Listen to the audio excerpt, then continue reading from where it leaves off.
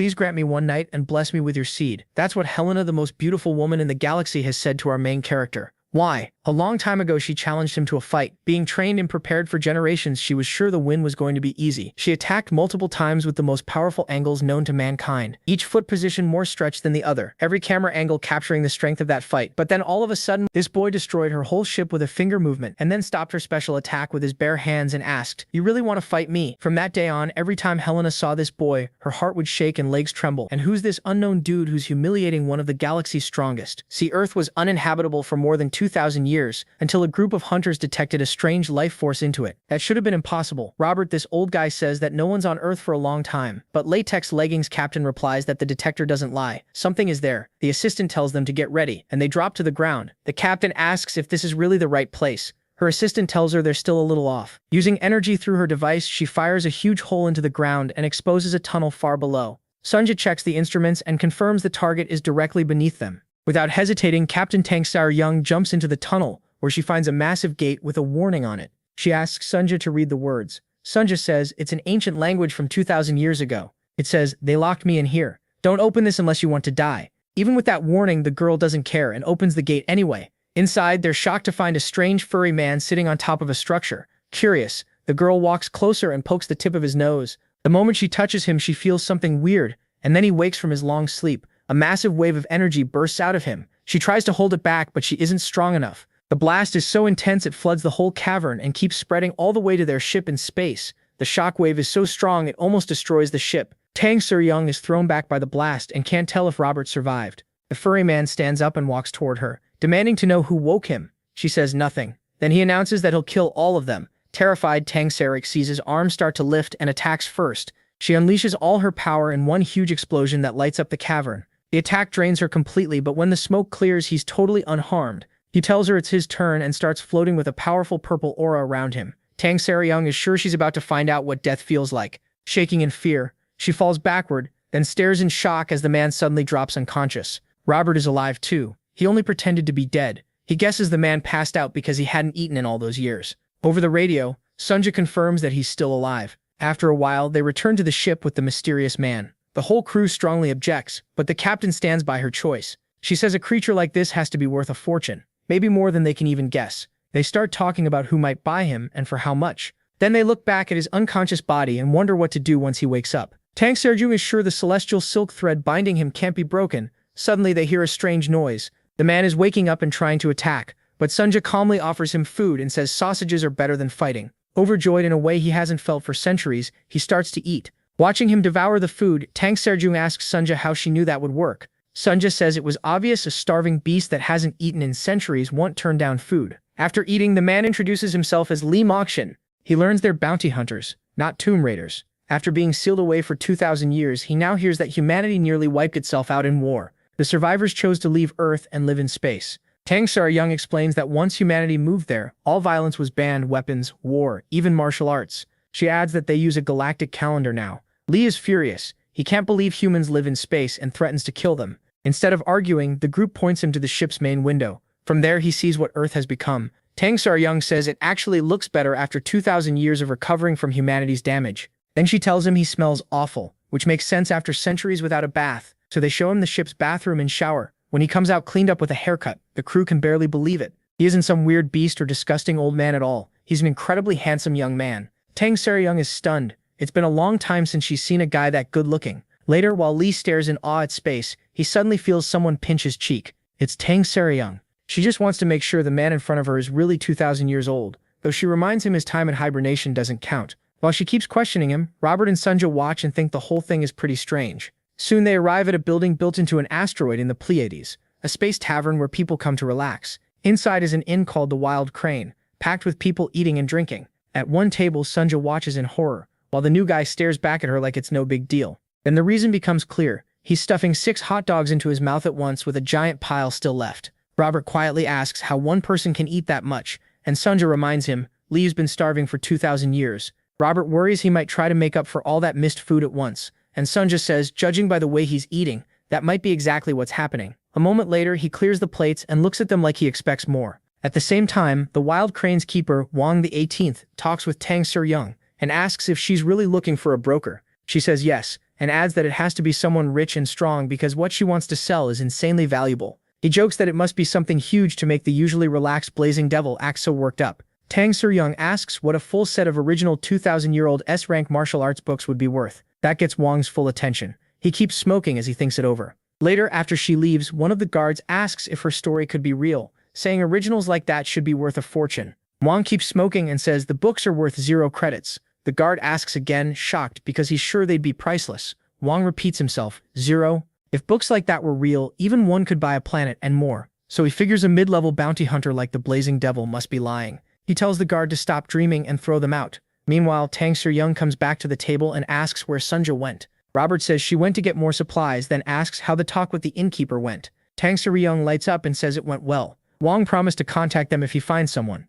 Then something else grabs her attention. Lee is stretched out on a bench with a mountain of empty plates in front of him. She asks Robert if he really ate all that, hoping she's seeing things. Robert says they're lucky he finally stopped. Tang Soo-young grabs her head in regret and says if not for the money, she'd have handled this very differently. Right then, the tavern door slams open. Everyone turns to look. A group of dangerous-looking men walks in. Tang Soo-young immediately reacts, recognizing them as members of the Heavenly Demon Sect. Their leader scans the room through a futuristic lens, and Tang Soo-young identifies him as Sanjeon Muak, leader of the Red Wolf Squad. Robert nods and says the Red Wolf Squad are the sect's inspectors. Since they specialize in tracking, Tang Soo-young figures they must be hunting someone. She quietly warns him not to make eye contact. Lee overhears that and asks if they just said Demon Sect, making Tang Soo-young turn to him in surprise. With hot dog crumbs still on his mouth, he asks if they mean the Heavenly Demon Sect, and from the sound of it, he knows exactly who they are. The captain asks how he even knows the Heavenly Demon Sect after sleeping for thousands of years. Then it hits her. The sect must have already existed back in his time. He looks shocked and asks why nobody is running from the Heavenly Demon Sect. If those people are really from the Demon Sect, everyone should be panicking. Sarah Young asks why they would run. She says the Heavenly Demon Sect has problems. Sure, but it still sees itself as the top orthodox sect in the universe, and honestly, it has the power to back that up. That only confuses him more. He can't believe Demon Sect and Orthodox are being used together. Then a thought hits him. Maybe that strange dream of his really has come true. While checking the room, Sanjeon Muak notices someone suspicious and pauses. A nearby couple turns thinking he's staring at them, but they aren't his target. He's focused on a man sitting alone with his head down on the table. Sanjeon Muak walks over and orders the man to raise his head so he can inspect him. The system scans his face and shows 52.7 C of internal energy. It also lists his martial arts and flags him as wanted for level 2 robbery and assault. Sanjeon Muak tells him it's his lucky day. They aren't here for him. Still, he orders the man to report to the Martial Alliance at once and turn himself in, warning that he'll suffer if he refuses. Then Sanjeon Muak suddenly stops mid-sentence, eyes widening as he senses something strange. A hand has landed on his head. He goes blank for a second, stunned that someone dared to get that close, let alone touch him. It's our martial arts master, casually patting his head like a cat. He says the young man looks admirable, then adds that his impossible dream really seems to have come true. Everyone in the tavern freezes. No one has ever seen somebody act this boldly around a member of the demon sect. Even the card players stop, knowing this can only end badly. The martial arts master keeps praising them, calling them youngsters, and saying they really made his dream come true. He even pulls Sanjin's head into a hug, saying they must have suffered a lot to build the heavenly demon sect into what it is now. The man Sanjeon Muak had been threatening can only stare, completely lost. Still trapped in the hug, Sanjeon Muak asks if this weird newcomer is some kind of foolish child. Robert quickly steps in and says their friend isn't exactly unstable. He just has absolutely no social sense. Sanjeon Muak calls him a brat and says it's his lucky day too. He tries to pull those hands off his head and warns that if he'd sensed even a little martial power from him, he would have torn him apart. Yongjok-san grabs at the hands, but removing them is harder than he expected. He struggles harder, shocked that even with more power, the kid's grip won't budge. Robert notices the Red Wolf leader grunting and asks Tang Soo-young if something's wrong. She admits she isn't sure. Sanjeon Muak puts more force into it and uses his martial technique, but the hands still won't come off. Now he's openly cursing, so he activates his internal energy drive, pushing a technique called Blood Wolf Art to the max. Sanjeon Muak's eye turns completely white as he shifts into another state. He bursts out with a huge wave of power, forcing the new guy back and yells at him to quit playing around. The energy floods through the whole inn and blasts several tables away. The people watching recoil in fear, realizing things are about to explode. No one looks away. They all want to see what happens next. Even his own subordinates are staring from behind with their mouths hanging open. The martial arts master calmly steps back toward his friends, leaving a short gap between himself and Sanjeon Muak. Sanjeon Muak starts to settle down, then notices two things at once. His opponent is totally unharmed, and the inn is a wreck because of him. Tang Soo-young tells Robert the Red Wolf leader may not be in top condition lately, which would explain why he couldn't remove the newcomer's hands. Meanwhile, our guy just stares at Sanjeong Muak. The squad leader scans him and demands to know who he is. He can't understand how someone could stand there untouched after that much power, especially when he meant to kill him instantly. The scan makes it worse. It shows no internal energy, no martial arts data, and no record of him in the database at all. Sanjeong Muak can't figure out how a natural human with zero internal energy is even alive. Before he can think longer, our guy cuts in and says the Bloodwolf demon art he used is a lower-tier move from the heavenly demon sect's body cultivation style. Still, he praises them for keeping it alive this long. Then he points out the real problem. His internal energy and chi are out of sync, so his training method must be flawed. He even tries to reassure him, saying today is his lucky day, because he gets to meet someone who can fix that problem personally. That only makes Sanjeong Muak more annoyed, and he snaps that the guy is insane. He immediately calls up a stream of liquid-like fire to kill the martial arts master on the spot. Next comes a flaming hand technique, the first form of the Red Wolf Demon Claw. He lashes out fast, but our guy dodges by bending backward without even moving from where he stands. The attack tears past him and wrecks part of the inn, sending people into a panic. Sanjeong Muak keeps attacking with another move, Red Wolf Explosion, but our guy slips past that one too, hands still in his pockets.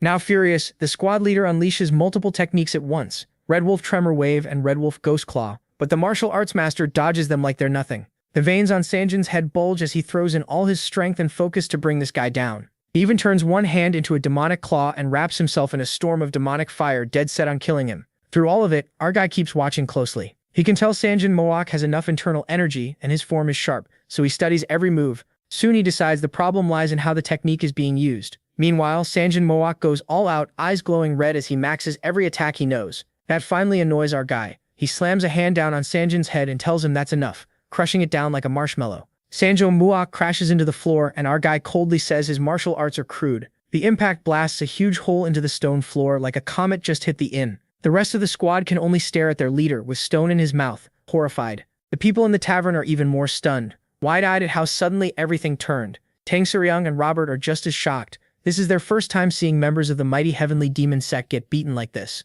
Sanjeong Muak stays planted in the crater, his head buried in the space he made on impact. Our guy stands over him with his hands still in his pockets and says, he learned those skills like a parrot. Real martial arts aren't about copying moves, they're about changing them and making them your own. After correcting him, he tells Sanjin Muak to get up and attack again if he understands. Sanjin Muak doesn't move, and the martial arts master angrily tells him to stand up. The rest of the Red Wolf squad just stare, speechless, trying to process what they just saw. Then they snap and demand to know how he dared attack their platoon leader. Calling him a brat, they rush in to kill him. They charge with weapons drawn and martial arts activated, while the MC just stands there with his hands in his pockets. A little later, the story jumps to the 32nd district of the Heavenly Demon Sect. Every sect member who was in the tavern is now injured, still lying inside with handprints pressed into their skulls. The district commander watches it all on a screen, completely stunned. A robot scans the unconscious Sanjeong Muak and lifts his eyelids to check if he's alive. Blood runs from his nose and mouth, and he's missing a few teeth. Sanjeong Muak and the others are carried away on stretchers, while more sect members seal off the area so nobody crosses into the scene.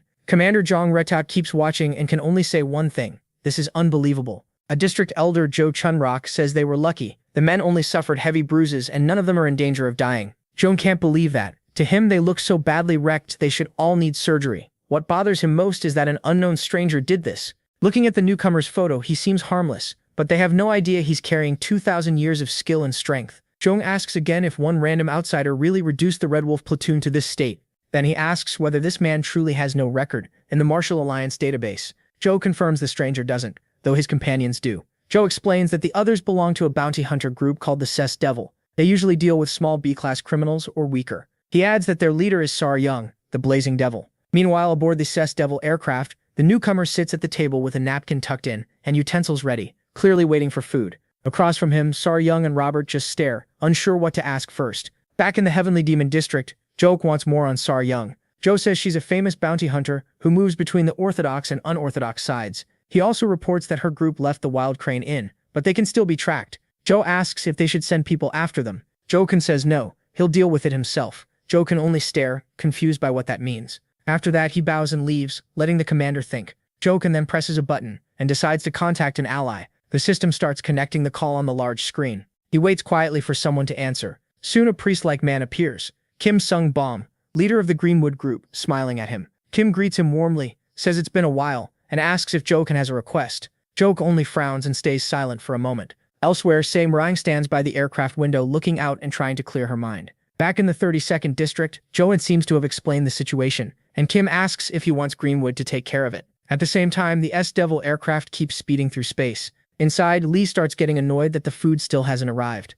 Ryan and Robert remain seated across from him, watching in silence. They keep staring while Sunja grills the hot dogs, and somehow nobody says a thing. Robert finally leans toward the captain and quietly asks if she's really as scared as he is. Irritated, Rayong asks what he's even talking about. He reminds her they both saw what happened. Sanjo Muok and the Red Wolf platoon were all A-rank martial artists, and Lee dropped them with one strike of his hand. That single move also smashed through Sanjin's men, sending them flying and knocking teeth everywhere. Robert still remembers them getting blasted away like insects, with one of them crashing into a pillar. Rayong stays quiet, then says she could have beaten them too if she got serious, since they were the bottom tier of A-rank. Robert admits he couldn't do much. Even risking his life, he thinks he would have only managed to scratch them. He points out that the protagonist swatted them aside like flies without any effort. Tired of hearing it, Rayong walks over to the protagonist. She slams her hands on the table, and he looks up at her like he's wondering what she wants now. In a softer voice, she says they need to talk. He just keeps staring. The silence drags on until he finally answers, saying he'll talk after he eats. Rung sits down across from him, folds her arms and says they talk first. Then bluntly, she asks his name. Robert quickly tells her to use honorifics, but she ignores him, asks if Lee is deaf, and demands his name again. Just then, Sun Jiao arrives with a big plate of freshly grilled hot dogs, and MC's focus shifts instantly. The captain stops him right there. He's not eating until they're done, and she wants his name now. He only stares back without answering. Trying to calm things down, Robert whispers that even people say not to bother a dog while it's eating, so maybe they should let him eat first. Rayong isn't convinced. At last, he answers, his name is Lee Meg Jin. Rayong asks who he is and what he used to do, trying to understand how he pulled all that off. The protagonist just keeps looking at her, still holding his knife and fork. She waits for an answer, and the two end up locked in a silent stare. Finally, MC speaks and says he's a heavenly demon. Not just any heavenly demon, but a supreme heavenly demon. Rayong repeats it in disbelief, wondering if he really called himself that. She thinks he's talking nonsense and jokes that maybe the hot dogs went bad if she heard him right. Suddenly, alarms start blaring through the aircraft and warning lights flash on. Everyone goes on alert, while a nearby ship reports that the target has been found. Sun Jiao rushes to the system and says someone close by has locked onto them. Rayong gets up to check and groans that the heavenly demon sect must be coming after them for what Lee did to the Red Wolf platoon. She realizes they're in serious trouble. But Sun Jiao checks again and says it isn't the heavenly demon sect. A huge ship marked with a skull appears, and Sun Jiao identifies the attackers as Greenwood. Outside, Greenwood aircraft close in and surround the Sept Devil ship. Inside one of those ships, Kim is informed that the S-Devil craft has been confirmed as the paid target. Kim, leader of Greenwood's Galaxy Division and known as the Black Tiger of the Crescent Moon, watches in silence. A military captain asks if they should fire the EMP capture round. Instead, Kim asks if they've confirmed these people are bounty hunters. The captain says yes. They mostly work on the edge of the galaxy, and their leader is the Blazing Devil, Sire Jung. Kim finds that suspicious. Why would the Heavenly Demon sect care about such a small group? He thinks back to his talk with Yang, who offered him this job. Kim had gladly accepted the bounty and asked what counted as mission success and what to do after capturing the targets. But Yang told him not to capture them at all. He wanted them erased completely. That shocked Kim, and he asked if Yang meant killing the targets. Back in the present, Kim says the whole thing feels wrong and suspects something else is going on. The Heavenly Demon sect is better at killing than Greenwood, so if they hired outsiders, there has to be a reason. The captain hears that and grows just as uneasy. After thinking it over, Kim says there may be a trap waiting for them inside the Sept Devil ship. Inside that ship, Sir Yang looks out and sees the fleet closing in around them. She says Greenwood are just bandits here to rob them, but Robert doesn't buy that. He points out that no one would send a fleet this big just to rob people as broke as them. There'd be almost no profit. Sir Yang winces at being called poor, though she admits he has a point. Still, she brushes it off, calls Greenwood filthy thieves, and says she'll beat them and throw them out if they try anything. Robert just watches her make bold claims while Lee admires the ships around them. Sun Jiao finally cuts in and says this is far more serious. These ships are part of Greenwood's Galaxy Division, and it looks like a whole division came to capture them. That shocks Sir Yang, and she asks if their leader Kim came too. Meanwhile, he keeps watching the scans and casually comments on how cool it all looks. Sir Yang thinks of the Black Tiger Kim Sung-bom and admits even she can't beat him easily. Robert bluntly says she can't beat him at all. She'd die in 3 moves. Annoyed, Sir Yang argues it's not that hopeless, and says she might still have a chance if she really tried. Robert cuts her off and tells her to forget that. He says they should surrender fast and not panic, since they don't have much to lose. The captain can only frown after having her confidence crushed. Then she pulls herself together and starts giving orders. She says Greenwood will probably fire an EMP round first to shut down their ship and leave them helpless. Then they'll come aboard armed, and she's expecting that too. She finishes by saying they can search the ship and if they want, take any extra supplies the crew doesn't need. Robert asks how that's any different from surrendering, and she snaps at him to do as he's told. Then she walks over to Lee, who's still staring up in awe, and warns him not to panic when the EMP hits, since the ship will shake a bit. Tang Suryong adds that the EMP isn't meant to destroy anything. Space laws don't allow them to use real ship weapons, and she smugly says the protagonist clearly didn't know that. She tells him not to interfere, they'll leave after taking what they want. The only problem is if someone starts a fight and things get out of hand. Tang Suryong then asks Sunja if they have a lock and tells everyone to brace for the EMP shot. But Sunja suddenly shouts that it isn't an EMP round, it's a photon cannon, and the system starts blasting a danger warning. That makes Tang Suryong spin around in shock. Sunja says it's a ship-killing photon cannon, so the enemy isn't trying to capture them, they're trying to wipe them out. Tang Suryong goes stiff and says this is insane. Meanwhile, back on the Greenwood ship, the captain warns Kim that this breaks space law and could bring trouble later. He says it would be smarter to capture the targets first, then quietly get rid of them. But the division leader refuses. He says he has a bad feeling and wants the ship blown apart now. If it causes problems, they'll pin it on the client, the Heavenly Demon Sect. Kim orders the cannons fired as soon as they're ready. Inside the Zelf's Devil ship, Tang Suryong asks if they can warp away,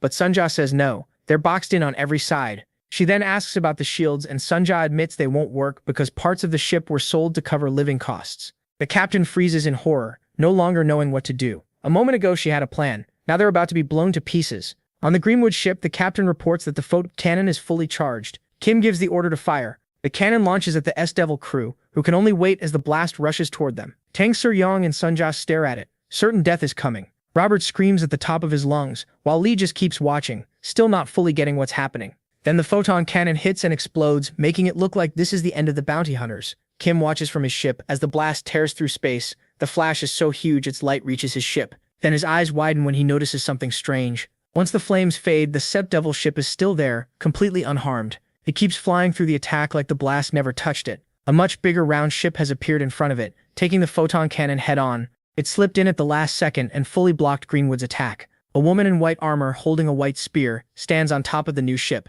Tang Suryong clings to Sunja and asks what she's looking at. Kim goes pale when he recognizes the woman, the 8-foot fighting ghost. Elena stands there with her spear behind her, staring straight at the Greenwood fleet. Inside the S-Devil ship, Lee looks outside in shock at what's happening. Next to him, Robert and Tang Suryong stay glued to the window, trying to figure out how they survived. Elena keeps her back to them and faces Greenwood, ready to block another attack. It's one woman and one ship against around a dozen ships, yet nobody dares make a move. Kim tenses up, wondering why Elena showed up here. She just stares back at him, waiting to see what he'll do next. The Greenwood captain says Elena is using a terraformation-grade shield. They can break it by maxing out the photon cannon, and he asks if they should recharge. Kim says no. Starting a space war over one cockroach isn't worth it, especially against someone this dangerous. Instead, he orders them to prepare teleportation so he can speak with her. As they set it up, he keeps wondering why this monster came here out of nowhere. Meanwhile, Robert explains that Elena, the 8-foot fighting ghost, is an S-class bounty hunter, so wild that even major sect leaders stay away from her. He can't figure out why she's here, and Tang Suryong says she doesn't know either. But Elena clearly just saved their lives. If she hadn't stopped that photon cannon, they'd be atoms by now. A little later, Kim teleports onto Elena's ship to try having a calm talk. He greets her as Sister Elena and says it's been a long time. Elena doesn't answer. She just stares at him in silence, like she barely remembers him. Kim asks if she forgot him, then introduces himself as her 55th younger brother. He reminds her they met at their mother's birthday 2 years ago, but Elena tells him to get lost. That hits his pride, but he holds himself back. So he introduces himself again, this time as the leader of Greenwood's Galaxy Division, making it clear he's not here to joke around. Kim says that rejecting him is the same as rejecting all of Greenwood, and he can't let that slide. Elena says nothing. She just keeps staring and activates her martial art, ready to fight. Robert notices and says it looks like they're about to throw down. Tang Suryong says Greenwood won't have an easy time. Elena is not someone people can touch easily. She adds that Elena alone is bad enough, but things could get even worse if her mother Lioness shows up too. Still watching closely, Robert asks what she means by Mother Lioness. Realizing things are going south, Kim jokes that Elena hasn't changed. She still uses her fists to talk. He lifts his hands and says he surrenders, trying to calm things down.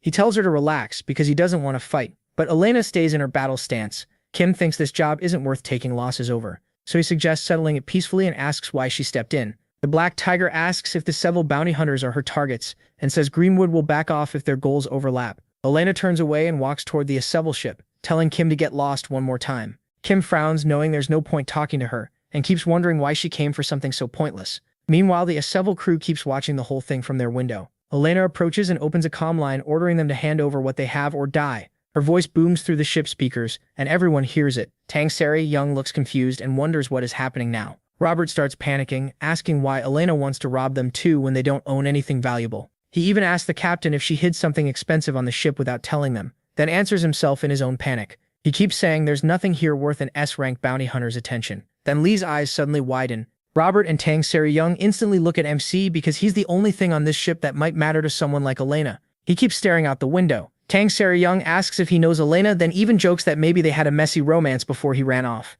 Lee tells them Elena isn't here for him. That only confuses Tang Sari Young more. The protagonist turns and says Elena is probably here because of the child behind them. They spin around, but no one is there, leaving them completely confused. The captain asks what he's talking about when there's nobody there. MC tells the child to come out and says there's nothing to be scared of. For a moment, nothing changes. Then a young girl slowly starts appearing out of thin air, with her head showing up first. The bounty hunters are stunned and turn to stare at her. A moment later, she fully appears inside the ship. Tang Sari Young is shocked to see this random girl, and Robert totally freaks out. The girl only looks at them and stays silent. Tang Sari Young grabs Lee and demands to know who this little girl is and where she came from. He says she followed them from the inn. He sensed her presence even without seeing a body, but let her stay. He adds that she hid her breathing really well, an impressive trick. Then the girl remains silent. Sunja says it isn't a stealth technique at all. The girl is using a stealth ring to hide herself. She explains that the ring is expensive, quantum tech. The captain doesn't care how pricey it is. She marches up to the girl and demands to know who she is, why she snuck aboard, and what she wants.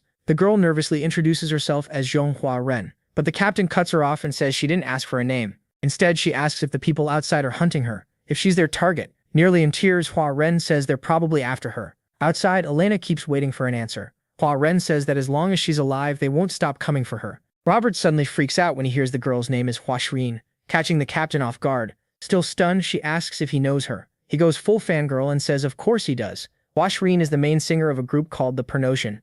Sarah Jung gives him a blank look and asks who the Pernosians even are. Clearly, they aren't as famous as Robert thinks. Robert insists they're the hottest rookie idol duo in the galaxy. He brings up their song Dynamite Dudato, then reminds her it's the group he always plays, the one she dances to. He rushes to look her up online, confirms it's really her, and blurts out that she's even prettier in real life. Then he keeps reading her profile like a total weirdo. She's from Manhwa, 166 centimeters tall, 47 kilos, blood type AB, and EFSP, and allergic to cats. Elena finally loses patience and warns them over comms that this is their last chance. They have 10 minutes to hand over whoever they're hiding. She makes it even clearer, give the girl up or everyone dies. That snaps them back to reality. They stop messing around and remember Elena has them cornered. Holding back tears, Robert asks Miss Wazrin Ryan why all these people are after her. Sarah Jung stays quiet for a moment, realizing what kind of choice they have to make. Then she tells Robert it doesn't matter, they have no choice but to hand the girl over. She makes it clear to Wazrin that she boarded their ship without permission and has nothing to do with them. Even so, the captain reluctantly says she has to leave before she gets them all dragged into this.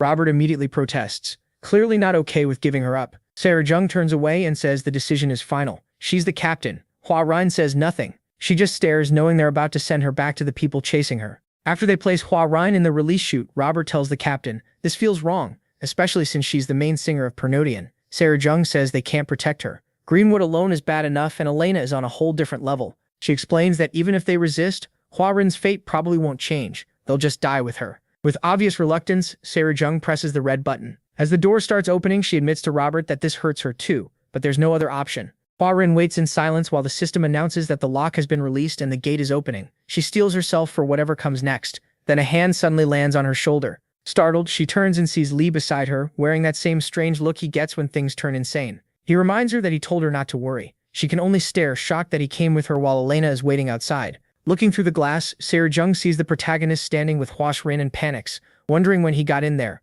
Robert is just as shocked. Sarah Jung rushes to shut the gate, baffled by how reckless Lee is. Robert stops her and says they should wait. MC is strong enough that he might even beat Elena. Sarah Jung calls him crazy. They're in space and he doesn't even have a shield, so he shouldn't be able to breathe. As the gate opens, it looks like space itself will kill him before Elena can. The captain orders Sunja to close the gate right away. Sunja looks surprised and says it's already too late. Stunned, Sarah Jung moves to the window. There, she sees Lee and Hua Rin already outside, drifting through space. Horror spreads across her face. She knew the protagonist was reckless, but she still can't believe he actually went out there.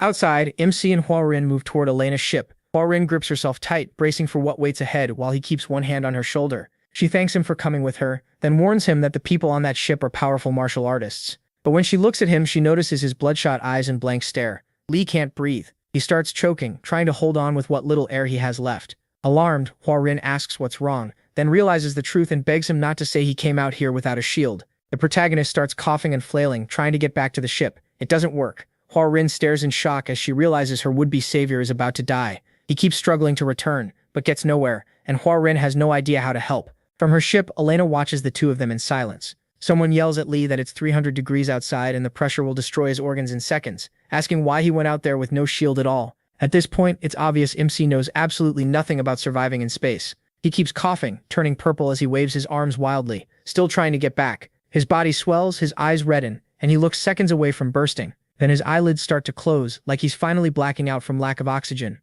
Suddenly, the person shouting at him grabs his face with both hands. It's Seisri Young. She came out herself to save him. She quickly puts a nano shield over his face and activates it so he can breathe. When he still doesn't move, she keeps yelling at him to wake up and breathe. As he stays limp, fear creeps in, and she asks what he's doing and why he isn't answering. Then Lee suddenly opens his eyes. Seisri Young lets out a breath of relief. She says she thought he was dead and calls him a bastard. He says she's worrying for nothing. He's the supreme being of heaven and earth, and nothing in this world can threaten his life. Cedric just stares, shocked that's his response. The protagonist then looks toward Elena's ship and sees Hua Rin already there. Walking up to Elena, he asks Cedric Jung how to get over to that ship. Back inside, Robert is relieved to see Lee survived and glad Cedric Jung reached him in time. Sunja bluntly says she was actually late. Even a top master shouldn't last a full minute in space without a shield. Yet MC endured 6 minutes and 13 seconds, and somehow all his organs still look normal. As Sora Young helps him over, Hua Rin is surprised to see him again. Sunja tells Robert that he has gone far beyond normal human limits.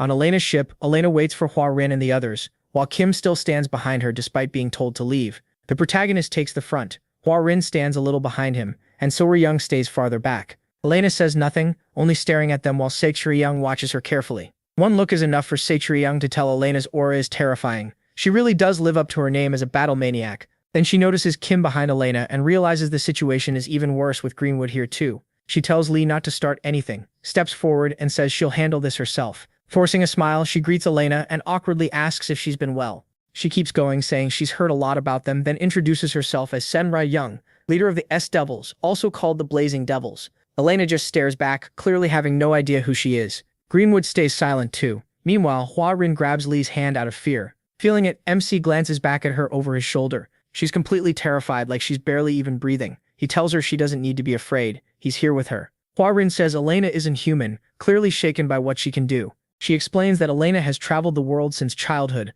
hunting worthy opponents. No one who met her has survived, and she even built a spaceship just to keep traveling and fighting. Lee sounds impressed. He calls Elena a remarkable child, someone young who devoted her whole life to martial arts, making her a rare talent. Hua Rin says that's not what she meant. She's trying to warn him that Elena is truly dangerous. Meanwhile, Senrai Young keeps smiling and says that as people from the Central Plane, they should settle this calmly. Elena answers by firing a deadly wave and says she speaks with her weapon. The blast tears past Senrai Young's spot, races down the ship, and ends in a huge explosion. It looks like Elena swung her spear to wipe Senrai Young out right away. She clearly has no patience for talking. Her blue eyes glow as she waits for the smoke to clear and reveals Senrai Young's body. Elena stays frozen in place, still watching the smoke. The smoke hangs there because that move wasn't meant as a warning. It was meant to kill anything in its path. Then Senrai Young drops back down. She was fast enough to avoid the energy wave entirely. Senrai Young complains that she had just suggested talking, so why did Elena suddenly start swinging? From the back, Kim admits to himself that Senrai Young is pretty impressive. Even if Elena didn't use full power, that attack was still hard to dodge. Senrai Young glares, waiting for an answer. Elena asks for her name again, then says she would have been better off not dodging. The 8-foot fighting demon begins to change and activates her martial skill. Kim figures Senrai Young should know better. Elena is like a mad scorpion, and the more you provoke her, the worse your death will be. Just then, a hiccup comes from the smoke behind them, catching Senrai Young off guard. The hiccup keeps going, and Kim looks over to find the source. It's Hua Rin. The smoke is making her choke, so Lee pats her back to help. He tells her not to panic over something this small, and calls Elena's attack a childish trick. Kim is stunned by what he's seeing, and can't understand how it's possible. The protagonist keeps patting Hua Rin's back, saying the attack looked flashy but was really just a loud firecracker. He tells her not to be scared by empty noise. Kim figures MC must have been right in the attack's path, yet he's completely unharmed, while Elena keeps powering up. MC just helps Hua Rin steady her breathing and ignores the fight. Elena keeps staring at them as her internal energy rises higher. Then she climbs to another level, and bright pink lightning starts pouring off her body. He still pays her no attention and focuses on stopping Hua Rin's hiccups. That only confuses Elena more, and she stares at him in silence. Once Hua Rin settles down, the protagonist steps forward and addresses Elena like a child. Senrai Young gets annoyed and reminds him she told him not to interfere. Ignoring that, Lee asks Elena why she's here. If this is about Hua Rin, she should speak to him instead. Kim tries to scan MC, but nothing comes up, no identity, no data, not even an internal energy drive. At the same time, MC makes it clear that Hua Rin is under his protection, so any issue with her goes through him. The Black Tiger is shocked. No ID and no drive. He starts wondering if he is some nameless natural from the outskirts. The protagonist goes on, saying that if Elena has no business here, she should leave, and he casually waves her off. As he says that, a bright light suddenly flares up in front of them. Something shining like a star appears on the radar. The glow is so intense that Senrai Young, Kim, and Hua Rin all turn toward it. The light bursts across the ship, then calls down a streak of blue lightning onto the top of it, a clear display of overwhelming power. At the center of it, Lee catches Elena's glowing spear with one hand. He stops it barehanded, and it doesn't hurt him at all. Elena is still gripping the spear, showing that this was a direct attack in answer to his order to leave. With one hand in his pocket and the other holding her spear, MC asks if she came here to fight him. Kim is nearly speechless. He can't believe someone blocked a strike from Elena with just a palm, especially someone with no internal energy. Lee calmly studies her technique and points out how strange it is to use Xian Diamond Kang's radiant sword style with a spear while powering it with Shaolin's great Brahma divine art. Then he asks how someone so young already has internal energy beyond 3 cycles. He wonders if she had some lucky encounter. As he speaks, Elena pushes her internal energy drive past 90% and even more lightning spills from her body. The protagonist is genuinely surprised. Reaching 3 cycles at her age is already shocking, and now she's switching to Wudong's red sun art. He finally takes both hands out of his pockets and watches her push the drive even harder, up to 95%. Kim can only stare and wonder whether Elena was always this strong or if something has changed. Lee stays quiet, watching how far she intends to take this. He asks if she's really going all out, and his own martial energy starts to rise as his hands glow with heat. Suddenly, the ring on Elena's hand begins to shine and vibrate. She keeps her stance and pours in more energy, while the ring glows brighter. Then the ring gives off a warning sound, and Elena is visibly shaken because that sound means danger. We cut to the past, where Elena speaks with her mother. Her mother says she won't stop her from leaving and chasing her dream. Kneeling before her, Elena listens as her mother says she may fight to grow stronger, but she must not get herself killed. Her mother goes on to say Elena is already powerful. In the whole world, fewer than 10 martial artists can even hurt her, and even they shouldn't be able to push her to death's door. Reaching toward her, Elena's mother tells her to never forget who she is. Then she places a ring on Elena's finger and says there is one rule she must obey if she wants to leave home. If the ring ever sounds, Elena must run no matter what. That warning means her opponent is far beyond her, and if she ignores it, she will die. Back in the present, the fighting demon goes still in shock as the meaning of the ring hits her. She stares at Lee, who looks like nothing more than a weak young boy. Even so, she refuses to retreat, and painful memories start rising up. She remembers cruel voices from when she was younger, people mocking her, asking why she was hesitating, telling her to run, know her place, and hide if she wanted to live. Those memories take her back to childhood, standing among her mother's many children while they taunted her. She hears her mother telling her to greet them as her siblings. Her mother said they all had different fathers, but the same mother. She remembers standing there alone as her mother said they should stay close because they shared her blood. Then the other children sneered and asked what her name was again. Back in the present, Elena chooses to fight to the bitter end. She forces her energy drive from 98% to 100, then 110. She pushes it all the way to 120, something that shouldn't even be possible. Power floods out of her, and the whole ship nearly catches fire. Lee frowns, now clearly more concerned by how far she's pushing herself. Ryan watches in surprise too. Kim is just as stunned. MC waits and lets her finish whatever she's becoming. Her suit transforms into something new, making her look almost like a panther. Her hands turn unnatural, like she's become a high-level killing beast. Lee mutters that he's never seen anything like this. A transformation through transcendental awakening is new even to him, and he realizes martial arts have changed a lot over time. While he's thinking, Elena launches straight at him. He feels martial arts may have advanced a little too much, but he still doesn't move. He stands there with his hands in his pockets until Elena closes the gap and swings. He slips past the strike with ease and notes that the move is the chaotic storm sword of the AIM sect. She follows with a fiery spiral attack and he dodges again, identifying it as Kunlun's sun and moon twin wheels. Elena grows furious and raises her output to 125. She unleashes several attacks at once, but Lee still avoids them all while naming each one the sun-piercing spear and the falling sunblade from Xian Diamond Kang's sect. Elena pushes even higher, reaching 140, and sends a twisting fire tornado at the protagonist. He simply leans back and avoids it, calmly recognizing the moves as the beggar's sect's dog-beating stick and drunken 8 immortal steps. Still crouched, MC frowns. He's shocked that she also mixed in the esoteric sect's 4,000 red needles. Not slowing down at all, Elena jumps to 170. She charges with twin iron claws and explosive force in both hands, while he keeps retreating and dodging, staying on defense. Finally, he yells that enough is enough and swings a hand forward. A heavy blast of fire pours out and shoots straight at Elena as she leaps in. The hit triggers a huge explosion that swallows the whole ship. making it seem like no one could survive. As thick smoke fills the area, Lee waits to see what happened to Elena. Then something moves inside the smoke and catches his attention. Even Kim is shaken by what appears like he's never seen anything this strange before. Yanghua Rin and Seojung stare in the same disbelief. It's Elena, but now she has around 8 arms, each holding a weapon, floating in the air with 8 glowing swords. She looks almost like a god of war.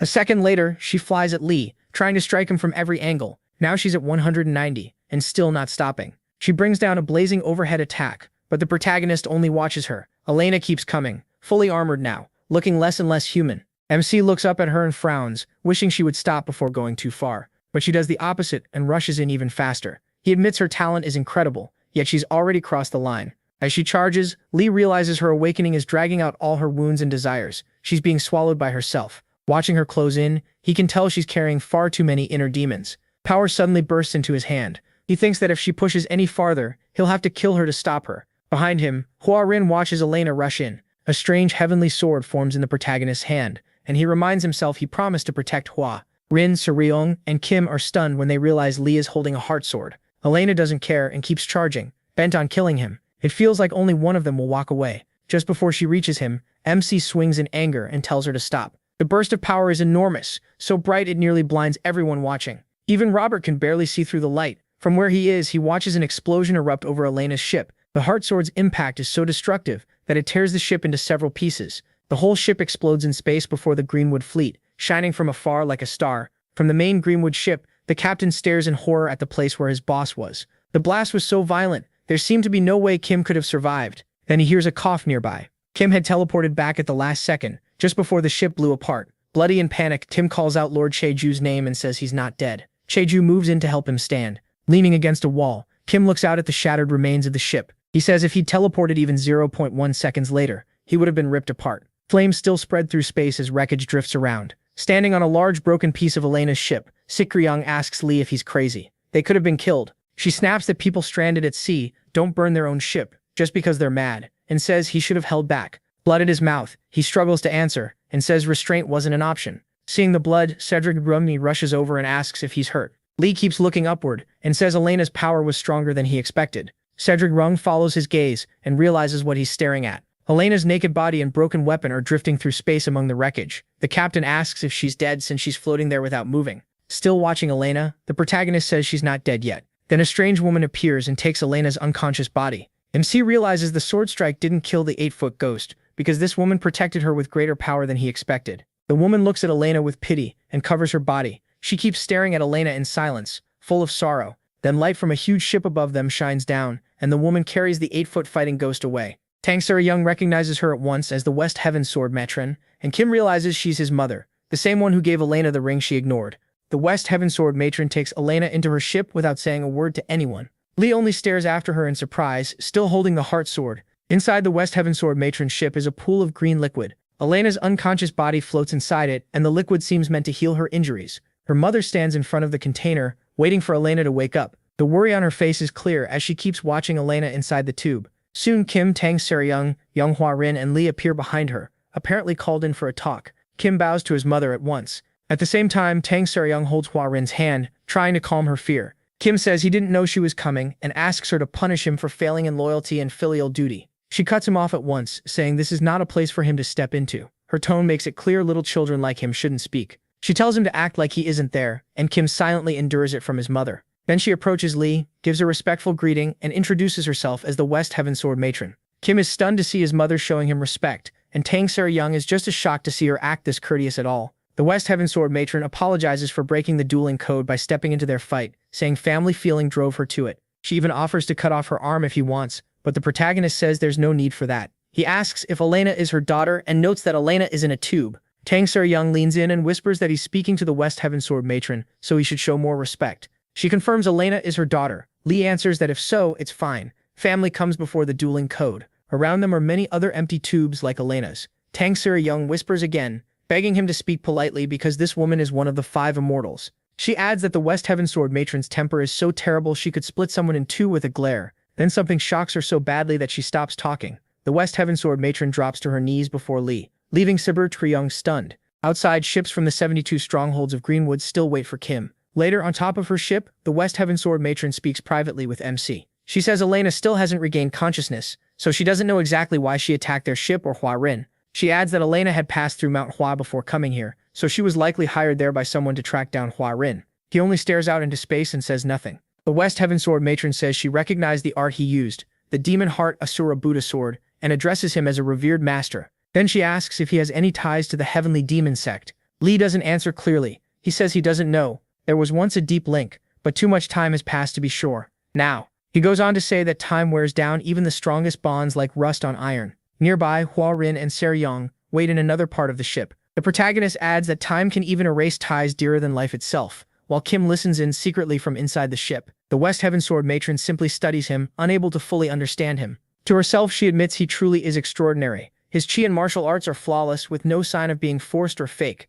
She can't understand it. Reaching that level should have only been possible in the golden age of martial arts. Kim keeps staring off into the distance, ignoring her, and she wonders if this young-looking man is using some kind of age-reversing art. Breaking the silence, she respectfully asks Lee if she may make a request. MC reads right through her and asks if she wants a real duel. She's stunned he caught her intent so easily. He says her manners are polite, but every word carries killing intent, like a blade being sharpened more and more. The West Heaven Sword matron praises his hearing for catching even her quiet mutters. He says he never turns down a challenge, but if they fight, one of them will die, and the survivor won't walk away whole. Something too strong can't bend, so it breaks. The West Heaven Sword matron begins raising her inner energy and accepts that outcome, still hoping for a chance to fight. Suhui notices the matron's energy rising and starts to worry that trouble is about to start. While she continues, Lee asks if there's any real reason for them to fight. That question catches the West Heaven Sword matron off guard.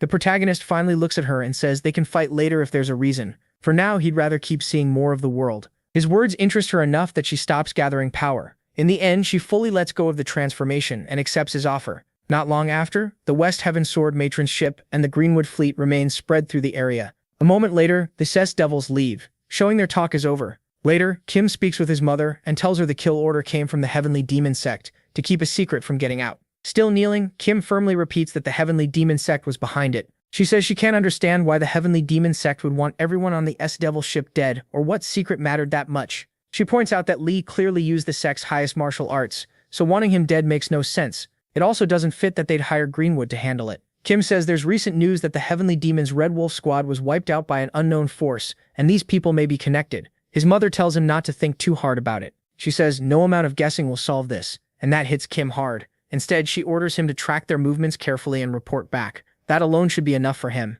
Kim proudly says Greenwood is unmatched at tracking, and reminds her he's part of Greenwood's command. His mother only looks at him. Kim stays on his knees waiting for her answer. At last, she says she'll trust him with the tracking, but he must not interfere with their affairs. She adds that she doesn't want her child getting hurt, and Black Tiger's eyes go wide at the sudden motherly concern. He glances back and quietly says, "Mother," and it's clear the West Tiger line is huge since she has so many children. Before leaving, she asks him one last thing. He quickly turns, eager to hear it. Then she asks for his name, leaving Kim frozen in shock. Back on the S-Devil ship, Kuya hides behind Lee, while Sahui yells at her, demanding to know what kind of trouble she's dragged them into now. Sahui is furious. She asks what Hua did to get tangled up with Greenwood, the giant fighter Elena, and worst of all, the Heaven Sword matron. Did she flip the whole world over before coming here? Outside, everything is finally calm. No ships closing in and no martial artists trying to kill each other.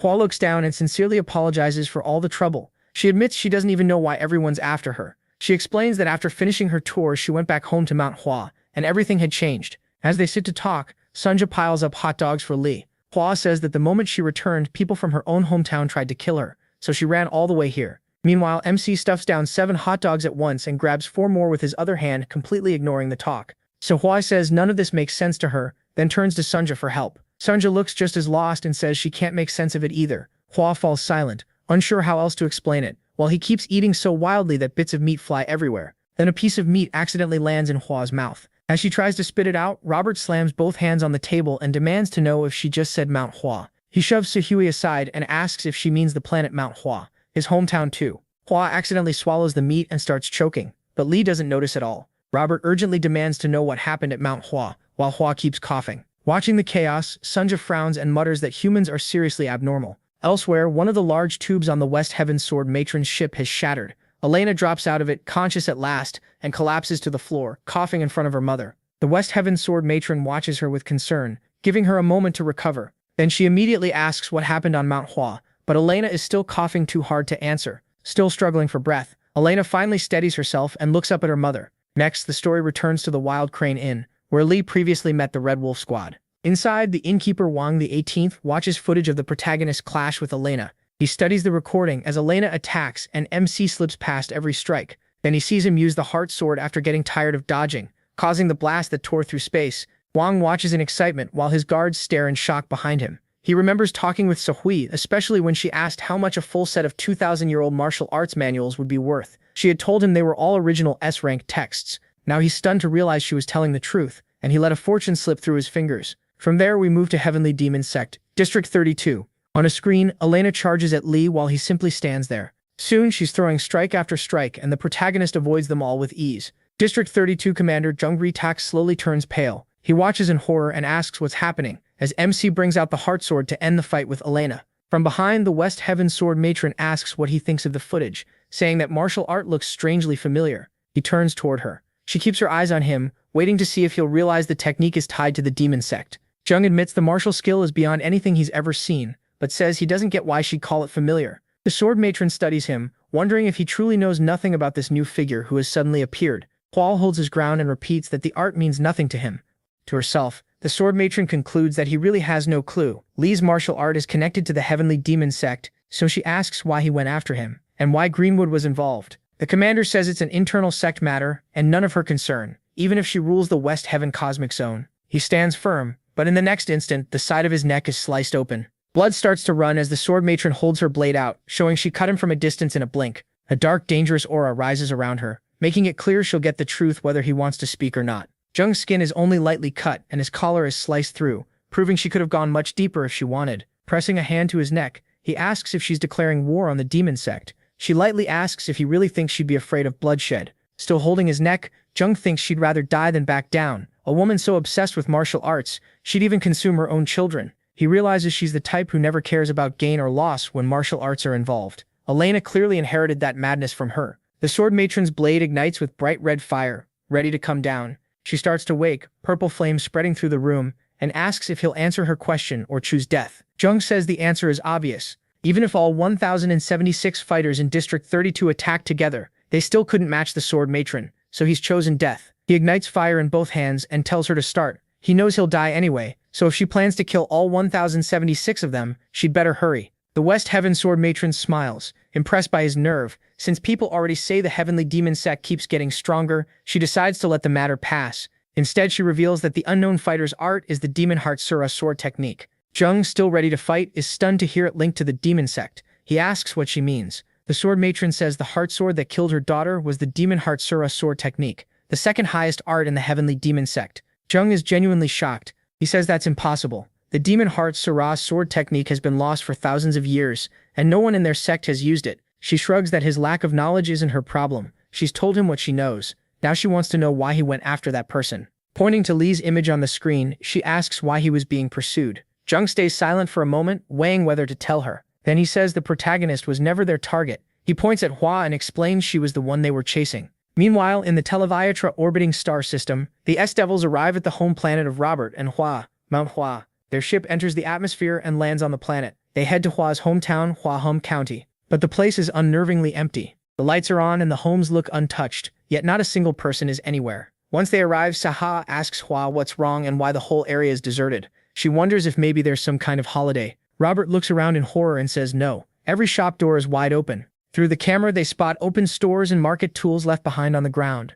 Sunja reports that the town should have over 10,000 people, but she can't detect any life signs at all. Robert panics and grabs the captain, saying something terrible must have happened. He begs them to get down there fast, either everyone died or ran, so Hui tries to calm him and asks why he's suddenly losing it. He shouts that Mount Hui is his hometown, and that they have to save it. So Hui struggles in his grip, coughing and telling him to let go because she can't breathe. As Hui tries to pry him off, tears fall from Hui's eyes while she stares at her empty homeland. Hui breaks down while Lee quietly studies the planet below. He asks her what happened and tells her to speak if she knows why the place is abandoned. She hesitates, clearly knowing more than she's saying. Before she can answer, Sunja announces that she found a life signal, and everyone turns to her at once. The signal is coming from Jiha Pavilion, inside Mount Hawa's main headquarters. Robert stops struggling when he hears that name and says Jiha Pavilion is where the leader of the Mount Hawa sect lives. Sunja confirms it, but warns them the signal is strong and seems to belong to only one person. Hawa says nothing, but it seems like she already knows who it is.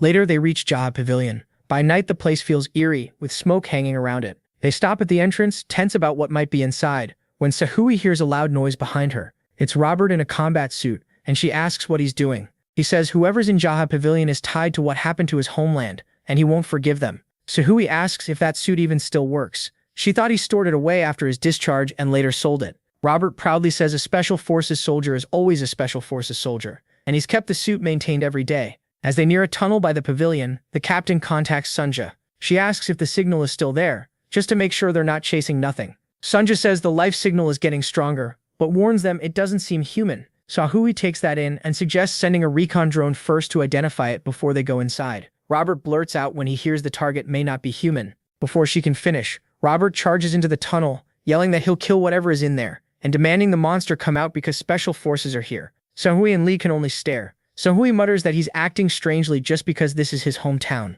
Since Robert already made enough noise to alert the target, she gives up on the drone idea and tells everyone to stay sharp. Just as they move in, a wave of fire bursts from the tunnel and rushes at them. Sahui sees the flash and freezes in shock. The blaze tears through the tunnel and burns everything in its path. She can only hope they're not facing a dragon. The flames shoot far past the tunnel and reach the houses in front of the pavilion. Then the fire pulls back into the tunnel and the area goes still again. Sahui is left speechless. Hua is just as stunned that they survived such a massive blast. The reason is awkward. They've both been pressed tightly together to avoid the fire. Lee had lifted both of them with his legs and raised a shield to block the flames. Not even noticing the awkward position, MC keeps looking into the tunnel, trying to figure out where the fire came from.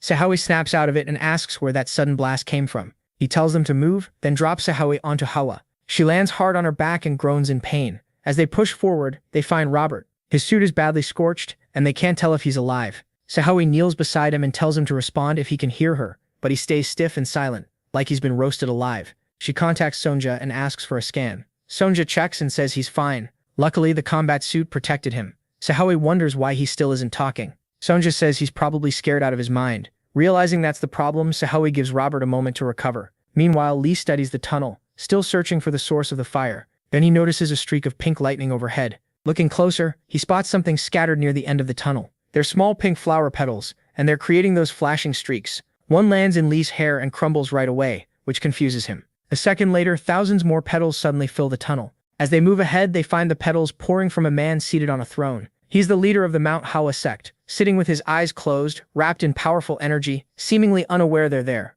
The protagonist frowns, still trying to understand what's happening. Sahui sees him too and asks Sonja if this man is the source of the life signal. Sonja confirms it and says he must be Mount Hawa's leader. She identifies him as the flourishing blossom sword sovereign Jeksan, shocking Sahui. Staring harder, Sahui realizes he's really the sword sovereign of Mount Hawa. Lee reaches out, catches one of the plum blossom petals, and examines it. He says blossoms opening from heat means the user has mastered the plum blossom heavenly fragrance heart technique. When the petal crumbles in his hand and releases a purple glow, he wonders why it's purple. That can only mean the plum blossom heavenly fragrance technique has mixed with another art, the purple mist divine heart. All the while, Joksan remains seated in silence, as pink and purple streaks of light pour from his body. Meanwhile, Hawa calls him dad through her tears. The sword sovereign still looks completely unaware of everything around him. That's when it becomes clear. Hawa is Yong's daughter. Lee stares at him and realizes this is bad. Yang stays on his throne like no one else is there, lost in his own state. Sahui steps up to MC and asks what's wrong. He explains that the plum blossom heavenly fragrance heart technique is extreme yang,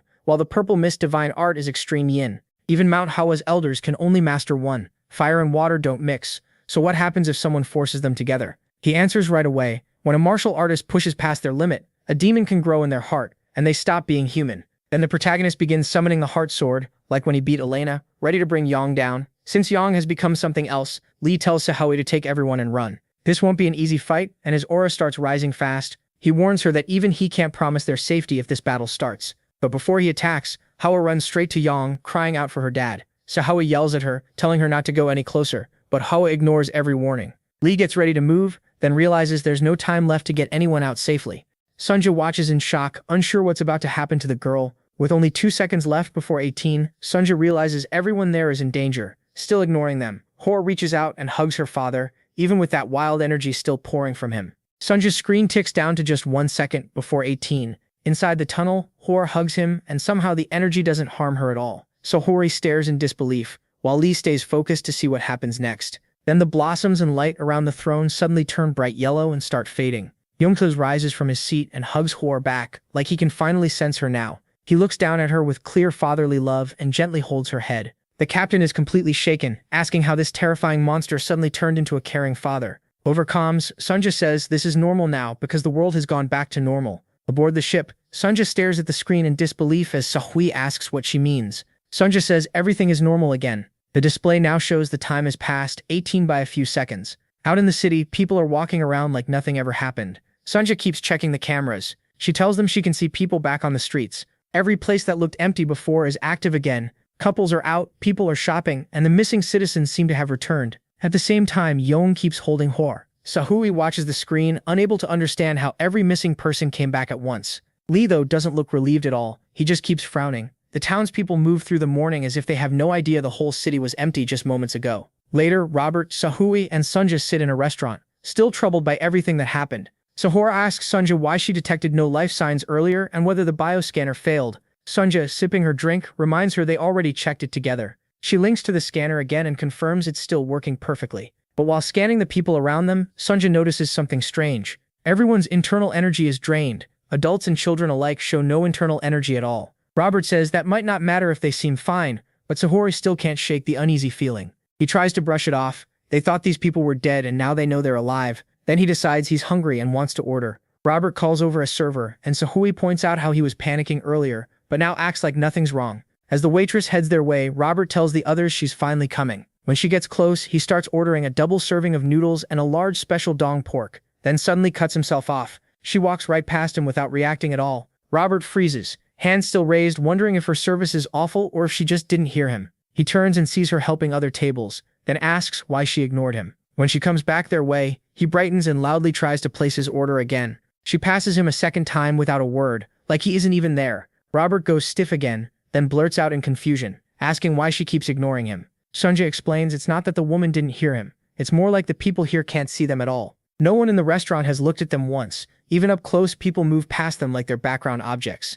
In other words, these people aren't aware of them at all, as if they don't exist. Sahui gets a very bad feeling but says she doesn't want to jump to conclusions yet. Elsewhere, Yang has already moved on and is calmly having his morning tea. He pours tea into small cups and settles in like it's any normal day. He drinks in peace, even with guests right in front of him. Hui tells Lee her father would never normally drink alone while others are present. Nervously, she calls out to him, but he still can't see or hear them. She says he's been like this ever since she returned from her trip, while Yang quietly keeps sipping tea. Hui tells Lee the strange part is that her father still handles all his usual duties. He inspects things, eats, and tends the garden at the exact same times every day, like clockwork. MC walks up to him, unsettled, and waves a hand in front of Yang's face. There's no response and Hui says it's useless. She warns that interrupting his routine can cause trouble, but he doesn't wait and snatches the teacup from Yang's hand. Hui panics, shouting that this was a terrible idea and telling the protagonist to move. Caught off guard by her reaction, MC almost misses Yang swinging a sword straight at his neck. Before the slash can land, Lee bends back and narrowly dodges it.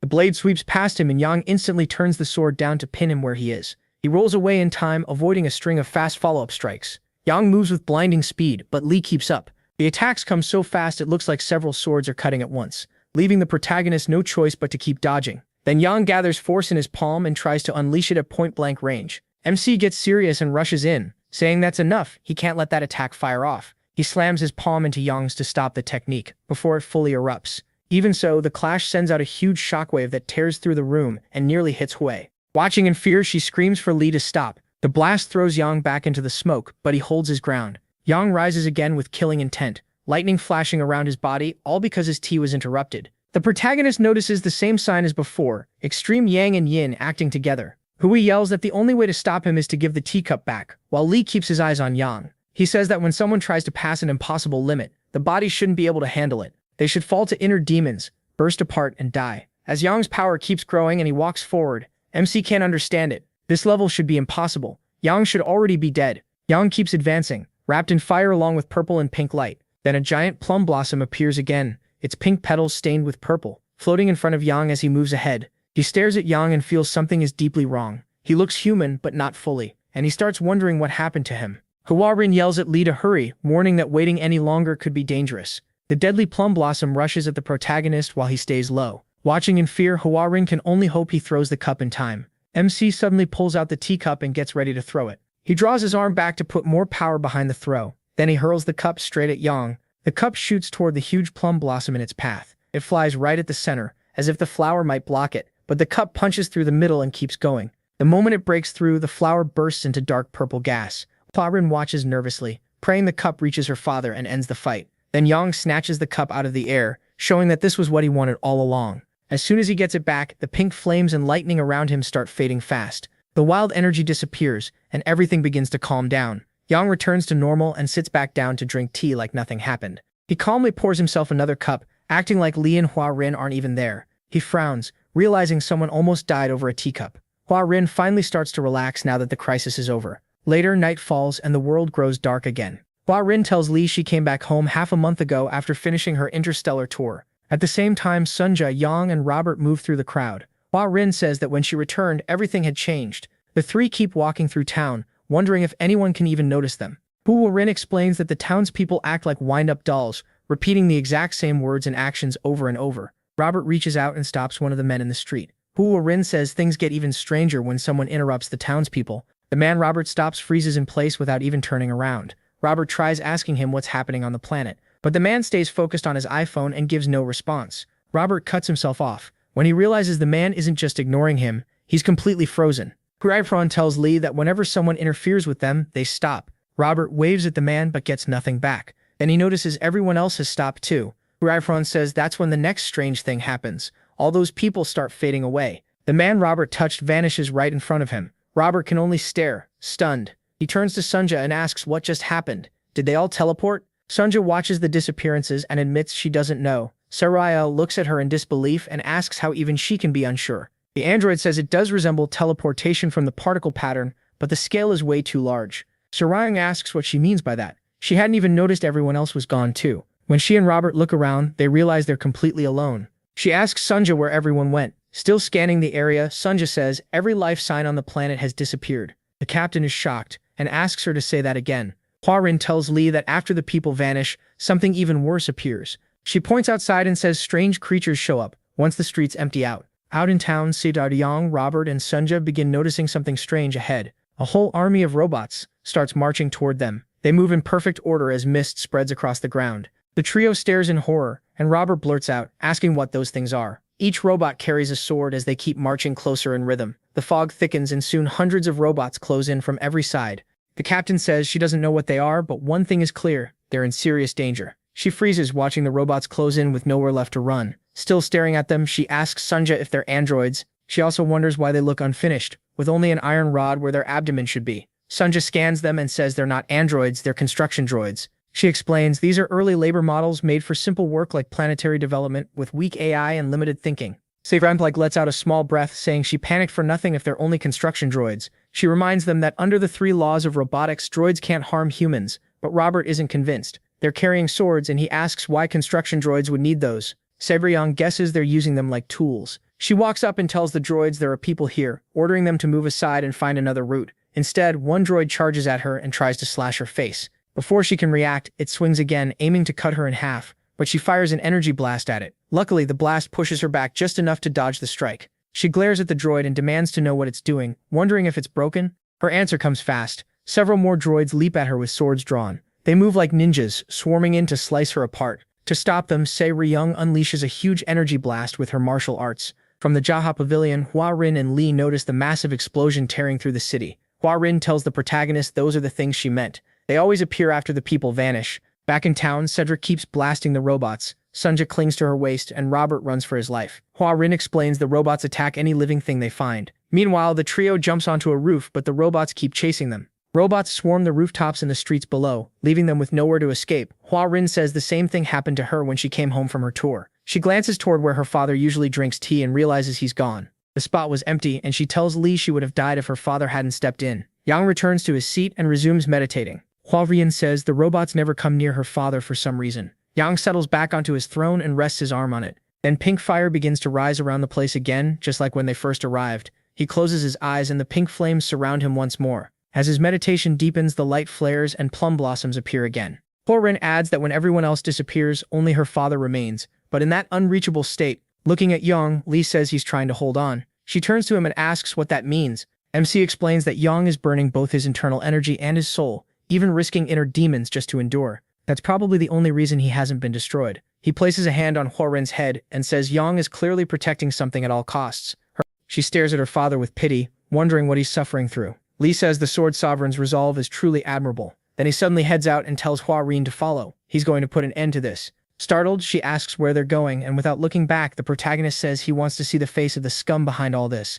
Meanwhile, Cedra Yang, Sonja, and Robert run into a dead end, with no choice left but to face the robots. Surrounded on all sides, they desperately try to think of a way out before they're killed. The droids stare at them with glowing red eyes, and it's obvious they didn't come to play. Cedra Yang starts stammering, asking why they're attacking humans. She turns to Sonja and asks if that should even be possible. Hiding behind her, Sonja says it shouldn't be. Android systems aren't supposed to break the 3 laws of robotics. She says attacking humans isn't even an available option for them, but that's clearly what they're doing. The captain asks why they're acting like this and whether they're malfunctioning or just don't recognize them as human. Using his special forces background, Robert figures these things aren't normal androids. If robots can't hurt humans, then they must be the combat models he once heard about. The robots suddenly rush them from all sides, trying to skewer them, and the group braces for the hit. Cedra Yang draws her sword and tells Sonja to stay low, hold tight and avoid the blades. Then several light beams blast the charging robots out of the air. The shots hit hard enough to tear some apart and knock the swords from others. A huge blast follows overhead as many of the robots explode.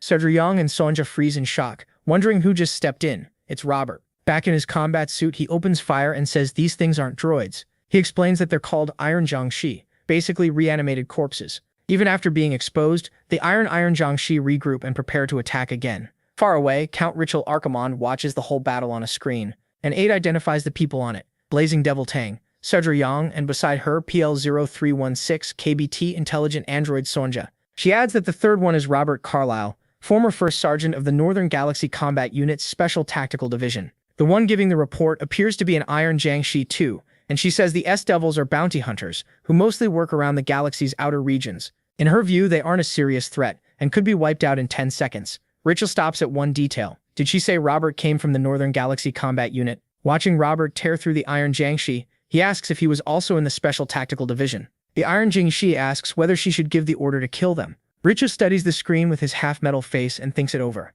Back at the scene, Lee arrives where the others were fighting the Iron Jiangshi. Seeing broken machine parts on the ground, he asks what happened. The battle is already over, so MC wonders how it ended so fast when they were fighting just moments ago. Robert answers right away, bragging that he went all out this time. He says he'd been waiting for a day like this, which is exactly why he never got rid of his suit. To prove it, he shows the suit off a little, proud that it still works perfectly. He boasts that he kept everything maintained for this exact moment, and Lee stares at him before asking, a little sarcastically, what he would have done otherwise. Robert says things would have gone badly if he had listened to someone and sold his gear secondhand. Cedra Yang just folds her arms, tired of hearing him talk. He explains they only tried to sell it because they were broke and needed money for food. While Robert keeps bragging that they'd be done for without him, he picks up one of the metal hands and studies it. Sonja cuts in and tells Robert to calm down. They didn't beat the Jiangshi. They pulled back on their own, and if they had kept attacking, the group would have died. Holding up the metal hand, Lee wonders what it is and guesses it might be part of armor. Cedra Yang tells him it's not armor, it's a droid, or more simply, a robot.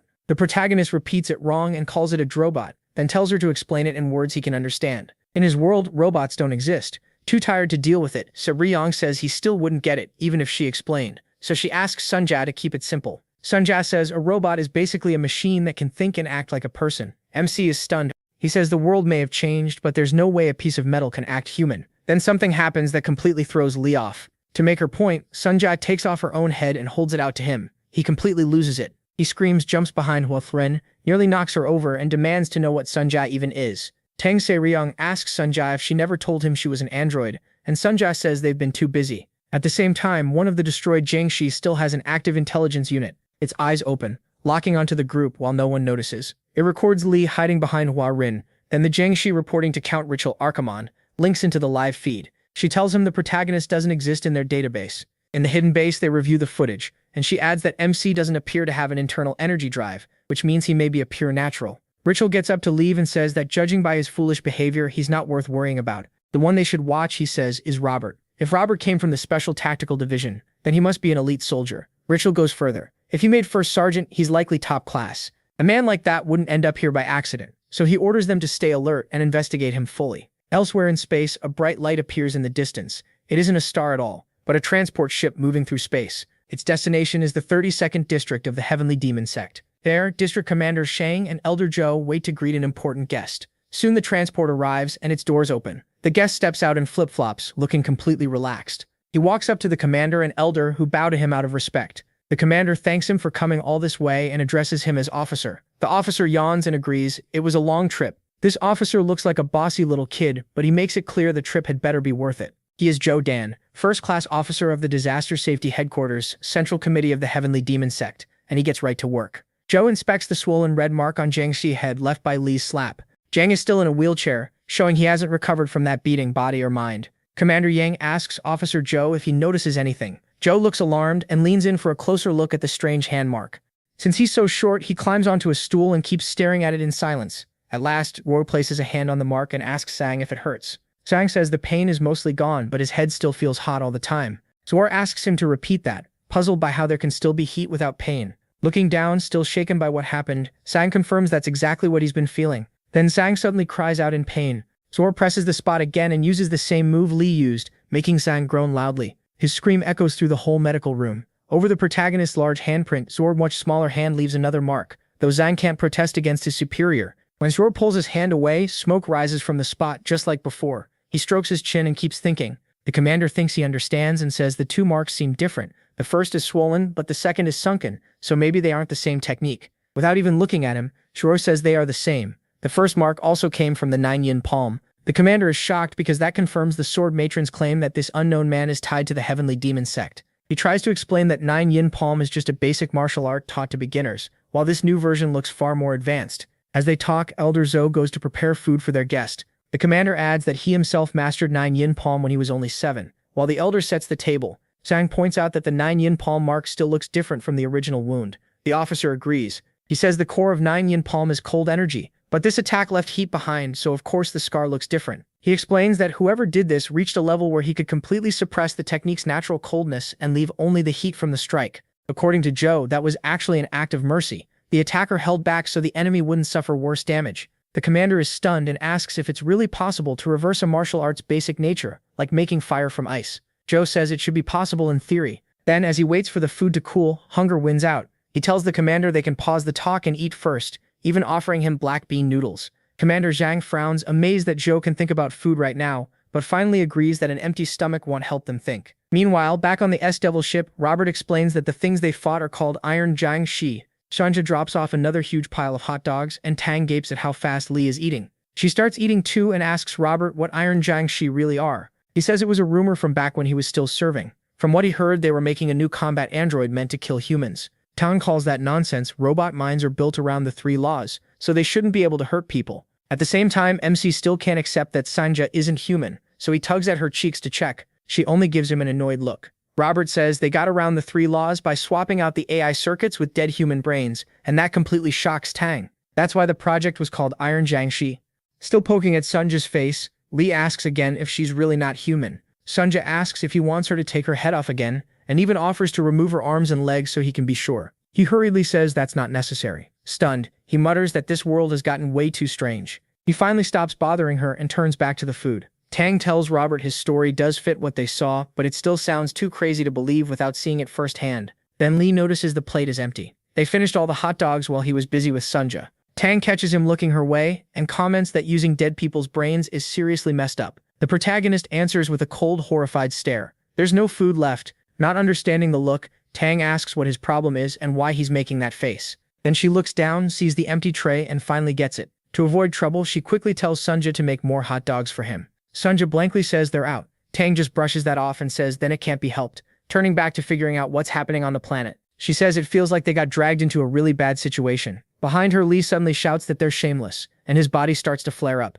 Tang spins back around. Furious, he says maybe the old martial world's manners are gone, but she still dared to steal his food. Alarmed, Tang asks Robert what he's talking about, but he has no idea. MC's power starts rising as he says she can't pretend she didn't know who he was. He already declared himself the supreme heavenly demon, so how did she dare do this? Tang puts a hand on her hip, remembering he really did say that. Robert remembers too. Even so, Tang can't make any sense of what that title is supposed to mean. She ignores him and says they can sort that out later. Right now, bigger things matter. Li keeps burning with anger. Robert gets too uneasy to stay at the table with him and stops Tang so they can leave together. Sunja also quickly heads out, clearly not wanting to deal with his mood. Soon the protagonist is left alone, and with no one there, his anger dies down and the awakening fades. He looks at the tray again and spots some grease and a few tiny pieces of hot dog left behind. Staring at those scraps, Lee gets an idea. He reaches down and takes them, it's all that's left, and even the supreme heavenly demon can't starve. Still frowning, he eats the scraps, seeming to accept that this is life among such lowly mortals. Outside, the wrecked iron Jiangshi parts are still scattered around. Sunja picks up one of the robot heads to inspect it, hoping they can learn something useful. Tang looks over the wreckage, unsure where to begin. Their ship stays ready overhead in case they need to flee, while the ground is covered in robot debris. Robert examines a robot arm and notices the joints are flimsy. He wonders why it's built so badly, and why the alloy is so weak. Looking over the head, Sunja says that's because these aren't finished units. They're only prototypes. She studies the head and scans it with her eye sensors. After a while, Sunja goes silent mid-thought. Tang notices and asks if she found something in the robot's head. Sunja says yes. She adds that its neural network is very simple, then starts opening the head. When the compartment opens, an intelligence chip pops out. Sunja identifies it as a primitive M207 chip. She says it's so crude it's embarrassing to even call it AI. According to Sunja, the M207 is made to receive commands, not think for itself, so it doesn't count as real artificial intelligence. Following her logic, Tang asks if the robots were being controlled from afar. Sunja confirms it. Each unit was remotely operated. She quickly scans the area and says 9,817 droids attacked them. That means at least 9,817 humans had to be controlling them. Elsewhere, a lab is filled with tubes of liquid. Wires run into every tube, and something sits inside each one. Richel and his robots head into the lab to check on the experiment. He studies the rows of tubes with a cold, determined look. Inside them are naked people with their brains wired up, making it clear this is how the robots are controlled. One unconscious man, clearly a townsman, floats in the liquid looking badly worn out. Back on the street, Tang asks Sunja for the total population of the Manhwa district. Sunja answers that the exact number is 9,818. Meanwhile, back at the Jiaha Pavilion, Yang is still burning away his inner energy along with his soul. The others realize only one person is missing, the Sword Sovereign. He's still unconscious as pink fire and plum blossom petals surround him. Near the throne, Hua sits down and watches her father in pain. Elsewhere, Commander Jiang is stunned by what Cho says and politely asks him to repeat it. While wiping his mouth, Cho repeats his order: full immobility and lockdown for all of District 32. No one is to move, no one is allowed in, and every dispatched unit must be called back at once. Still shocked, the commander asks why he made such a sudden call. Cho says the times are too dangerous to do anything less. He explains that 2,000 years of peace have lasted too long, and the authority of the martial alliance has faded. Then he asks what happens when the tiger ruling a mountain loses its fangs. Commander Jiang answers that the wolves take over. Choi says not exactly. The wolves try to become tigers themselves. He reminds him that wolves made packs because of the tiger. Once the tiger is gone, they start comparing themselves to each other. Other wolves look weak and that weakness makes them attack. In times like that, the first target is the strongest wolf, because everyone is fighting for power. As he heads for his flight pod, with the commander walking beside him, Cho says the wolves will use the pack tactics they learned to bring down the strongest one. His point is simple. Their sect is the strongest wolf in today's martial world, so they must be extremely careful. The commander asks if that means the unknown person using their sect's martial art is tied to this danger. Cho admits he doesn't know, and that's exactly the problem. Stepping into the pod, he says he got an emergency message before arriving. An unknown person is heading toward Mount Hua. Commander Yang is startled and asks if he heard that right. Mount Hua? Cho confirms it. An unknown factor has landed on a powder keg, and the martial world is one spark away from exploding. That's why he says they need to understand the situation first and avoid acting too soon. Then he enters his pod and departs, hoping the truth becomes clear soon. The commander watches him leave, unsure what to think.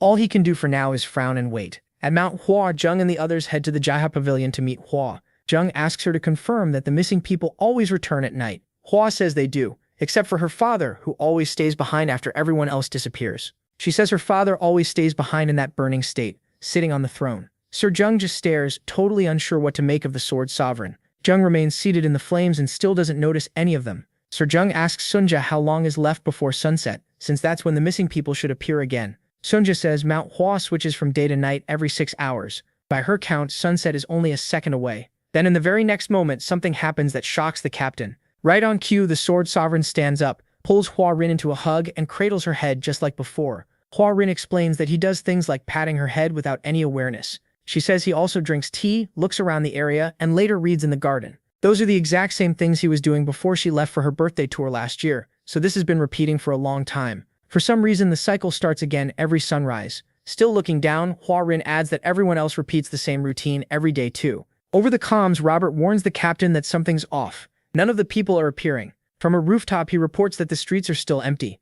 Yang gets uneasy and asks Sunja if she's picking up anything. Sunja says she's detecting something else instead. Looking at the captain, she says that rather than the people returning, Yang seems to be fading away. Yang starts vanishing before their eyes, stunned by what she just heard. She looks at her hands, sees them turning see-through, and wonders what is happening. Then her hands vanish completely and she cries out. Sunja says the captain's vital signs are disappearing too. A second later, Yang vanishes completely, leaving only a faint glow. Meanwhile, Hua Rin is still in her father's arms. Outside Mount Hua, a Greenwood ship drifts in space.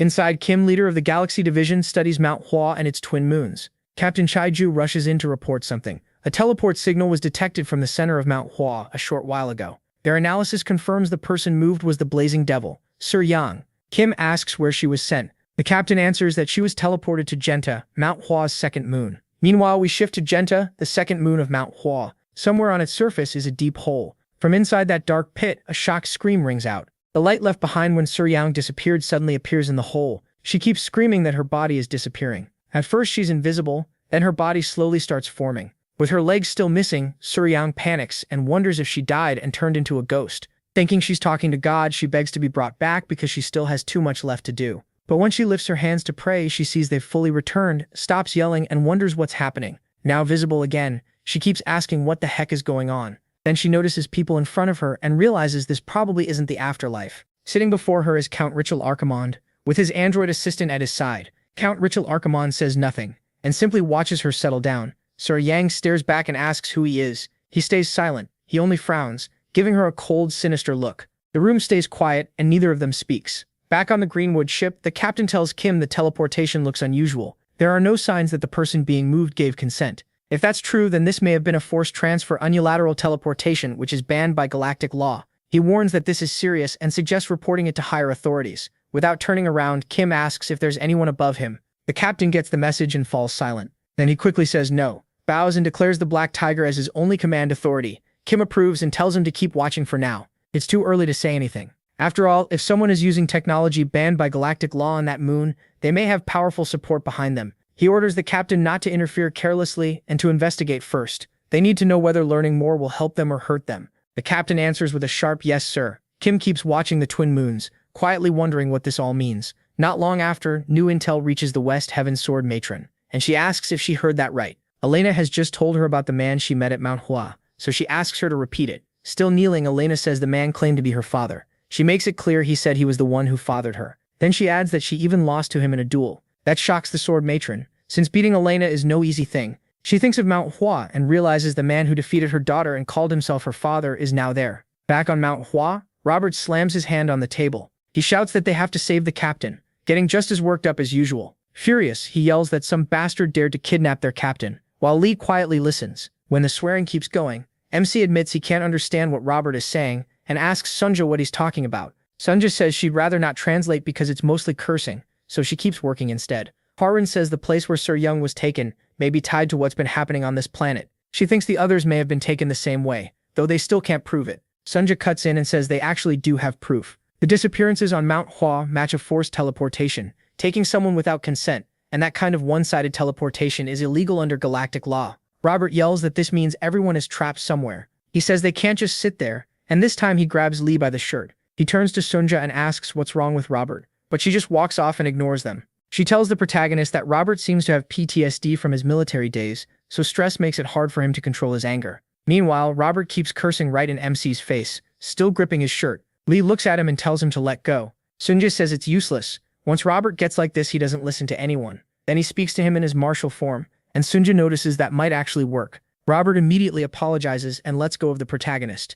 Sunja just stares, thinking Robert could enter an anger management contest. After that, they get back to the real issue. Sunja explains that forced teleportation has a distance limit, a long-range jump isn't possible, so they can rule out another planet. That leaves 3 places, Mount Hua itself, or one of its 2 moons. Lee steps over to the window, looks at the moons and asks if she can tell which one the captain is on. Sunja says she scanned Mount Hua and found no life signs besides the Sword Sovereign, so the planet itself can be crossed off. That means only the 2 moons are left, Genta and Sikaris. She adds that both moons have life signs, but because they're so close together, it's hard to tell exactly where they're coming from. Lee looks at her and asks if that means they have to make a random choice. Sunja says yes and thinks it over. Then she remembers the captain loves gold. Since Sur Yang is obsessed with it, Sunja picks the golden moon Sycharis, but she couldn't be more wrong. We head to Mount Hua's second moon Genta. There Count Ritual Archimon is still staring at Sur Yang, who was just teleported into his facility, and he still hasn't spoken. Sur Yang asks who he is, but he gives her nothing. Ritual's android scans Sur Yang and finds an externally mounted 1.4 giga internal energy drive. It also detects a 3.3 giga ultra-high-density internal energy drive embedded in her body. The android adds that her only outside weapon is the electronic soft sword at her waist. At last, Count Ritual Archimon speaks, bringing up her 3.3 giga internal energy drive while sipping sparkling water. He remarks that a backwater bounty hunter is carrying something she can't even use. Sur Yang asks again who he is, then bluntly asks if he's deaf. Somewhere else in the universe, a beam of light falls on a tiny sprout. The little plant is growing in what looks like sand, living off the strong sunlight. An old man crouches beside it, quietly watching it grow and admiring life. Nearby, Officer Cho walks up and calls him Master. Cho arrives with a serious face and says there's a problem he needs to discuss. The old man cuts in right away. He already knows about the Mount Hua incident and that Cho was sent to handle it. The Master tells him not to rush.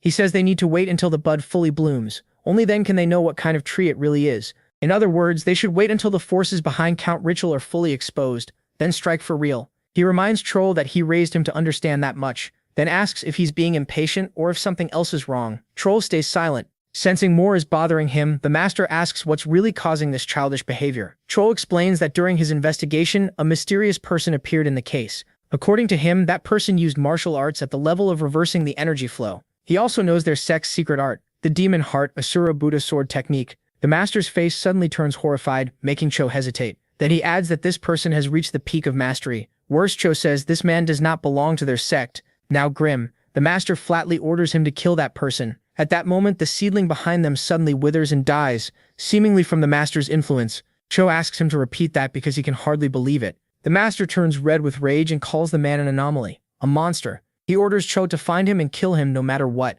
It seems the leaders of the Heavenly Demon sect are hiding something. Cho is clearly shocked, but he says nothing.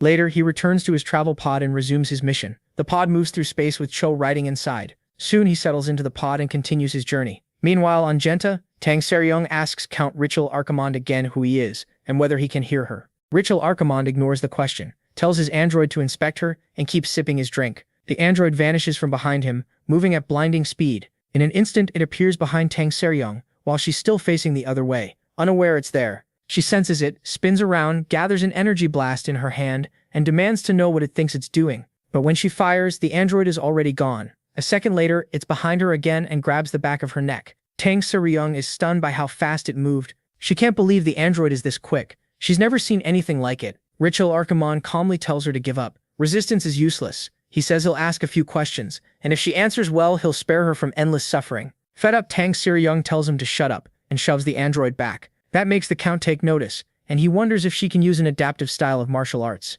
Tang Seryong grabs the electronic soft sword at her waist and swings to cut the machine down. She whips the blade around, making a storm of slashes, but the android quickly pulls away. Thanks to its speed and tracking ability, it dodges every strike. Then it spots an opening and moves in to touch the captain. The android closes the gap and nearly reaches her, but Tang Seryong sees it and aims her sword at it. The machine slips past the cuts and tries to seize her arm. Count Ritual tells her this is pointless, because the android holds data on every martial art in the world. Tang Seryong keeps attacking, but the robot gets past every blow. She starts to realize he may be right. The machine is reading her moves with ease. Even so, Tang Seryong doesn't back down and tells the Count not to make her laugh. She rushes in head-on, but the android sidesteps and avoids the blade. Then it catches an opening and strikes her in the back. The hit lifts her off the ground and throws her across the room. Tang Seryong crashes face first, unable to stop herself after the sudden blow. The android stays ready, waiting to see how she'll respond. She quickly gets back to her feet and raises her sword again. Taking her stance, she signals she's still ready to fight. Ritual keeps drinking, though he's surprised she got up that fast.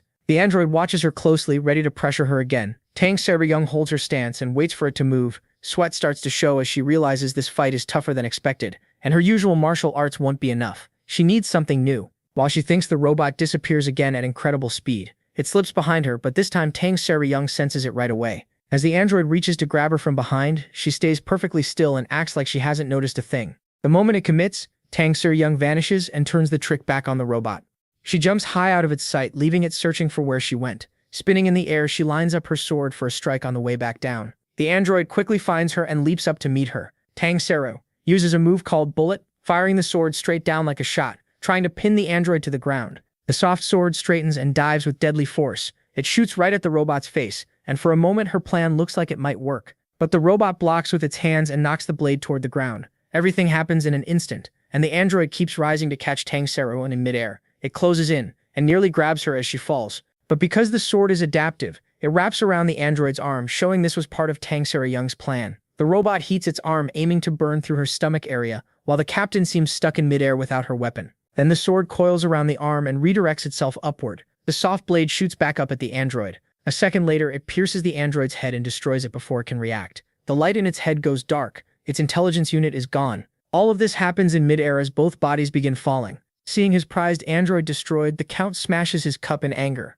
Then he stares in shock, recognizing the move she used as the Dark Heaven Blood Dragon dagger of the Sichuan Tang clan. The android drops lifelessly, and Count Richel Archimon can only stare. Tang Sero-young hits the ground right beside it. She quickly rises, clutching her stomach from both the fall and the heat the robot struck her with. Now it's Richel Archimon asking who she is. Sir Young only glares at him in silence, blood starting to run from her mouth. Still shaken, the Count says the Sichuan Tang clan was wiped out 10 years ago without a trace, and demands to know how she learned their martial arts. Sir Young still doesn't answer. Instead, she says she'll have to use stronger methods now that it's come to this. She activates the 3.3 Giga energy drive inside her body, the one Richel Archimon claims she couldn't use, and decides desperate times call for desperate measures. The drive is the Shanhua Divine Art Drive, powered by a Qi Internal Operation System, or QIOS. She pushes it to full power. That shocks Richel Archimon even more, because the Shanhua Divine Art is a secret passed down only to the Tang clan's head. With the second internal drive now running at max, Sir Jung launches up with explosive force and tells him to shut up. Count Richel Archimon stays put and watches her rise, realizing she plans to take control of the sky and attack from every direction. Wrapped in bright green light, Sir Young lifts off the ground. Then an explosion bursts out, releasing thousands of green and white arrows like a giant firecracker. Richel Archimon stares in shock as he recognizes the technique, the infinite rain blossom. All the arrows fly at him at once, and he still doesn't move. The sheer force of Sir Young's attack causes a huge explosion inside the facility. Back on the West Heaven Sword matron's ship, Elena tells her mother that the way she met that mysterious man was strange too. Elena says she went to Manhwa to collect a bounty. When she arrived, she blacked out. The next thing she knew, she was standing right in front of him, just like always. Count Richel Archimon sits on the couch silently watching her with a cold expression. Elena says she still doesn't get why their first meeting had to happen like that. For a moment, they just stared at each other without saying a word. That makes the sword matron realize Elena is describing one-way teleportation. In the memory, Count Richel Archimon tells Elena not to be shocked. He says he brought her there to grant her wish. Elena stares at him, confused about what he means. He asks if she doesn't want to grow stronger and stand above the world. Richel says that dream is why Elena earned the name 8-foot fighting ghost and even turned her ship into a dueling arena, chasing battle after battle. He says the closer she got, the farther the goal seemed, leaving her in despair and crying alone at night. Then he offers her power, the kind that would let her look down on the world. Elena admits he knew far too much about her. In the flashback, she demands to know who he is and what nonsense he's talking about. What bothered her most was how accurate he was. Richel rises and says she'll understand better after a fight. Back in the present, Elena says they fought, but there was one problem. Meanwhile, Count Richel has already crushed Tang Sero-young and is holding her by the throat. Elena tells her mother that against him, nothing she tried had worked. In the present, Richel keeps Tang Sero-young lifted by the neck. Her green flames have burned away much of his clothes. Underneath, his whole body looks metallic, just like the androids. Tang Sero-young struggles to breathe under his grip and starts bleeding from her mouth, the same way Richel once held Elena by the throat after beating her. In that memory, he told Elena he would make her strong like him. He even claimed he was doing it because she was his daughter, though Elena clearly didn't buy it. Back in the present, Richel orders the weakened Tang Sero-young to answer him. He says if she talks, he'll make her frail body strong. The only price, he adds, is throwing away her useless mind. Hearing all this, the sword matron is genuinely shaken. Elena says Richel gave her something. Then her body suddenly shines with bright blue light, stunning the sword matron. Elena tells her this power came from him. The sword matron stares in shock and realizes the ability is steel fortification. At the same time, Sunja keeps scanning for the captain while the ship gets ready to depart. Robert starts yelling again, asking why they still haven't left, and telling Sunja to move the ship already. She checks the radar again and sees a new signal appear. A red dot shows someone is close and heading straight for them. Because of that, Sunja halts their trip to the Cicerus moon when she spots the approaching ship. A small pod appears in front of them, and it looks like it belongs to the Heavenly Demon sect. Both crafts stop in the air, and neither side makes the first move. On the S-Devil ship, Robert demands to know what's blocking them and says they should tell it to move before he crushes it. Sunja says they can't do that, and he asks why. She explains that even though it looks tiny, it's a Celestial-class battleship, far beyond what their ship can handle. Worse, she says, it belongs to the Heavenly Demon Sect. Robert is stunned and wonders what the Heavenly Demon Sect wants with them. A moment later, Officer Cho teleports into their ship, startling both Robert and Sunja. He looks straight toward Lee and ignores everyone else. MC doesn't even notice him. He's too busy trying to cut a single hot dog with a knife and fork. Cho keeps staring at him and quickly realizes he is the same person he saw on the district screen. Robert walks up and politely asks why someone from the Heavenly Demon Sect came aboard their ship. Without even turning, Cho heads for Lee and introduces himself as a first-class officer of the Disaster Safety Headquarters, Central Committee of the Heavenly Demon Sect, then calmly takes a seat. He tells the protagonist to speak freely with him, but the protagonist just keeps eating and says nothing. Robert is baffled that a kid this small could hold such a high rank in the Heavenly Demon Sect. Cho cheerfully says he has an urgent request and came to discuss it with MC. He tells Robert to stay out of it, then continues speaking with Lee. Cho says the one behind this whole incident is Richol Archimond. He explains that Richol used to be a leading scientist who oversaw military weapon development for a defense company tied to the human government. The project was called Steel City, which explains the Iron Jiangshi that attacked them on Manhwa.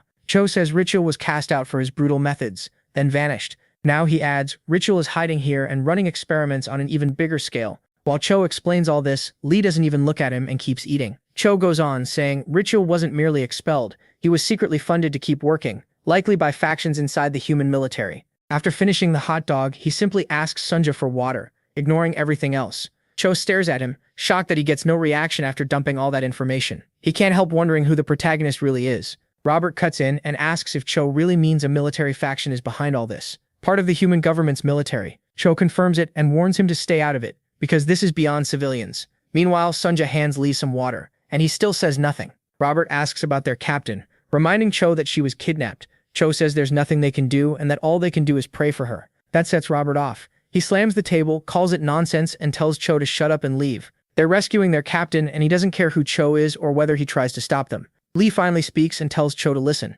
He says Cho may not be interfering, but they still won't follow his orders. MC says he's been thinking about why Cho would hand them such valuable information in detail. The only reason, he says, is that Cho wants to use them as tools and avoid the burden himself. He sneers that a bald little kid is trying to play him. Cho only asks who he is, calling him Noble One. The protagonist doesn't answer that. Instead, he asks if that was Cho's real reason for coming here. Cho says nothing and stays silent. Lee gets up from the table and says that if not, then they have nothing to do with each other and never will. At last, Cho asks the question hanging in the air. Does MC have any link to the Heavenly Demon Sect? He flatly says he has none. Cho says he'll accept that for now, but asks again to be sure.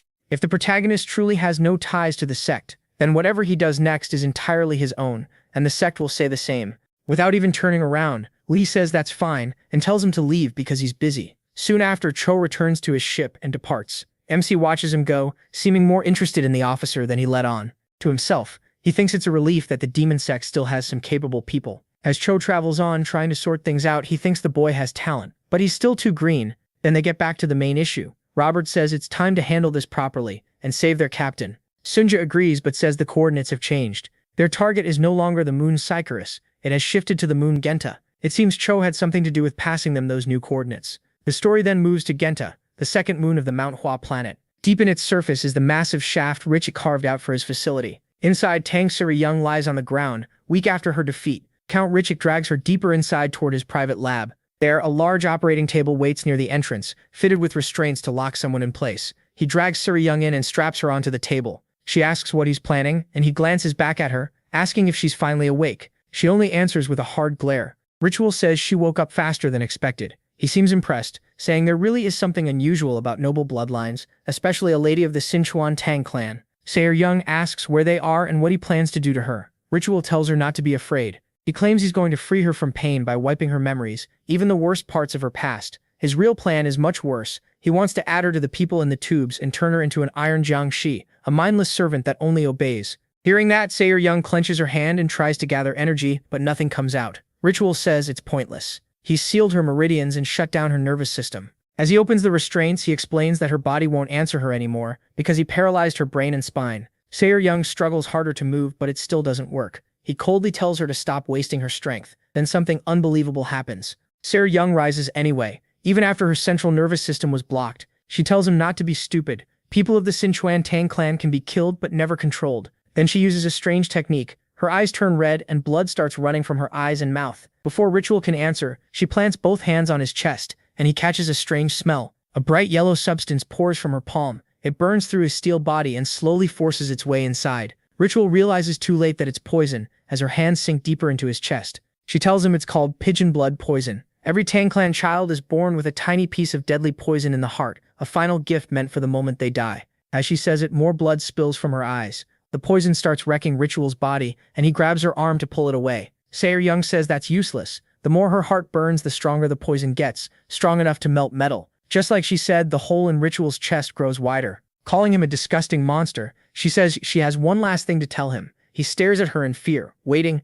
Smiling through a face covered in blood, she asks him to die with her. Then a sharp blade flashes between them and slices through Sae-Young's hand. It came from Ritual's android, so it wasn't destroyed after all. Ritual yanks her arm and tries to tear it completely off. Barely alive, Sae-Young looks down and sees the android. She realizes it ruined her chance to kill Ritual. Blood pours from the severed hand and splashes across the room. At that moment, a warning alarm blasts through the facility. Annoyed, Ritual looks up and wonders what set it off. The system keeps repeating that intruders have been detected. Outside, Lee puts on a space shield and he's clearly in a bad mood. Robert gears up too and stands behind the protagonist, who still has his hands in his pockets. Then a huge wave of iron Jiangshar bursts out of the hole and lines up to fight the Cess Devils. Thousands charge with swords, while more keep jumping out to join them. Robert readies his weapons and tells MC he'll handle the robots, so MC should go save the captain. He doesn't hesitate. He takes off at once, leaving Robert to deal with the androids. He shoots over the incoming army and dives straight toward the underground base. Robert is stunned by how fast he left. The protagonist flies into the shaft and runs straight into more robots coming up as backup. Then he releases his form and a blinding light erupts around him. The blast tears through the shaft, wiping out the robots inside and even smashing apart the hole itself. Robert can only stare in shock. Rocks blasted loose by the explosion crash down on several bots and crush them, but plenty are still left. Robert grumbles that Lee could have helped a little before leaving instead of taking his words that seriously. The Iron Jiangshi rush him with swords raised, and once he realizes he's alone, Robert starts cursing and opens fire with everything he has. Inside, Ritual watches the battle on a screen, badly hurt but still alert. He sees Robert going all out against the Iron Jiangshi. Robert fights like crazy, determined to wipe them out. Ritual's android scans his gear and identifies one weapon as the MZCT-106 recoilless laser. It also detects the TTR-8 automatic laser multi-missile system. Robert fires those missiles and tears through the Iron Jiangshi. When some get too close, he lifts off the ground. The android identifies the device as anti-gravity rockets. It reports that all of Robert's gear is Special Forces equipment, though outdated and no longer in active use. Ritual figures Robert isn't an active soldier, just a retired one, and decides he worried for nothing. He orders the android to kill Robert, and the others too. Then another alarm suddenly sounds, catching Ritual and the android off guard. He looks over, confused about why a second alert went off. The android reports that an intruder has entered District 8. Seconds later, it says the intruder already passed District 8 and entered District 7. Ritual is alarmed, unable to understand how anyone moved through security that fast. A moment later, the android reports the intruder moving from District 8 to 7, then 6, then 5. It keeps going, 4, 3, 2, before suddenly stopping when it can no longer track the intruder's position. Ritual is stunned. He snaps that no one should be able to break through all their security that quickly. The android starts rechecking the data to find the intruder. Then a bright burning light appears behind it. The android tries to announce the intruder's current location, but it freezes and instantly explodes. Steel fragments scatter across the room as Ritual looks around, trying to find where the attack came from. Meanwhile, the alarm triggers a response in the holding room, and the tubes begin filling with gas. The gas rises almost to the top, like part of the emergency system. Then the alarms suddenly stop. The tubes return to normal oxygen flow. Smoke from the blast fills the room while Ritual stands there, still trying to figure out who the intruder is. Then he sees a huge breach in the wall. Through that opening, Lee steps into the facility with his hands still in his pockets. Ritual realizes this is the person who tore through all his defenses, and he can only stare. MC calmly stares back, almost looking harmless. A moment later, he walks farther into the room toward Ritual. Lee says nothing. Ritual is still in shock, wondering who he is and how he got past every bot to reach this place. While Ritual is still staring, he moves in an instant and appears behind him. He heads towards Sarah Jung, who is strapped to the table, and Count Ritual turns to follow him. She is covered in blood and bound with one arm. The other has already been cut off. Ritual finally breaks the silence and demands to know who the protagonist is. Lee ignores him and keeps looking at Sarah Jung's blood-covered body. Then he says, Ritual has ruined a girl who had only just entered her youth. He adds that Ritual doesn't even treat people like people, pointing to the thousands trapped in the tubes. Looking straight at him, MC says he's nothing but a monster. Ritual just keeps staring, too surprised to react. Lee's glare alone shakes him. Ritual rudely asks again who he is and what he wants. The protagonist answers by raising a hand and using a martial art. Sarah Jung's soft sword, lying on the floor, suddenly reacts and scrapes against the ground. Then it lifts up and glides forward on its own. Lee tells Ritual he doesn't speak to things that aren't human, while continuing to call the sword. The blade leaps from the floor and flies between Ritual and MC. Instead of driving it through Ritual's head, he guides it past his ear, a warning of what he can do. The sword returns to the protagonist, and he catches it. Shocked, Ritual recognizes the technique as void manipulation. Ritual scans Lee and freezes. There's no internal drive in him, yet he just used void manipulation, a skill only someone at the transcendent level should be able to use. He checks again through the scanner in his eyes, then starts to wonder if MC is using ancient martial arts. Ritual holds his position, but he knows he's in trouble. Of all times, this guy had to show up now. He glances at his damaged body, still messed up from Sejong's attack, and regrets getting hurt by her. He steps closer, still staring him down. Then he raises the sword toward Ritual's neck, making the Count flinch. Lee tells him he's not just inhuman, he's not even a real martial artist. He goes on, asking how Ritual can think about pointless things in the middle of a fight. That finally sets Ritual off. He snaps at the protagonist to shut up and charges in, throwing a deadly strike. A second later, Ritual sees blood pouring from his hand. Lee had already slipped past him and sliced off his left arm. Ritual turns and sees his arm lying on the floor. MC says that cut was for what he did to Sejong. Sejong still lies unconscious on the operating table. He adds that now Ritual has to pay for making him angry. As he starts powering up, Lee warns the Count to get ready. The price for that is very high. A huge wave of energy pours from the protagonist into the lab, and things get even worse for Ritual. Ritual bitterly thinks he must be the unluckiest man alive. First the woman from the Sichuan Tang clan, and now this monster, all in one day. His internal drive is below 40% because of the chest wound Sejong gave him, so he knows he has almost no chance of winning. With no other option, he decides to gamble everything. Ritual activates his internal drive and forces it to maximum output. At once, the system sends out a danger warning. His damaged body can't handle that much power. It warns that he's past the safe limit and the heat is out of control. But Ritual ignores every alert and keeps pushing the drive at full power. Lee notices it and finds the technique bizarre. He wonders how the world got this twisted, with people using power their bodies can't handle, and thinks back to the old days of martial arts. Then a weak voice nearby tells him to kill Ritual. MC glances over to find where it came from. It's Sejong, awake now, but clearly in terrible shape. She warns him that Ritual is about to trigger a self-destruct,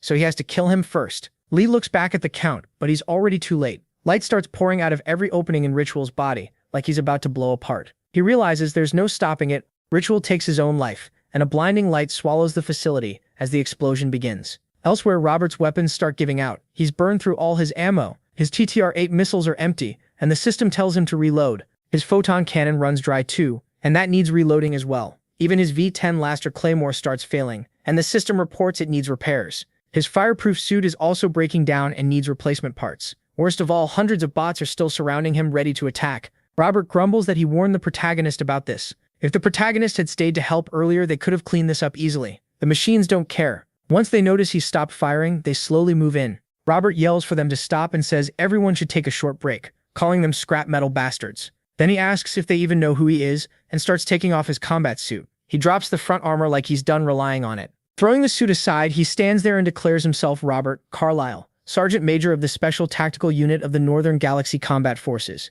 He pulls out 2 daggers and tells the bots not to get too scared. Then Robert leaps at them and shouts for all of them to come at once. The bots pause in surprise, then prepare to meet him head-on. Suddenly, a huge explosion erupts in front of him, and Robert is stunned by what he's seeing. The blast is coming from the underground facility. It rapidly spreads across a huge part of the moon's surface. The flash is massive and blinding. For a moment, it washes everything out. Robert stares at the blast, still trying to understand what just happened. He looks around in shock, mouth hanging open, still clutching his weapon. He just stands there, stunned by the sudden turn of events. The blast rises like a mushroom cloud, almost like a nuke hit the site. It's so huge it can be seen from far away, with debris launched out into space. Even the Greenwood ship notices the explosion. Kim, who had been secretly watching the S-Devil bounty hunters, is shocked by the sudden blast. Captain Cheju reports that they've detected a gigaton-scale electromagnetic explosion from Mount Hwa's moon. Kim says this is becoming far more serious than expected. He explains that an electromagnetic blast this big could only come from military forces, which suggests the human government may be involved.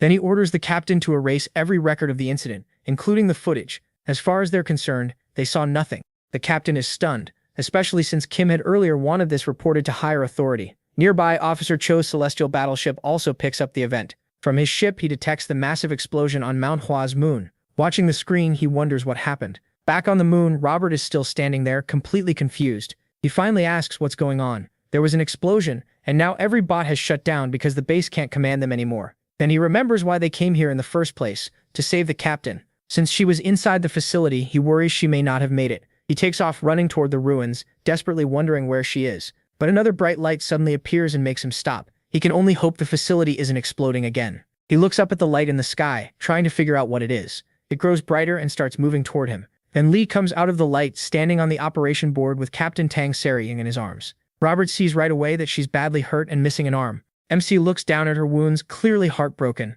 Robert can only stare in shock. He stays silent, looking between Lee and the captain, just hoping she survives. Later, Officer Cho returns to his master and reports that Manhwa has gone back to normal. The master is calmly tending to a growing plant among the flowers as Cho adds that the test subjects have all gone back to their normal lives. Luckily, none of them remember anything, as if nothing ever happened. The master says it all sounds like some strange ghost story, and asks how Ritual could pull something like this off. Cho says the only possible answer is that they succeeded in commercializing entropy inversion. The master admits he has no idea what that means and tells Cho to explain it in normal words. Not everyone is a genius like him. Cho says entropy inversion is a technology that can reset time itself, because it could create multiple universes. All experiments on it were banned. But Ritual didn't just finish the technology, he used it on all the test subjects at once. On top of that, he created other forbidden tech like one-way teleportation. Cho calls Ritual a genius greater than himself. The master says that with power like that, the human government's military factions would definitely back him. He calls them greedy and warns that playing with fire can burn them and the whole world. Then the master asks if Ritual is dead. Cho says he isn't completely sure. The master decides that means Ritual is still alive. Cho agrees. The master orders him to make sure Ritual is eliminated for good. He also tells Cho to get rid of the one using their sex martial arts, Lee. Cho doesn't argue. He only says he understands.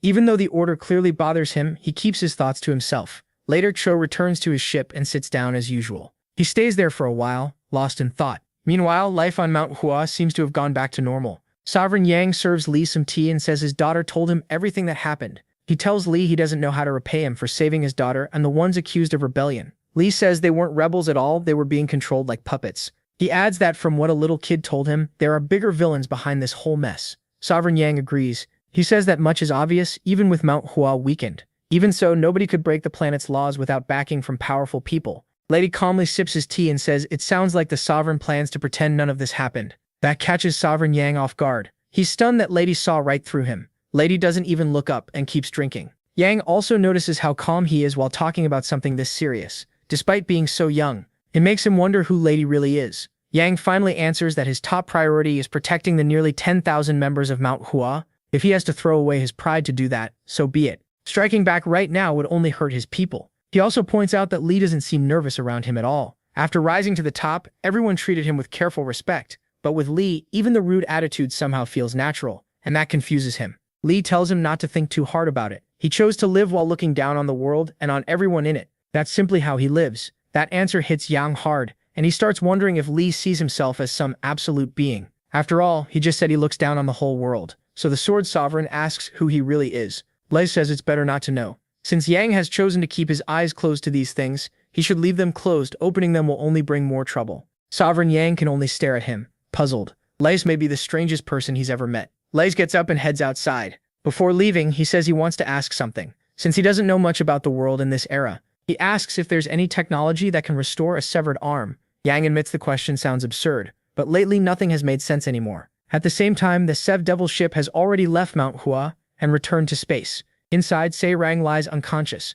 She's sealed in a life support unit that keeps her breathing and barely alive. Sun Jia stands nearby, watching her vital signs. The readings are bad enough that Sun Jia leaves the medical room in silence. Robert stops her right away and asks how the captain is doing. Sun Jia bluntly says the captain is in serious trouble. Robert can't understand why. He says she only lost an arm and that should be fixable. Sun Jia explains that Tang Suryung's blood is filled with poison made by her own body, and the worst part is that this poison has no antidote. She's done everything she can to slow it down, but it keeps spreading into her organs. Panicking, Robert grabs her and says they need to rush to a major hospital. He demands to know why they haven't left yet.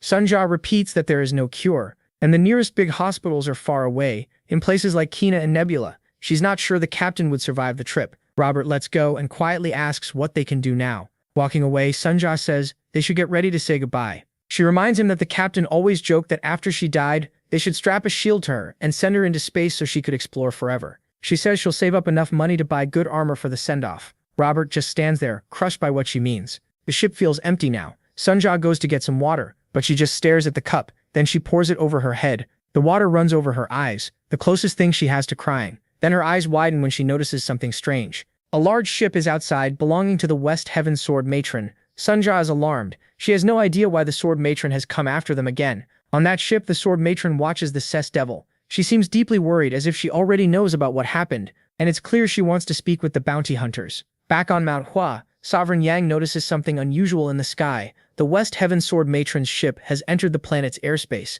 and no one knows why. The Sword Sovereign is clearly unhappy about this sudden visit. A Manhwa security enforcer, Man Sanjo Muak, comes to report that the ship belongs to the West Heaven Sword Matron. The Sword Sovereign recognizes her as Kim Yanhua. Sanjo Muak says they tried contacting her several times, but the ship never replied. Yang says she clearly didn't come to see him, so he tells him to leave her alone. That frustrates Sanjo Muak. He argues that this is Manhwa territory, and being the West Heaven Sword Matron doesn't give her the right to disrespect their sect. Yang only smiles and tells him to calm down. Manhwa is rebuilding, and this is the worst time to start trouble with another sect. It's obvious Sanjo Muak still doesn't know how badly they were hit. When he tries to protest, the Sword Sovereign cuts him off and says patience is their strongest weapon right now. As he walks away, Yang adds that they have to endure it until the sect is strong enough to fight back. Sanjo Muak is left standing there, confused, but he has no choice except to obey. He still doesn't understand what Yang means by saying the sect is rebuilding. Meanwhile, the West Heaven Sword Matron's ship stays in orbit and still ignores the planet's security calls.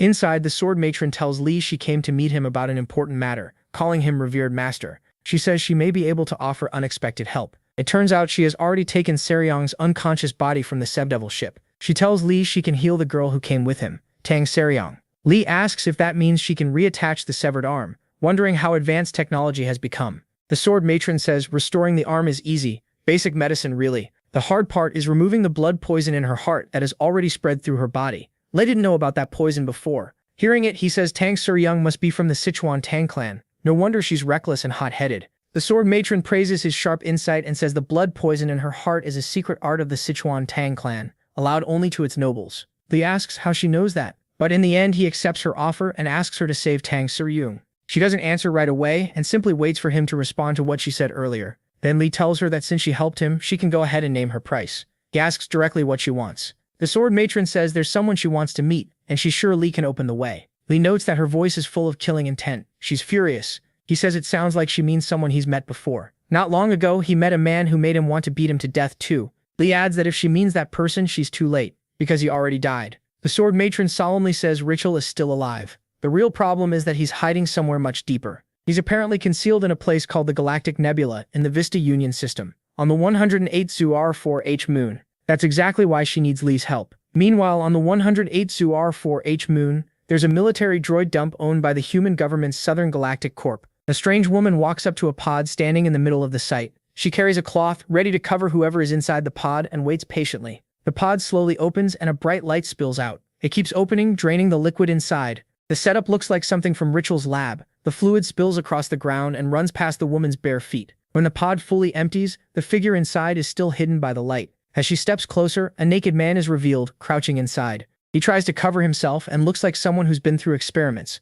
The woman approaches, wraps him in the cloth, and welcomes him back to life, calling him the Count. Count Ritual looks at her, completely confused. He asks who she is, clearly not recognizing her. She introduces herself as Ritual Archimond, one of his vessels. Even stranger, Ritual shares the name Archimond, and Ritual looks exactly like the West Heaven Sword Matron. She tells him to wait until his memories come back. Ritual can only stare at her, totally confused. Ritual says nothing else. In her heart, she believes he'll love her again once he remembers everything. Elsewhere, the Sword Matron shows Li the moon where Ritual is hiding. She explains that it's a military droid dump site, and she's sure that's where Ritual is staying. The problem is that the place belongs to the human government, so the planetary defense forces guard it. He asks if the human government is an official authority. He adds that a child once told him something similar, meaning trouble. The Sword Matron lightly jokes that nobody has used the term official body in thousands of years, then says he really knows how to make people curious. She confirms that the human government is an official power, and its relationship with the martial world is distant but not hostile. Li says that means they keep some space but never fully separate.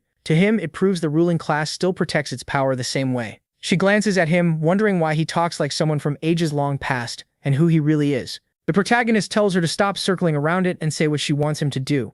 Meanwhile, Major Bernardo, commander of the Planetary Defense Forces, looks out from his office. The Sword Matron says she wants Li to distract the Planetary Defense Forces so she can reach Ritual. At the same time, Major Bernardo watches activity inside the facility. He speaks to someone behind him, saying he just got word that the lab was completely destroyed. Behind him, Ritual is seated while Ritual Archimon stands at his back. He tells the commander they ran into an unexpected issue. Ritual explains that he had to wipe out the evidence because keeping the project secret matters most. The commander mocks him, saying his tongue seems fine if he can still talk so smoothly. Then he asks if Ritual will sound that calm in front of the investors, doubting even all his lives would be enough to cool their rage after the lab was destroyed. Ritual replies that the project hasn't failed. Steel City was only one part of it. He says they already collected enough test data, so in that sense the operation was a success. Now they'll move on to the real goal, the Iron Jiangshi project. With that, he starts to leave, but Major Bernardo stops him with one more request. He asks Ritual if he can make another copy of the thing beside him, meaning Ritual Archimon. Ritual is clearly offended, though he doesn't turn around. The commander complains that he's been posted in this remote place for too long and he's bored. If making a new one is too much trouble, he says Ritual can just lend him this one for a few days. Ritual says he'll think about it, then leaves with Ritual Archimon. He's deeply irritated by the request, but decides not to make a scene. In his mind, Bernardo is pure trash. Bernardo, meanwhile, can't understand why Ritual treats something non-human like a real person, and he finds it insulting. Somewhere else, heavy rain falls. Tang Young seems healthy again, and she still has her soft sword with her. Soaked by the rain, she stands there blankly, looking around. She wonders why all her memories feel so dark. Then the sword matron appears before her and says Tang Young may seem careless, but she's been hiding behind a thick mask this whole time as a noble of the Sichuan Tang clan. Tang Young only stares, not really understanding what she means. The sword matron tells her to come with her. She's here to take her back. Tang Young refuses, saying she has to protect the transference gate behind her. The sword matron says this isn't reality. It's just her delusion. She has nothing left to protect. Having lost everything, she's trapped in that illusion. So the matron tells her to return with her.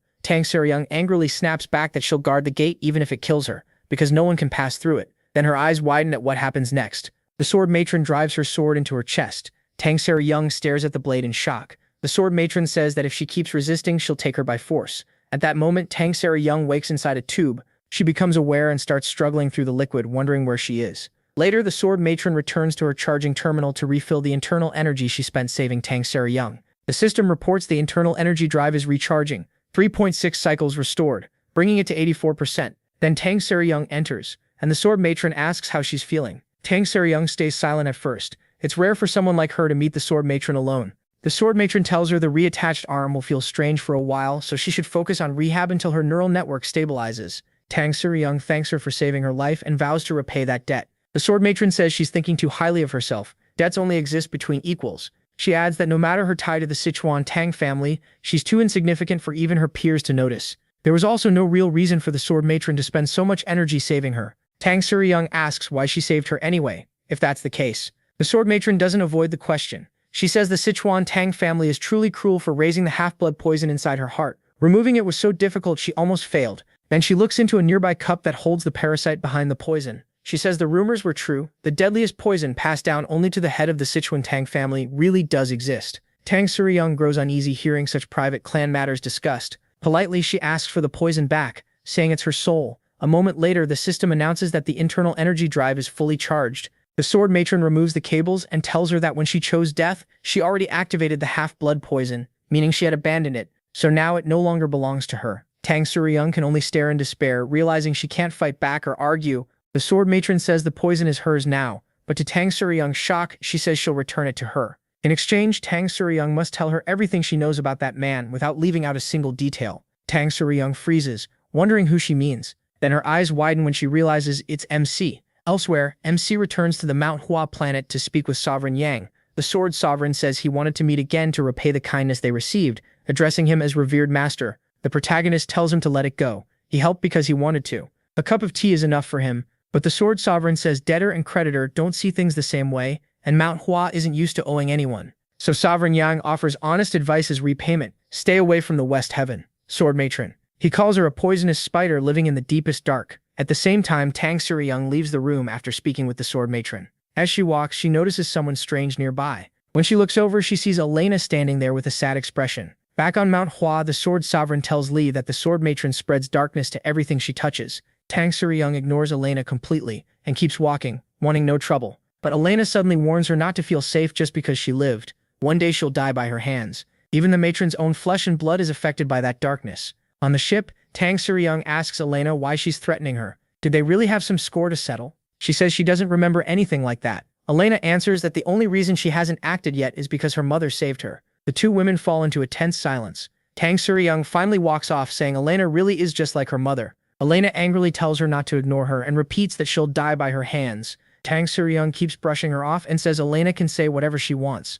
Before leaving, the captain turns back and asks one question. She faces Elena, who waits closely for what she's about to say. Tang Suryoung asks why Elena keeps speaking to her so casually and just how old she is. On Mount Hua, Li thanks the Sword Sovereign for the warning, but says he'll deal with it his own way. Sovereign Yang adds that he doesn't know what favor she asked of MC, but her real goal must be something else. He believes she's chasing someone important to her. Then he tells him an old Jiang Hu saying, any man who meets the West Heaven Sword Matron never escapes her grasp. That's because of how extreme the ideal she's chasing really is. He says he met her too when he was younger. Back then, she told him she wanted to bear his child, believing a child made from both their bloodlines would be the most perfect being in the world. He says she was stunning, and even though he was already engaged, turning her down wasn't easy. He even admits that part of him still regrets saying no. Young adds that rumors say more than 100 men fell for her. At the same time, Richel enters his lab on the moon in Nebula, while the Sword Sovereign explains that those men all gave her their genes. Inside, Richel checks on Richel Archimond, a copy of the Sword Matron he created. Seeing her brings back ugly memories and his face immediately sours. The Sword Sovereign goes on, warning Li that she always leaves those men behind once she gets what she wants. That's why people call her the Black Widow. Like the spider, she uses her mate and then destroys him. The protagonist asks if that means she has a lot of children. The Sovereign says yes, over 100, maybe one for every sample she took. Shocked, Li wonders how she could give birth to that many when she still looks so young. Young tells him she doesn't have them the normal way. He explains that she grows them through gene cultivation in test tubes. With that method, she could make 100 at once. MC finds the whole thing strange and says the world has really changed. Then he asks why she wanted so many children when raising even one is hard. Young says she's chasing the absolute one, a perfect being. It's her way of reaching a dream she could never achieve herself. But none of her creations ever satisfied her. That's when humanity caught her interest. The Sovereign warns him one more time not to get too close to her. Li calls that a real shame and stands after finishing his tea. The Sovereign looks confused and asks what he means by a shame. He walks off saying it would have been nice if she were his type, because sometimes he wishes he had a child of his own. The Sovereign can only stare, not sure how to answer that. Later, Sir Yong returns to the ship's bridge and gets mobbed by her crew. Robert throws his arms around her while Sunja grabs her leg. Both of them gush that they knew she'd make it back. Clearly bothered, Sir Yong tries to pull Robert off and asks for some space, but he refuses, saying everyone missed her too much. Off to the side, Li just keeps eating his hot dog, completely unfazed by the noise. Once she finally gets free, Sir Young walks over to him and awkwardly admits she heard he saved her. That's her version of thanks, and she only has one thing to ask. After a short pause, she asks if he's older than her. Li only gives her a puzzled look. Taking that as a yes, she decides he must be older. Maybe Uncle old, maybe even Grandpa old. Then she suddenly grabs the plate of hot dogs from in front of him and tells Sunja to bring him healthy food instead, saying someone his age shouldn't eat this stuff. When the protagonist lifts the last bite on his fork, she orders him to put it down. That instantly kills his calm mood. A deadly aura bursts out as he enters his martial form and warns her to back off if she wants to live. Robert and Sunja can only stare, as their captain and ancient guest clash again. With Sir Yang, care and violence seem to come together. Far away, in the 32nd district of the Heavenly Demon Sect, Jang Ri-tak is shaken by new information. He stammers and asks the sword matron in front of him to say it again. In a calm voice, she confirms what they learned about the man called Li. 2,000 years ago, a man willingly sealed himself inside a stone chamber under Mount Tai on Earth. His name, she says, was Li Mak Jin, and he was clearly tied to their Heavenly Demon Sect. Jang Ri-tak impatiently waves that part off. He says he got it already and wants to hear the next part again. Looking him straight in the eye, the sword matron delivers the real shock. Li Mak Jin once called himself the Heavenly Demon Supreme. Jang Ri-tak goes pale with shock like the title itself hit him. Elsewhere, the Duke is in his lab loading data from a chip while his assistant says everything checks out. Once the process is done, the Duke orders it returned to its master, and instantly the chip flies into his hand. After that, he goes to Bernardo and presents the item he asked for. Bernardo can't believe it. The iron-seeking Jiangxi project was supposed to turn living human bodies into battle droids. On top of that, they were meant to use superhuman martial arts. But no matter how he looked at it, this thing barely seemed human. The Duke says it soon will, and then it leaps onto the other soldier's face and crawls into his nose. His whole body starts bulging with veins. The Duke explains that this android enters a human body, shuts down the brain's nerves, takes over the nervous system, and turns the victim into a living android. It also carries data on the deadliest martial arts in the world. In short, it's built to kill. So why does it look like that? Well, its genes didn't match the test subjects, and that's why it ended up deformed. The chip comes back out and the man drops to the floor. The Duke tells them to prepare for tomorrow's demonstration. Now that the prototype is ready, they need to show the investors and stop the complaints. Bernardo says they waited 10 years for this, so how is he supposed to accept that his $500 million investment turned into a monster like that? The Duke tells him not to worry, once it meets its real owner, it'll work properly. Then he says Bernardo should go and become that true owner. The perfect project. Iron Jiangxi. Back on Li's ship, Sunja says they've reached the farthest point they can go. Any closer would cross the security line. Sir Yang hesitates and Robert warns that if they mess this up, they'll become wanted by the human government and never live in peace again. When they check the matriarch's ship, they see it's holding the same distance on the opposite side.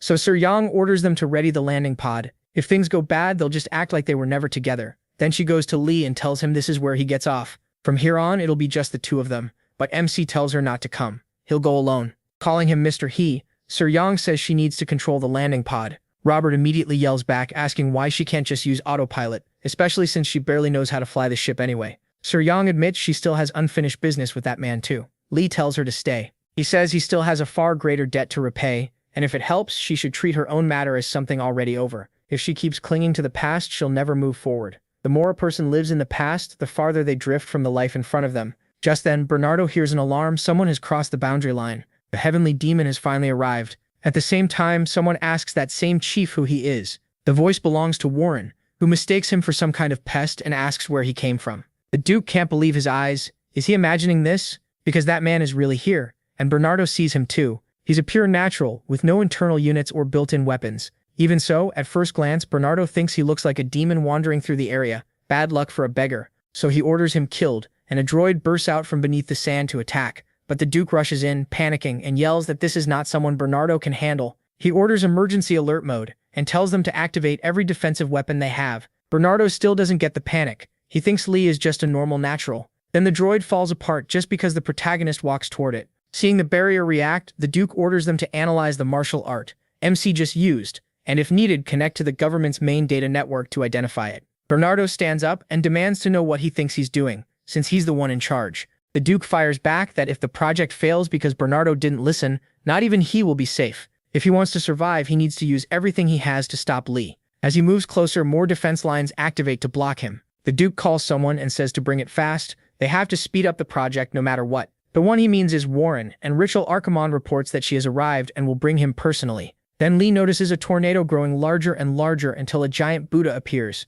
The heavenly demon asks who it is, but a huge hand slams down on him at once. Even from space, the tornado can be seen. Bernardo thinks the Duke exaggerated, but from beneath the giant hand, Li blasts a hole through it and shoots up to the top. Bernardo screams for them to kill him for good. The tornado starts turning red, and the protagonist says true Buddha energy comes from emptiness, so how could it be filled with such dirty violence? To him, this is just a fake made in Buddha's image. Then the heavenly demon draws his sword and tears a massive hole through the statue's palm, and charged straight through it at full speed. The moment he pierced its head, Bernardo felt real fear. Back on the ground, Li figured that chaos was enough to let her slip inside. Then thousands of droids rushed after him. At the same time, the Duke finally identified the martial art. It was the advanced technique of the heavenly sex demon heart sword. Right away, he tried to contact Bernardo, but got no reply. Someone told him not to bother. Communications would be blocked for a while. The Duke knew that voice at once. It was the matriarch. He called her Yonghua Rin, and she coldly said that if he used her name so casually, they must have known each other once. Looking shaken, he asked if she really didn't remember him. Her expression gave him the answer. He said it was probably because of his face. An experiment had taken half of it. Then he brought up that night 25 years ago when she came to his lab in the Galactic Citadel. He remembered it clearly. It was the first time he had seen a woman that beautiful. Back then, the matriarch had called him handsome, more than the rumors said, and praised the greatest scientist in history for having that face. Looks like I got lucky today, Yonghua Rin had said. She held his face and suggested they have a child together. Because with their blood, she believed they could create the most perfect being in the world. So why was she staring at him like he meant nothing now? The Duke shouted, asking if she had truly forgotten him. Her answer was simple. She doesn't remember failures. Then she drew her sword, annoyed that he'd made her think of him again. Meanwhile, Bernardo was falling apart. He had already lost 73% of the perimeter troops, so he called headquarters for backup. Too late, Li had already walked right past him. Bernardo demanded to know who he was. MC, it's already carved on your grave, he answered. Then he asked his own question. Where was the half-monster man? The Duke couldn't accept being called a failure. He insisted she was wrong, that he could still grant the wish she once wanted, most to create the ultimate perfect being. Even if she failed, he would make it happen no matter what. He wasn't the failure, he said she was, for leaving him. Then he screamed that he had completed it after giving his whole life, heart, and soul to the work. The matriarch answered by running him through. So yes, she did remember him, and that only made her more annoyed because he talked too much. When Li arrived, all he found was the Duke's corpse. The cuts were perfectly clean. She had ripped out his heart without the slightest pause. Whatever small bond they once had, she showed no mercy. But then the Duke started speaking to him, saying she didn't understand his worth yet, but soon she would, and she'd see how valuable he really was. Lee told him to let it go. He was already dead, and forgetting was death's greatest kindness, so the sooner he accepted it, the better. The Duke refused. He said he wouldn't die because his creation was proof of his eternal worth. Just then, Warren arrived with Rachel Arkamon. Lee was stunned. Why was that girl here? He moved at once to ask her, but a golden light flooded the area. Bernardo's alarm blared again. He wondered what was happening now. As the base ordered him to flee in the emergency ship, he hadn't given that command. Then a girl's voice said she had. She called it a favor for old time's sake. If he wanted a soldier's ending, he could stay behind. That would suit him too. Another massive ship had appeared, leaving Tang Seryong and the others stunned. They had never seen anything like it. Sunja said it had appeared out of nowhere just seconds ago. Robert said that wasn't even the worst part. If you check the insignia, the ship belonged to the human government. Meanwhile, Lee stepped back, watching Warren give off an enormous amount of energy. The Duke laughed, saying he had been right. That was his other self, the one holding his true value. And that power was only the start. The girl was an empty vessel that could absorb anything until she reached the height of her strength. Rachel Arkamon told him to stop talking. She needed to treat her right away. The Duke said he was already done, and she knew it, because she was also his other self. So he gave her free will and told her to live however she wanted. Then he opened his chest and pulled out a blue heart, saying she could use it on the girl. He told her to go out into the world and live, because with that power no one would even dare meet her eyes. Rachel Arkamon looked at him, but as she reached for the heart, Lee told her to stop. One madman's life was already too much. Whatever the reason behind this, she should ignore it and return the girl to normal.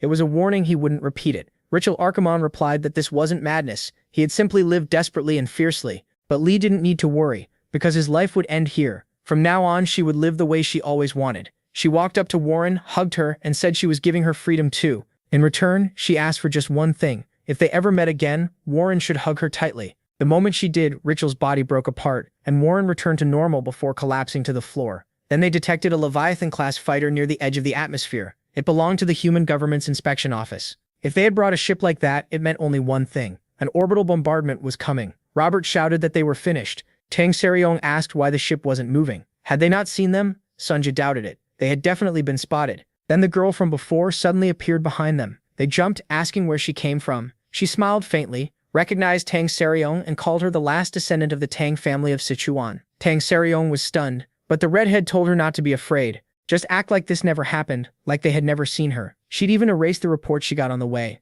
Since she was just a bureaucrat, she'd leave this mess to someone else. So it was best if they all pretended they had never met. Then she requested a change of plan, calling it Plan 6RT. Tang Seryong asked Sunja what was happening below. Sunja said every droid had been shut down. They had disabled them because they were preparing for orbital bombardment. That made Robert even more nervous, while the redhead smiled sweetly and ordered them to fire. A small drill dropped into the desert among the droids and slowly began to spin. The redhead casually said bureaucrats like her hate writing long reports.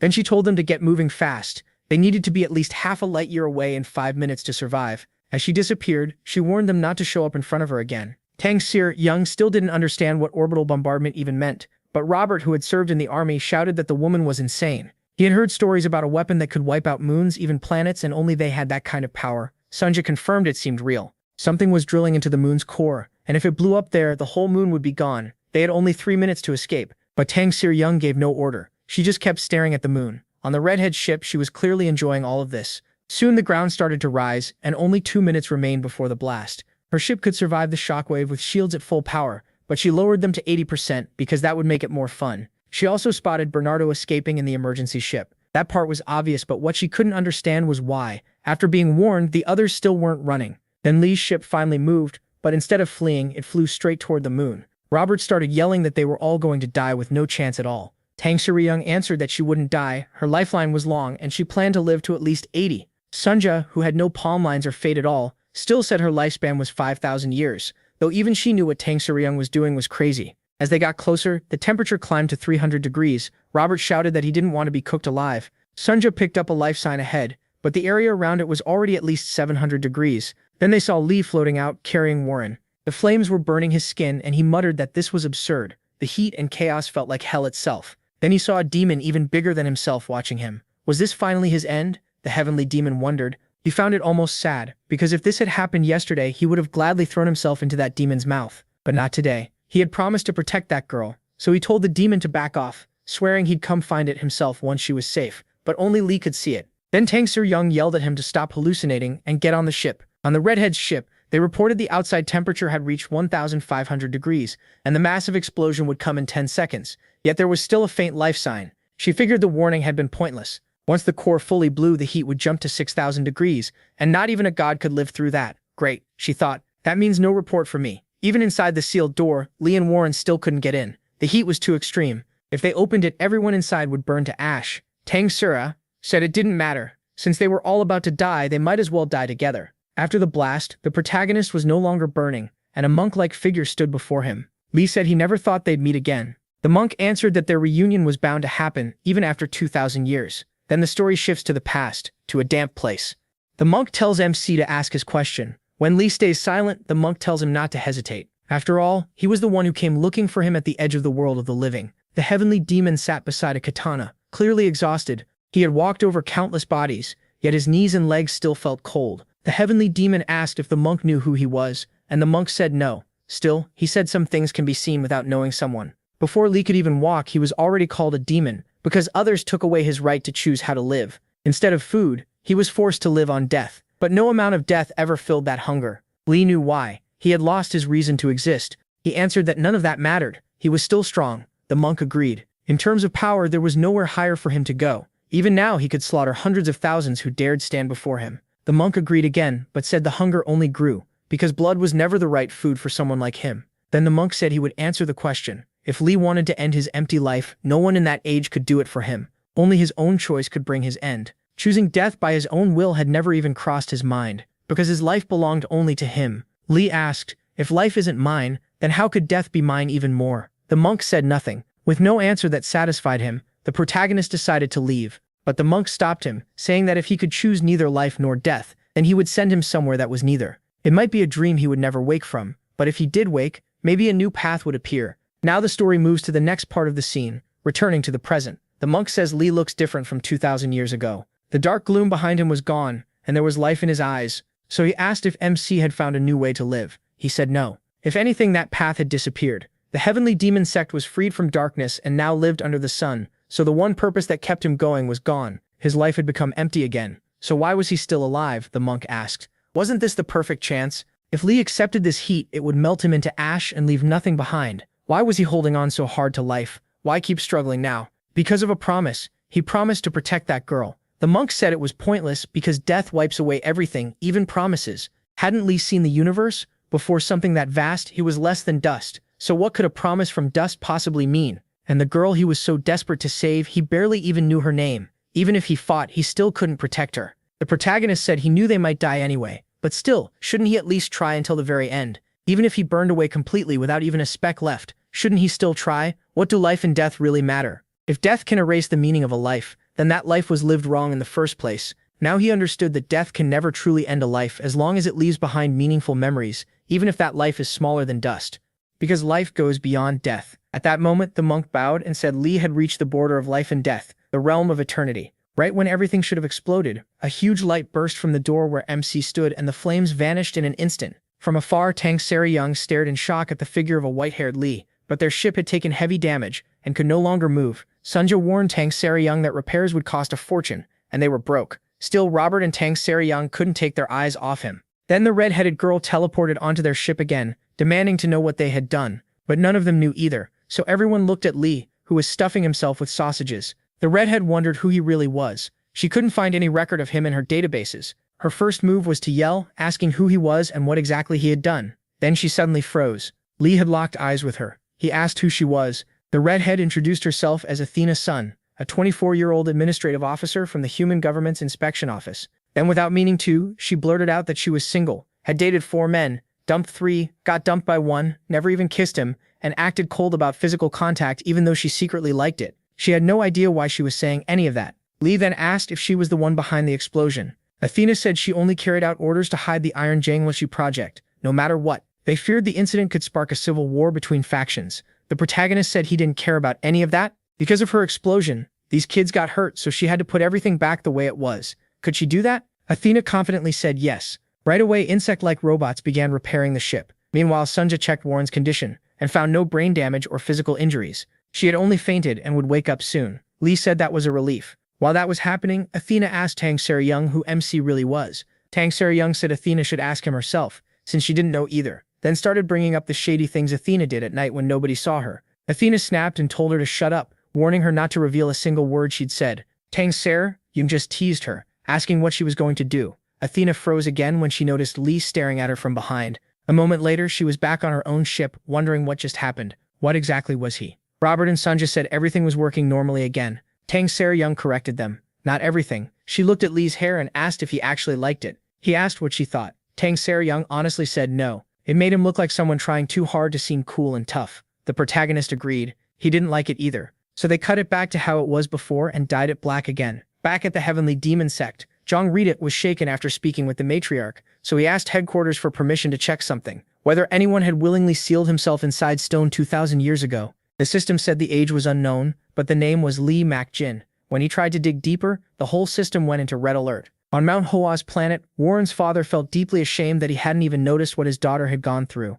Lee asked if she was all right. After a full checkup just to be safe, they found nothing wrong. The best part was that she didn't remember any of it. At that moment, she was preparing plum blossom tea in the kitchen. She always did that for guests she truly respected. But Warren noticed something strange. The petals began circling around her. Her father chose to ignore it again, but her feelings for him were something he would quietly treasure in his heart, along with his shame. Lee told him there's nothing shameful about bowing your head to protect your child. That's a father's duty. And for a father with nearly 1,000 children, shame is more like a luxury. Warren's father glanced at him, thinking MC felt different now. The pressure around him had always been overwhelming, but this was on another level. Lee said goodbye and told them he would leave at dawn, asking them to forget about each other. After he left, Warren's father lowered his head. Elsewhere, Tang Ser-young was in her room, looking at herself in the mirror and checking the mark that had been put back on her arm. Then Lee arrived, asking if he could come in. Tang Ser-young said that was something he should have asked before opening the door. Later, they sat together on top of the ship. Tang Ser-young asked why he had gone to her room. Instead, Lee asked what happened to the Tang clan of Sichuan, catching her off guard. She said, in short, they were all destroyed. It ended in total ruin, and everyone died except her. The subject was still too painful, so she didn't want to say more. He asked if she wanted revenge. He called it a pointless path. Still, if she wanted, he would help. Tang Ser-young asked why he was contradicting himself. Why help with something useless? Because your life matters, Lee said, and to begin a new life, you need to finish that revenge. Tang Ser-young said that was hard to accept. She knew he was strong, but they weren't close enough to share something like her revenge. It was better if she handled her own business. The protagonist replied that, at least to him, they were close. In this new life, Tang Ser-young was one of the only people he knew. And if that still wasn't enough, he'd even dig up old ties and repay the Tang family that way. Back then, the one man MC chose to remember was Tang Chengwu. Even without accepting it, he kept calling MC his friend. As the Tang clan's young master, he left MC with a debt. Tang Ser-young said that debt was from 2,000 years ago, over 100 generations back. It was too old to pass down, so he should let it go. He told her revenge doesn't care what sword it uses anything it must, even its own heart. So if he couldn't stop her from being foolish, he'd be that sword. Then the protagonist got up and told her to think it over. Tang Ser-young said there was one more thing she needed. When Lee asked what, she said, help me make money. In the Andromeda Nebula on planet Tartaruga, Tang Ser-young brought MC to the Scoundrels Market. It was a place where people sold martial arts and all kinds of odd items. Lee asked why it was so empty. She explained that scoundrels avoid moving in daylight. Even accidental eye contact can start trouble. He asked what happened if that did occur. Here, it often led to fights, and showing weakness meant you wouldn't last long. That's why they come out at night. Then they can act like they didn't see each other. So why come during the day, Lee asked. Tang Ser-young said it was simple. They were looking for someone who could move around in broad daylight. Right then, 3 men dropped in behind them, and the girl riding one of them knew Tang Ser-young right away. She mocked her for showing up alone, saying she must be tired of living. Tang Ser-young fired back with a joke about how she still hadn't grown at all. That only made the girl angrier, and she pulled out a red sword. Tang Ser-young told her to calm down. It had been 7 years, so she could at least say hello. Then she introduced her to Lee as Beg Sahui, same age as her, tiny in size, once sweet but much nastier after learning she'd never grow more. Even so, they used to be close. Watching the smaller girl try to rip Tang Ser-young apart, the protagonist doubted they were ever that close. Tang Ser-young claimed it was all over a small joke. She had only borrowed a secret manual from Sahui's family, the demonic ghost sword, and close friends borrow things, right? Then she admitted she sold it. That's also why people started calling her demon. That even explained how she got the huge ship. Sahui was furious. Selling it was beyond crazy. Tang Ser-young told her to settle down. She came to return something far better, worth many times more than the manual, an ancient top-tier martial art treasure. Sahui didn't believe her and demanded to see it right away. Tang Ser-young slipped behind Lee and said, this is it. Me? MC wondered. Tang Ser-young reminded him. He'd promised to help her make money. After that, Sahui dragged both of them to her father. saying she didn't bring Tang Young because she trusted her. She just needed permission to kill her. Tang Young told Lee not to mind that.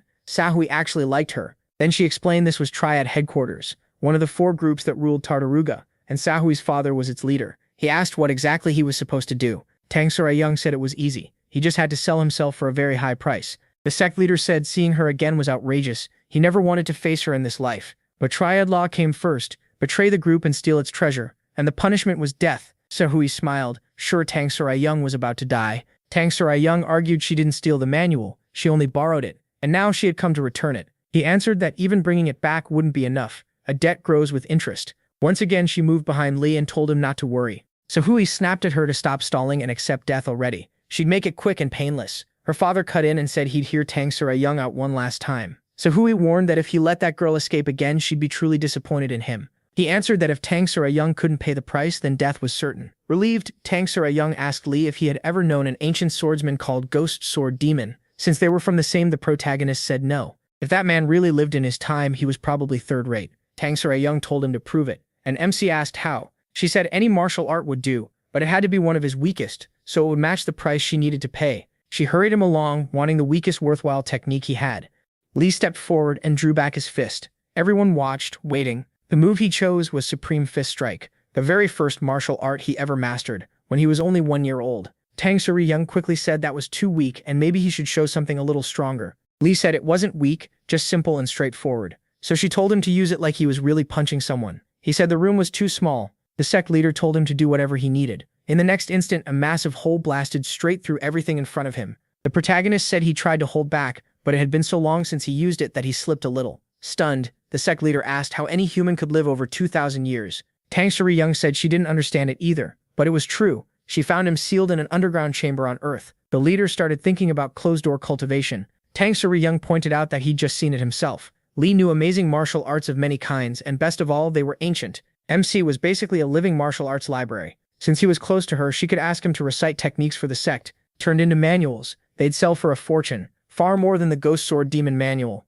That night, the scoundrels gathered around the giant hole he had made, unable to figure out how it got there. Nearby, a man in a green hood was interrupted when Lee asked him when the shop would open. The man looked confused. You talking to me? The protagonist said yes. There was no one else around. The hooded man took it as a challenge and asked if MC wanted a fight. He called him kid and told him to relax. There was no reason to be scared of him. Taking that as an insult, the man launched a huge slash at Lee, but in the next second, his sword was gone. The protagonist calmly said he'd give it back later. He only wanted to know when the place opened. The man shouted that MC was dead and rushed him with a palm strike. MC answered with a barrier, and the attacker's arm shattered to pieces. Baek Sahui happened to pass by and was stunned. Later, that same man served Lee a plate of food, respectfully saying he did his best, even though it was his first time cooking. He had actually made him cook. The protagonist appreciated the effort and healed him, even opening some of his meridian points. That alone left the man even more shaken. Baek Sahui walked over to Lee but suddenly got covered in noodles. The food tasted awful to MC. He apologized, then asked why she came.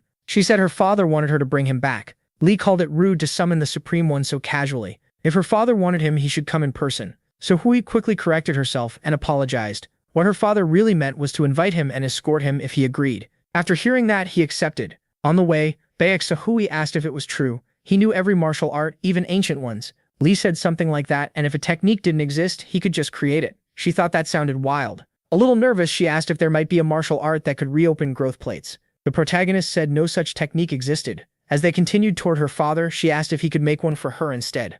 Lee said no. The body carries its own history, shaped by one's parents and humanity's legacy. Martial arts are meant to train that body and live out your fate, not go against it. She listened closely to his words. Then MC added that there was one art that could change the body's appearance, a transformation technique. There was also another called bone restructuring, which only changed the skeleton. After hearing that, she stepped in front of him and said the last one would be enough, asking him to teach her. Lee asked, "Why should I?" Sahui had no answer. With her head down, she quietly accepted it. Then Lee suddenly asked if she knew how to make a food with a long curved piece of meat on both ends. She thought for a second. A hot dog? When she said yes, he asked if she could make one for him. She instantly shouted, "Of course." Later, Sahui's father and Tang Young watched closely while the protagonist enjoyed skewers and bake. Sahui gave him a massage. Sahui even told her father to greet her master, but Lee corrected her. He wasn't her master. He was only going to teach her one small martial art. So everyone gathered around where MC was eating. Sehui's father still couldn't understand how he had spent 2,000 years in closed-door cultivation, but he'd seen enough that he couldn't deny it.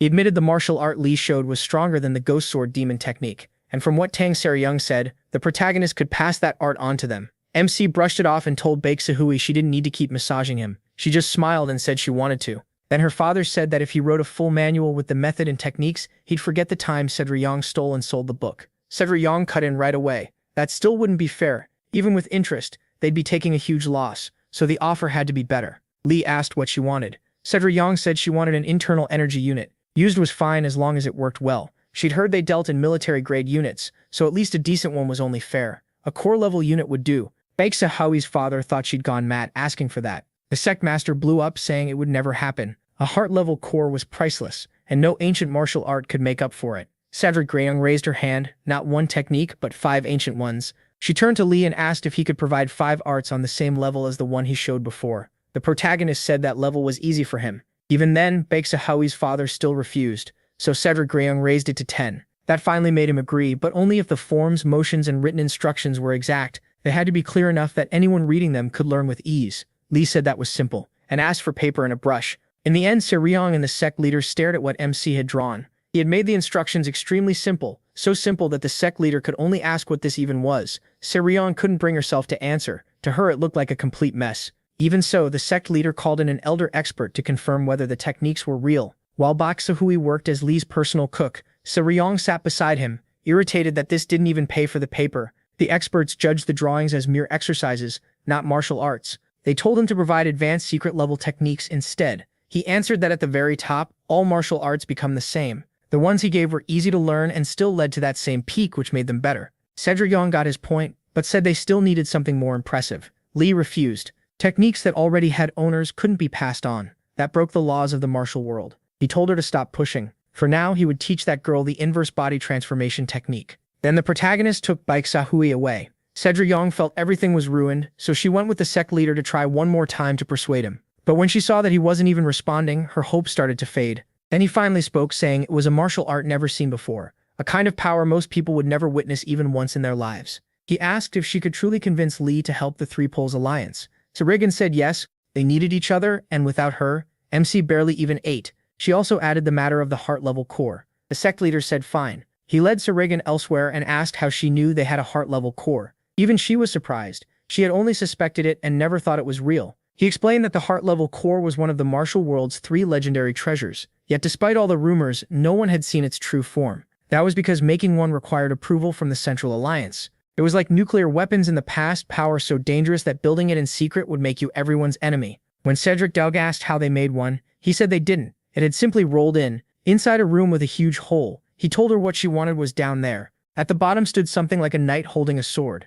A year ago during winter, a modular transport escape pod crash-landed on Tartaruga, and that creature came out. Everyone who met it that day died. Only after hundreds more deaths did they realize it was a supreme master far beyond them, and its terrifying power came from a heart-level core. Seryong asked why it was just staying there. The leader said he didn't know. A year ago, it came on its own and settled there. The only certain thing was that this being was a ticking bomb. Now that rumors of the heart-level core were spreading, every major force would come for it, and signs of that had already begun. So if she wanted the heart core that badly, she should take it and use that chance to persuade Lee to act for the old martial world. After that, Seryong left the place and passed a very tall girl. Then she stopped, realizing it was Baek Sehui. Baek Sehui couldn't believe she had been recognized, and the reason was clear. The technique Lee taught her had worked even better than expected. She explained that if her growth plates had stayed open, this was exactly how she would look. Seryong understood, and Baek Sehui shrank back down. She was still only a beginner, but at the highest level she could keep that form for a whole week. Seryong brushed past it, and asked where her master was.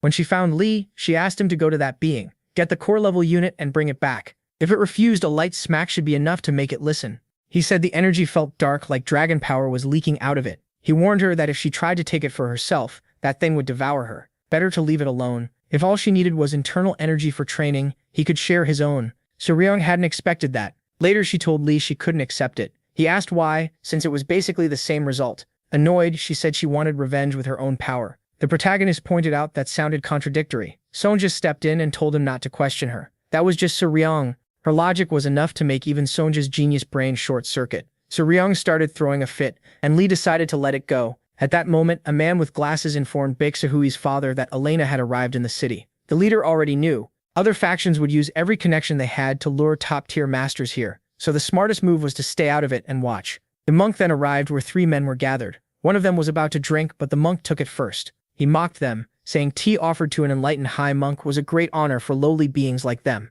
One man attacked without warning, but the blow did nothing. Feeling the strange power coming off him, he realized the monk was an Asura Buddha. The monk then reduced his body to dust. All he said was that he had been warned. The others immediately lowered their heads. The proper way to face a living Buddha. Pressing his palms together, the monk politely asked those kind-hearted souls to guide him to the Black Waters faction. No one answered, so the monk called them trash and asked if they wanted to die. All 3 instantly raised their hands and said they'd show him the way. Just then, someone else reached the giant hole and saw the night overflowing with energy. He slowly moved closer, checking it and sensing just how massive its internal energy was. Then he thrust his sword at top speed and shouted for the core to be handed over, managing to stab into it. Elsewhere, Lee was busy eating sausages. Elena spotted him from far away, and so did the monk, because a huge light was shining across the city. Earlier, the Triad faction had raised every defense around the monster and ordered everyone indoors. Their leader was already plotting. This was Mogu Jung, leader of southern Tartaruga, known for his unshakable longevity. So they had pulled out of the fight for the core? No way. He was clearly waiting for the lion and tiger to clash so he could profit from both.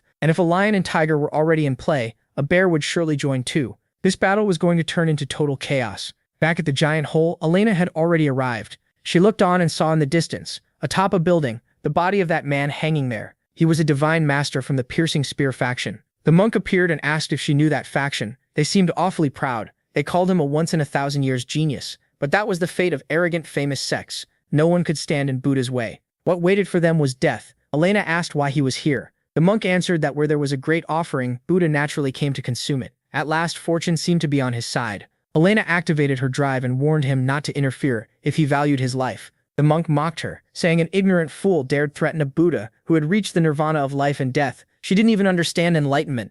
But when Elena's power kept rising, the Buddha told her to wait. There was an order to things. If they fought now, the winner would be badly weakened and others would take advantage. Besides, the real problem was the monster below. Otherwise, they'd end up like that dead man. So he proposed they join forces to defeat the monster. But Elena wanted no alliance with someone like him. If he got in her way, she'd kill him. Then Elena leaped straight down toward the knight. The Buddha only sneered at her for failing such simple math. In his eyes, she was a fool rushing to her death. When Elena finally reached the spot, she was genuinely surprised. Not because of the knight, but because someone else was there. It was Lee already waiting. Why was he here? That was all she could think. The matriarch had warned Elena to make sure she remembered this time. The matriarch had warned Elena if she ever met Lee again, she shouldn't even look up. If she did, their blood ties would be cut off. Elena looked seriously annoyed. MC spoke first. Her breathing was steady, so he figured her injuries were already healed. He said she came at the right time. He had plenty of questions and needed answers. A sudden pain hit Elena's body. She couldn't even breathe and had no idea why. Flustered, she told Lee to ask whatever he wanted.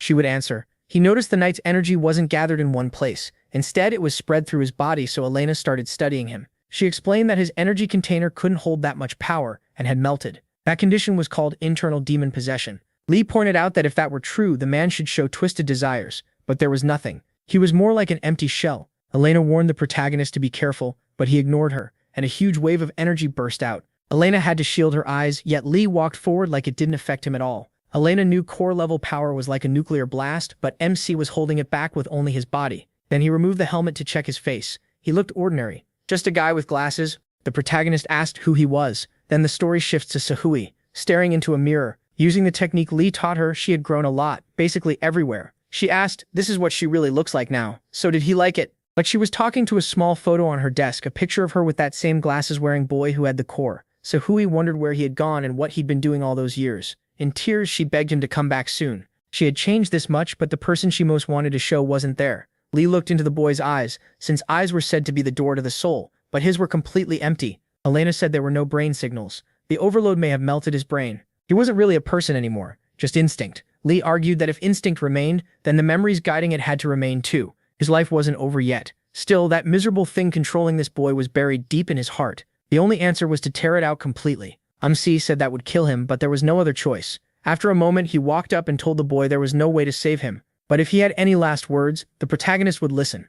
Then he used his power to enter the boy's inner depths. He told him to focus even if it was dark and there seemed to be no escape. If he held on, they might still reach each other. Soon the veins across Lee's body swelled from the overload of wild energy. Then he found him, and the boy began to see something. Or maybe it was a memory. It was his past with Sahui. They used to run around together chasing butterflies that always slipped away. Those days were bright, fun, and full of adventure. They spent years like that. Even in their last days together, they were still chasing butterflies. The boy proudly said he caught one, but Sahui coldly told him to let it go. He didn't get it. Why should he? She snapped that she never asked for help and could have done it herself. The boy had no idea why she was so upset. He said if he did something wrong, he'd fix it. But Sahui stayed silent. He gently asked if her feet hurt and whether she wanted him to carry her. That only made Sahui madder. She said she wasn't a kid anymore. She was already in her 20s. Her growth plates had just opened late. He answered that he never saw her as a child. To him, she was always an adult. Still irritated, Sahui yelled at him not to look for her again. They could meet once her growth plates opened. After seeing that pass, the boy could finally look at Lee, and then he laughed when he saw the helmet in MC's hand. It reminded him of a man who had been slaughtered. With his last breath, that man was shocked. The boy was still alive. He was the only survivor. The other knights were dead, but at least the enemy had been wiped out too. That man had been the commander, but he asked not to be called that anymore. The whole order of the Star Knights had been destroyed, so he said he had no right to that name. What he couldn't understand was how the boy came out of such a brutal battle without a scratch, so he asked if the boy had hidden. The boy admitted he had. That shocked him because in the 6 years since joining them, the boy had never once backed down and always fought on the front line like his life meant nothing. So why hold back now? Was it because of this mission? Then he asked if the boy wanted that object. The boy said it mattered a lot to someone precious to him. The commander called him an idiot. Even a core-level unit couldn't handle it. Only a few transcendents could. The boy answered that someone at the commander's level had no use for it anyway. The commander snapped, asking what nonsense he was saying. The boy explained that the unit could rebuild all genes, even the nervous system. Hearing that, the commander declared he would stop him as the 126th successor, Sir Andre Skolt. Andre Skolt? His duty was to deliver the object and kill anyone who got in the way. The commander raised his sword and swung. Then the story returns to the present. Lee had seen the internal demon. He shouted for the boy to stay focused. The demon was taking root in his heart. Right then, a blue light burst from the hole, and the monk from earlier wondered what it was. Then a red light shot out too, chasing after the blue one. That red streak was Lee rushing at full speed to stop it. It felt like a dream.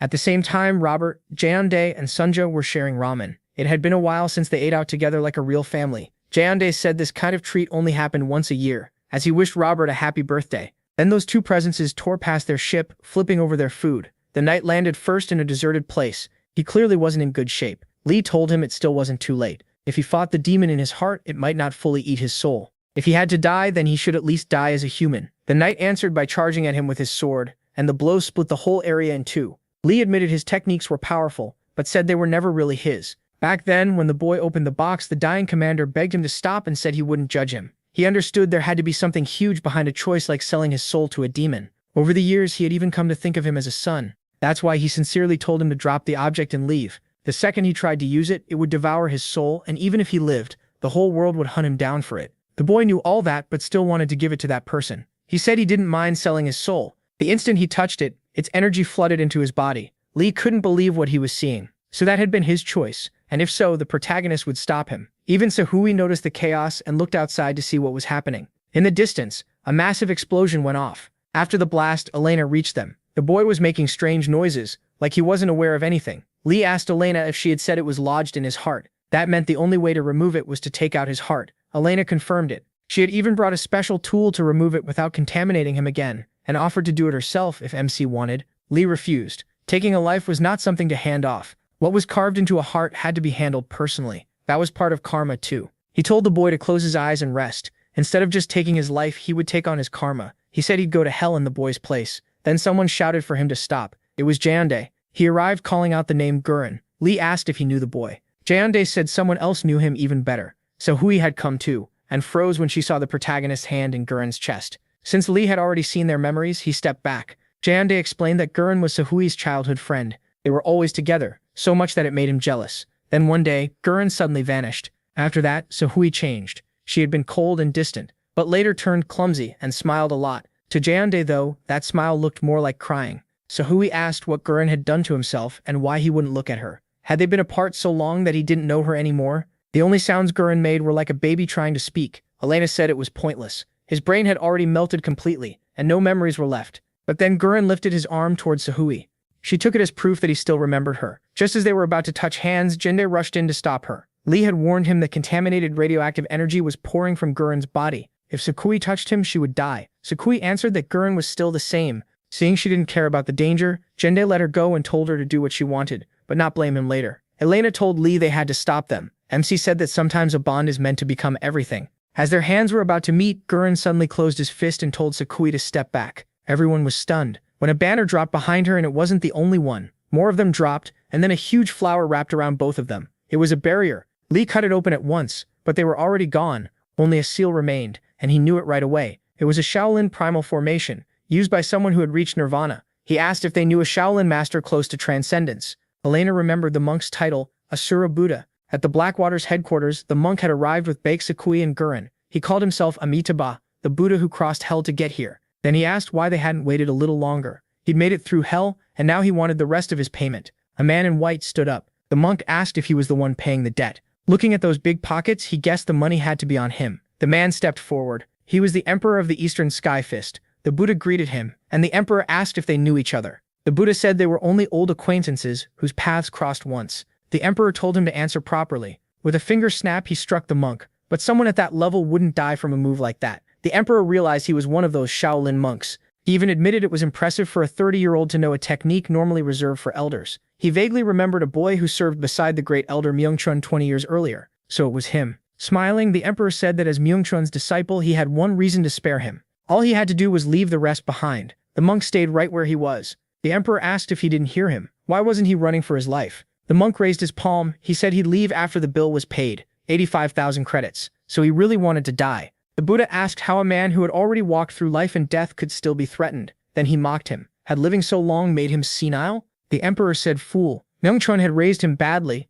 and if the monk wanted death so badly, he shouldn't complain." When the Emperor reached for the flower, the Buddha yelled for him to stay back. He still hadn't paid, but the monk was holding his stomach. The earlier strike had left him badly hurt. The Emperor called him insane. Even then, the Buddha kept repeating that he still owed 85,000 credits. He insisted on payment because the corpses there included his contractor, and the Emperor killed them all. The Emperor told him to stop spewing nonsense, but the monk said he could keep going all night if that was what it took to get paid. Then he used the Lion of Prajna, a forbidden Shaolin art. Even that couldn't hurt the Emperor, because his Vajra body was tough like diamond. With one blow, he smashed the monk's face. Was he still going to keep talking nonsense? He asked. Since the monk couldn't speak, he only lifted his hand. The Emperor answered with even more punches to the face. In the middle of it, the cocoon holding Gurren and Baek Sahui opened. After crushing the monk's skull, the Emperor said every monk he knew had always wanted to reach nirvana. Then, to his surprise, from inside the flowers, only a Shaolin seal appeared. The monk had actually used it to move Baek Sahui and Gurren somewhere else. Furious, the Emperor destroyed the seal before it could fade and rushed after Gurren.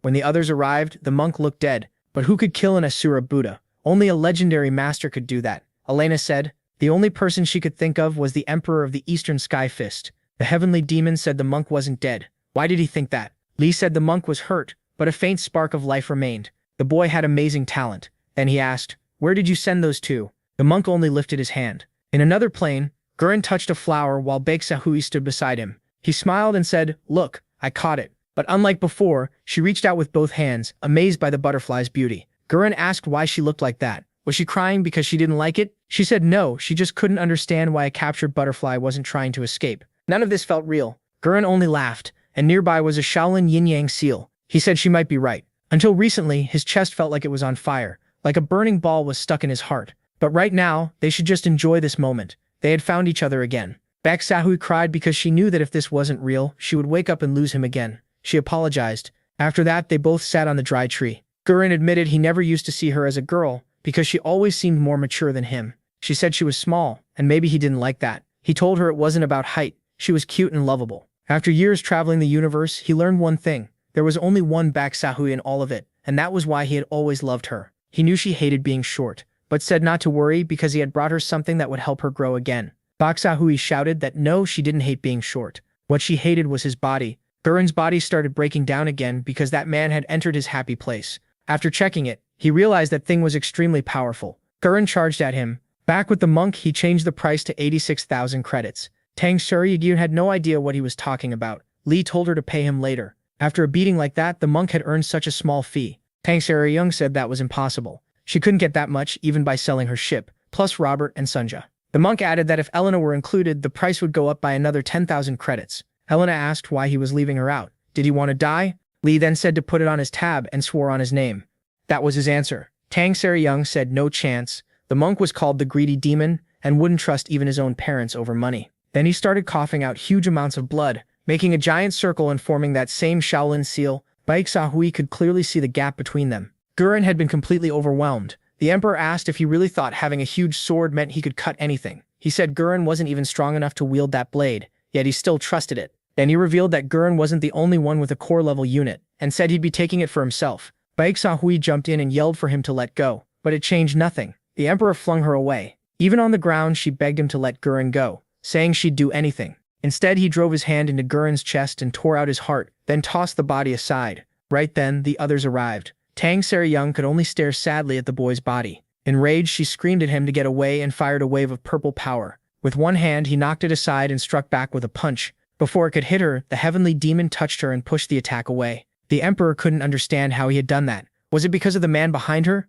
He wondered if it was the internal energy transfer technique. Elena gave quick context. This was a master beyond compare. Along with his mother, he was known as one of the 5 great supreme masters. In the whole galaxy, fewer than 10 fighters could match him in battle. After hearing that, Lee walked up to him. The emperor thought that even if the protagonist was a natural pure, he still shouldn't be underestimated. He said MC's body was as hard as steel, and saw that he had mastered the iron cloth technique. Arts like that demand terrible pain, which is why most people avoid them, but he had done well. When he asked who he was, the heavenly demon replied that he'd love to beat him, but the rules of the martial world didn't give him enough reason yet. So he offered one chance, drop what he was carrying and leave. The emperor called him crazy. An instant later, the heavenly demon's fist sank into his stomach and dropped him to his knees. Lee said he had just given him one more reason to hit him. There would be no second chance. How dare you? The emperor began to release his inner energy, but Lee cut him off and told him to watch carefully. He crushed Gurren's heart and the core with it. Then the emperor shouted, "What would he do now, damn madman?" The heavenly demon started beating him down. The emperor couldn't understand why those blows hurt so much. After the barrage, Lee stood over him. His face was swollen from the beating, and he finally collapsed. After that, Baeksahui took Gurren and rested him in her lap on the tree. It had been a long time since she last did that. Tang Seri-young said they had to take her away. If they left her there, she would never move, not even with her last breath. They had to do it, even by force. Lee walked over and told her to move aside. He would let her say goodbye the right way. Then the heavenly demon used his power, pouring red energy into Gurren's dead body. Tang Seri-young asked Elena if she knew what he was doing.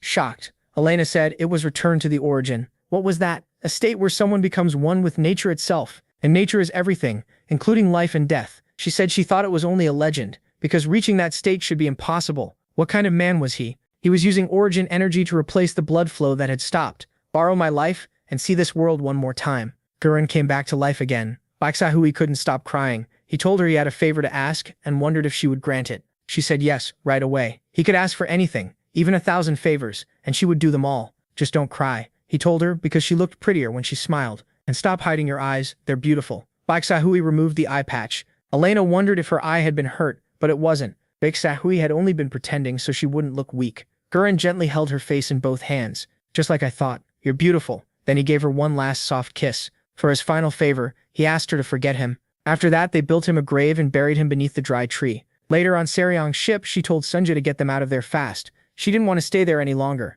At the same time, the heavenly demon looked into a mirror, thinking about Baeksahui's earlier request about the inverted body transformation technique. She wanted him to remove it. He told her she could keep it, but he would never use it again. Not having a power and choosing not to use it are two different things. After that, the group continued their trip. Meanwhile, the matriarch arrived in a ruined place filled with burned bodies. The emperor stood before her. She said nothing had changed. He was still using his own followers as sacrifices, just to dump his anger. Those boys probably only wanted to make him proud. He brushed it off, saying they weren't his disciples. He only taught them a little so they'd be useful. Trash like them meant nothing. She answered that she was impressed he had survived such a brutal beating. The emperor warned that if she came to provoke him, she was wasting her time. Anger only made him stronger, but she said he had it wrong. She wasn't there to mock him. She came to warn him, stay away from that man, because he belongs to her. If he ignored that warning, he wouldn't survive next time by pure luck. The emperor snapped, asking what she had just said. The matriarch went on, people think the iron cloth technique is unbreakable, but in truth it gathers all the body's weak points into one hidden spot.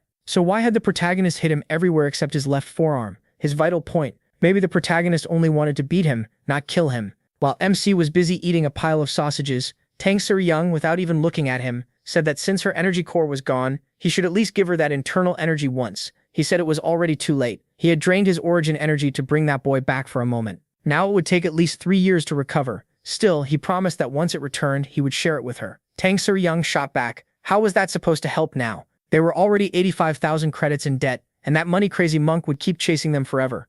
At that same moment, the monk was with an accountant who asked how much should be transferred, since 100,000 credits had already been prepaid to the Black Waters faction. The monk told him to send all of it to the Shaolin Temple. The accountant was shocked. Again? Why send everything? Why not keep some to live on? The monk said to send it all. Old and sick people deserve better food. As for himself, he'd just steal whatever he needed. 2,000 years ago, in an underground chamber somewhere in the star system, a man named Lemujin, who practiced the martial arts of our sect, entered seclusion and called himself the Heavenly Demon. The other man said he would look into it, though it was probably just a lie meant to shake the sect. But this secret had been buried for 2,000 years. Even the elders at the top didn't know it. So how could he call it someone else's invention, when the sect itself had nearly forgotten it? If he really has returned, if he truly is that sixth heavenly demon, Lemujin, then that would mean there are now 3 heavenly demons in the universe for the first time, right? Heavenly Demon Sect, the 94th demon, Hui Shuchuan. He said leaving this to someone else would become a huge problem. Back on our protagonist's ship, Tang Ser-young was confused when Sunja admitted they were broke.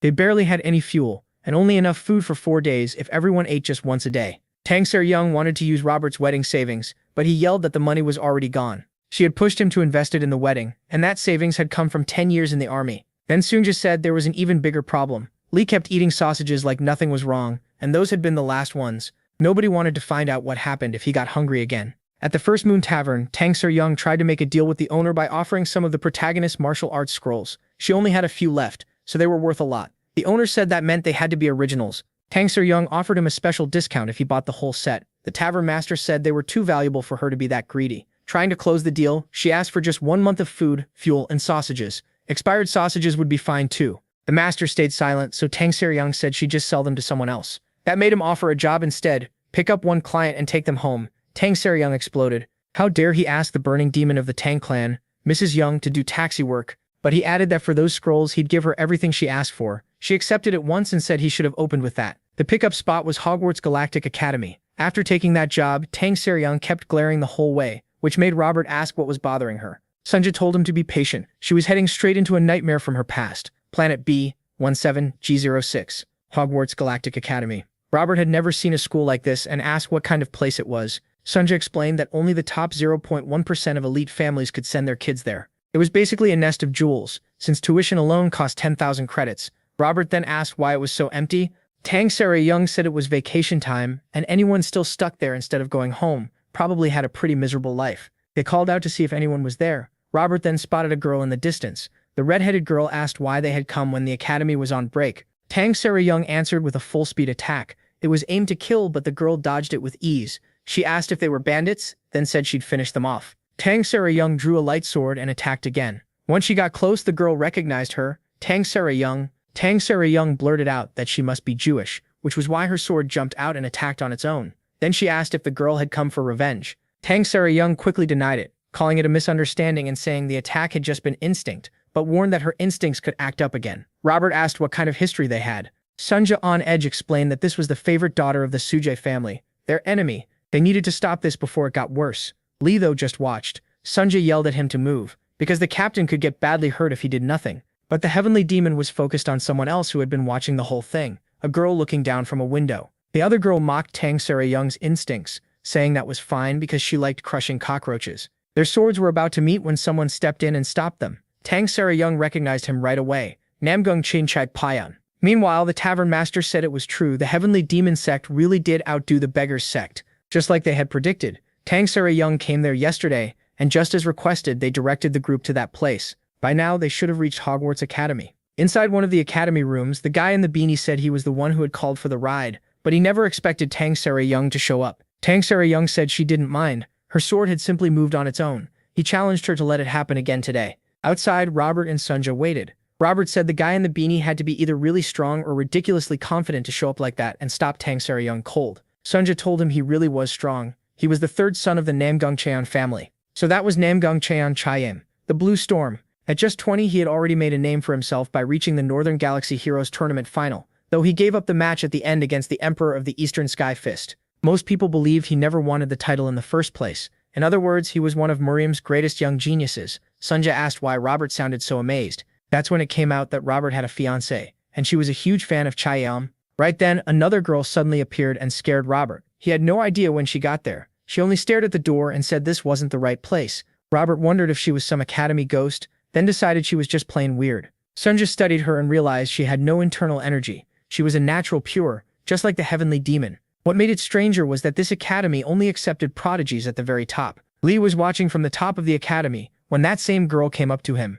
Tang Seryung cut straight to the point and asked who they were supposed to pick up. When Amsi turned toward the girl, she looked oddly annoyed. Lee pointed out that she was the girl from the window. Then he asked if she had come to see him and why she was making that face. The girl replied, asking if they knew each other. He said they had never met. She asked why his face felt so familiar, like he was the father who abandoned her at birth. Lee could only say that sounded rough. The girl snapped back that of course it didn't happen. No one could abandon her, and if someone had, she would have hunted him down and killed him already. She stormed off with an angry shout. Then before leaving, she turned back and asked the protagonist if he wanted to marry her. She said she was good at everything and would make a great wife. Lee refused right away. The girl walked off, warning that she'd ask again later, and next time he'd better not say no if he knew what was good for him. "You'll meet him when I introduce you," Jurhee said. Tang Seryung, clearly impatient, asked if they should hurry this up. Jurhee told her there was no need to rush, they had plenty of time. If Tang Seryung wanted her to stay along the way, she'd have to pay 1,000 times the normal fee. Then she brushed even that off and said goodbye. Chai Mian stepped in and told Jurhee to relax. They used to be friends, and it had been 10 years since they met. She said nothing, only thinking that it hadn't been 10 years, it had been 13 years, 7 months and 16 days since they last met. After that, Jurhee led Tang Seryung to a room with a boy in a wheelchair. She introduced him as the student they were taking. The boy also wore a mask, and Tang Seryung's presence clearly made him nervous. Jurhee explained that he was fully paralyzed. He couldn't even breathe by himself, and his eyesight was almost gone. Tang Seryung was shocked. Why would the academy accept someone like that? And what kind of family did he come from? Jurhee didn't know much except that he was insanely rich. His donation covered 10 years of the academy's budget. He normally stayed in the dorms during breaks, but this time his family suddenly called him home, so they hired a taxi driver. She warned Tang Seryung to handle him gently, since he was so weak that even a touch could harm him. Then a voice asked if he had fallen for that woman from earlier. The question came out of nowhere. It was the strange girl from before. She told him there was no point hiding it. His face made it obvious. In his mind, he answered that there was no light left in his eyes. Even so, the girl said she could still see it, faint but there. Then she asked what exactly he liked about that woman. His answer was chilling. He liked seeing her suffer. He imagined she'd scream beautifully when she finally broke. The girl realized he had seen something, and pushed him to explain. What he saw was death and a demon. Then he said Jurhee looked like her. She cut him off and said she already knew. Jurhee repeated the job details. They only had to bring him to the terminal on planet Tanalugan. Then Sharian suddenly brought up bamboo leaf tea, saying Jurhee used to like it.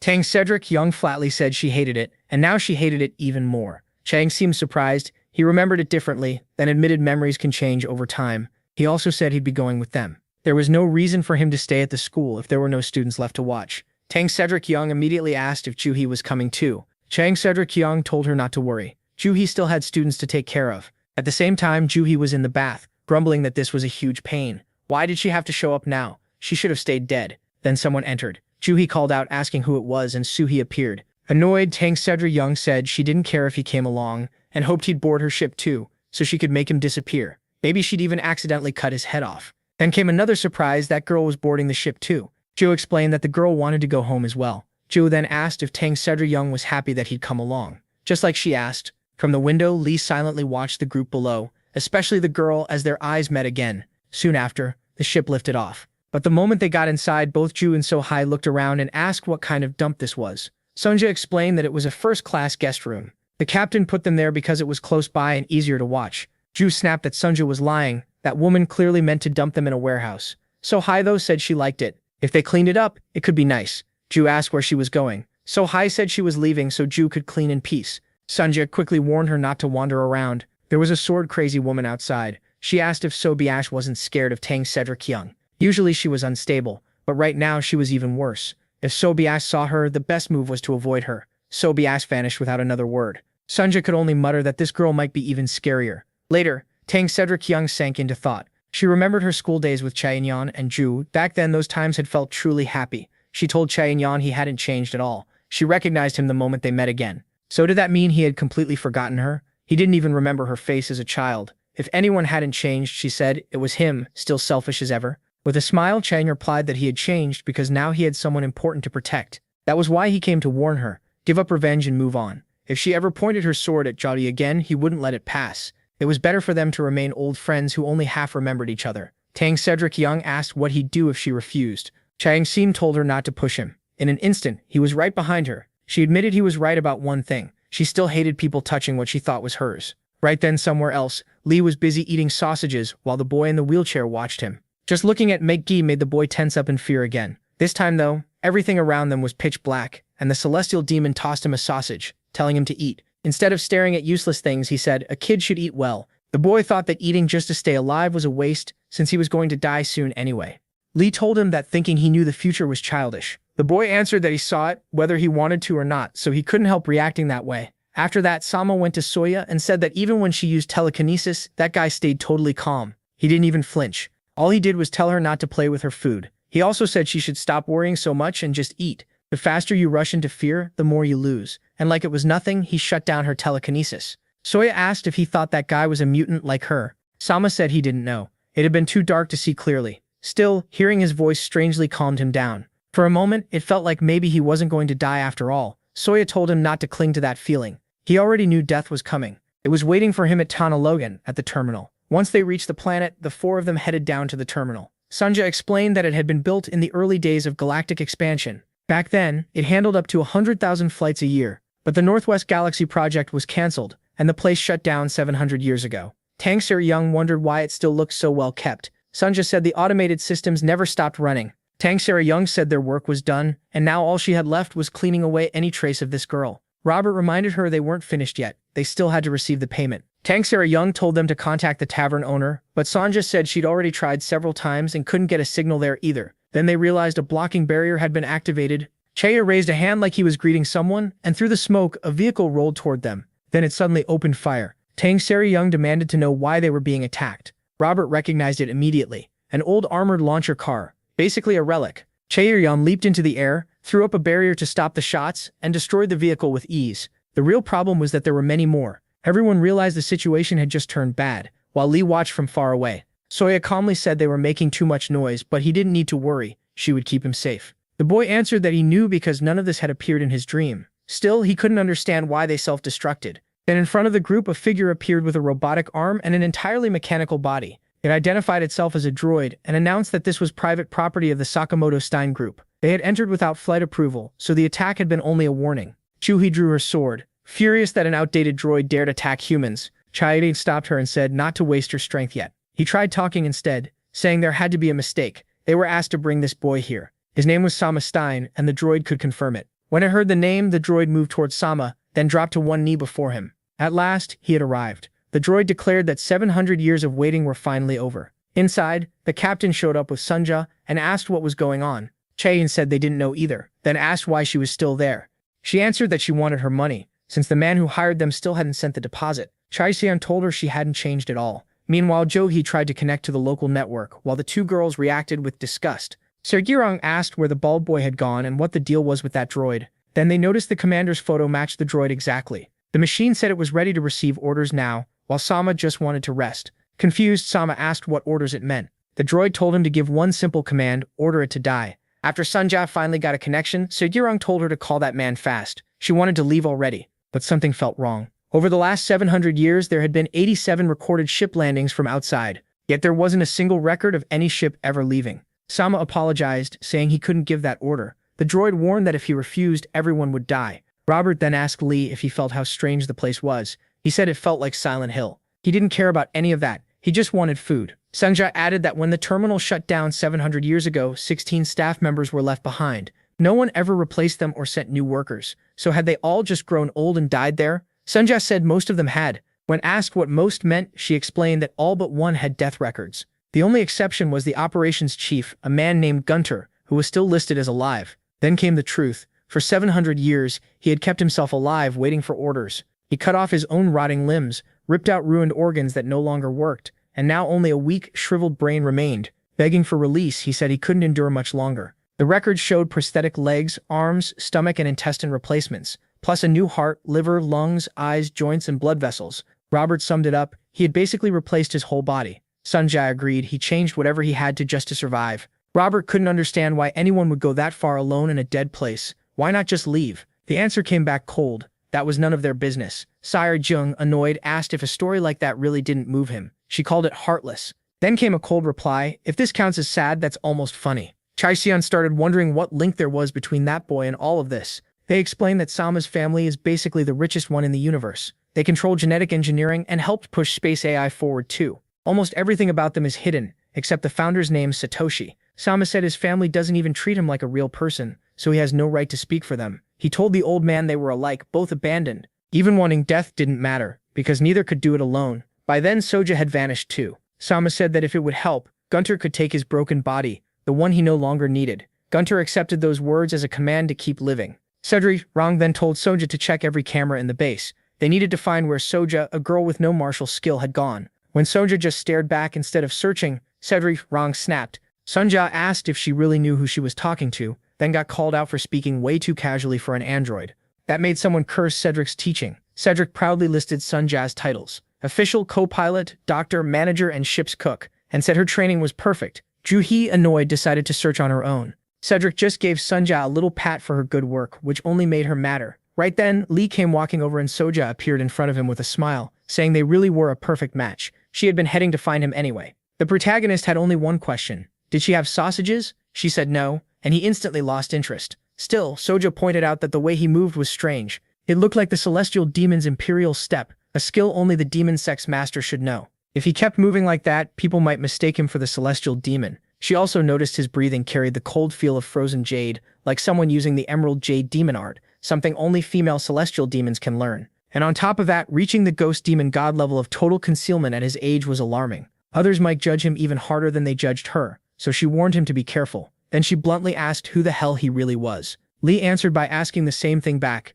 Elsewhere, Juhi searched through the base for Soja, but instead found human remains scattered around. Then the android appeared right behind her. She demanded to know if he had done all this. Now that he had an order to live, he said, he wanted her life to extend his own. He attacked at once, using the same technique Cedric showed when she first met Lee. Either Juhi was badly weakened or the android was far stronger than expected, because her attack barely affected him. He said she was full of life and told her to hand it over. Juhi answered by cursing the metal freak and cutting his body clean in half. But then she realized his body used different internal energy conductors, so he had killed everyone there to steal their internal energy units. He denied it in his own way. He had only borrowed their lives and now he would borrow hers too. Juhi charged again and Sama began seeing the fight through his eyes, begging someone to help her. The call reached Soja, who sighed that this was annoying and said they'd finish their talk later. Lee heard it too, calling her a good girl since helping a friend was noble. Then he asked what the problem was and why he had been called. Sama said the master was in danger. MC couldn't believe he was called over just because of that woman. Sama begged for help, saying she was already badly hurt,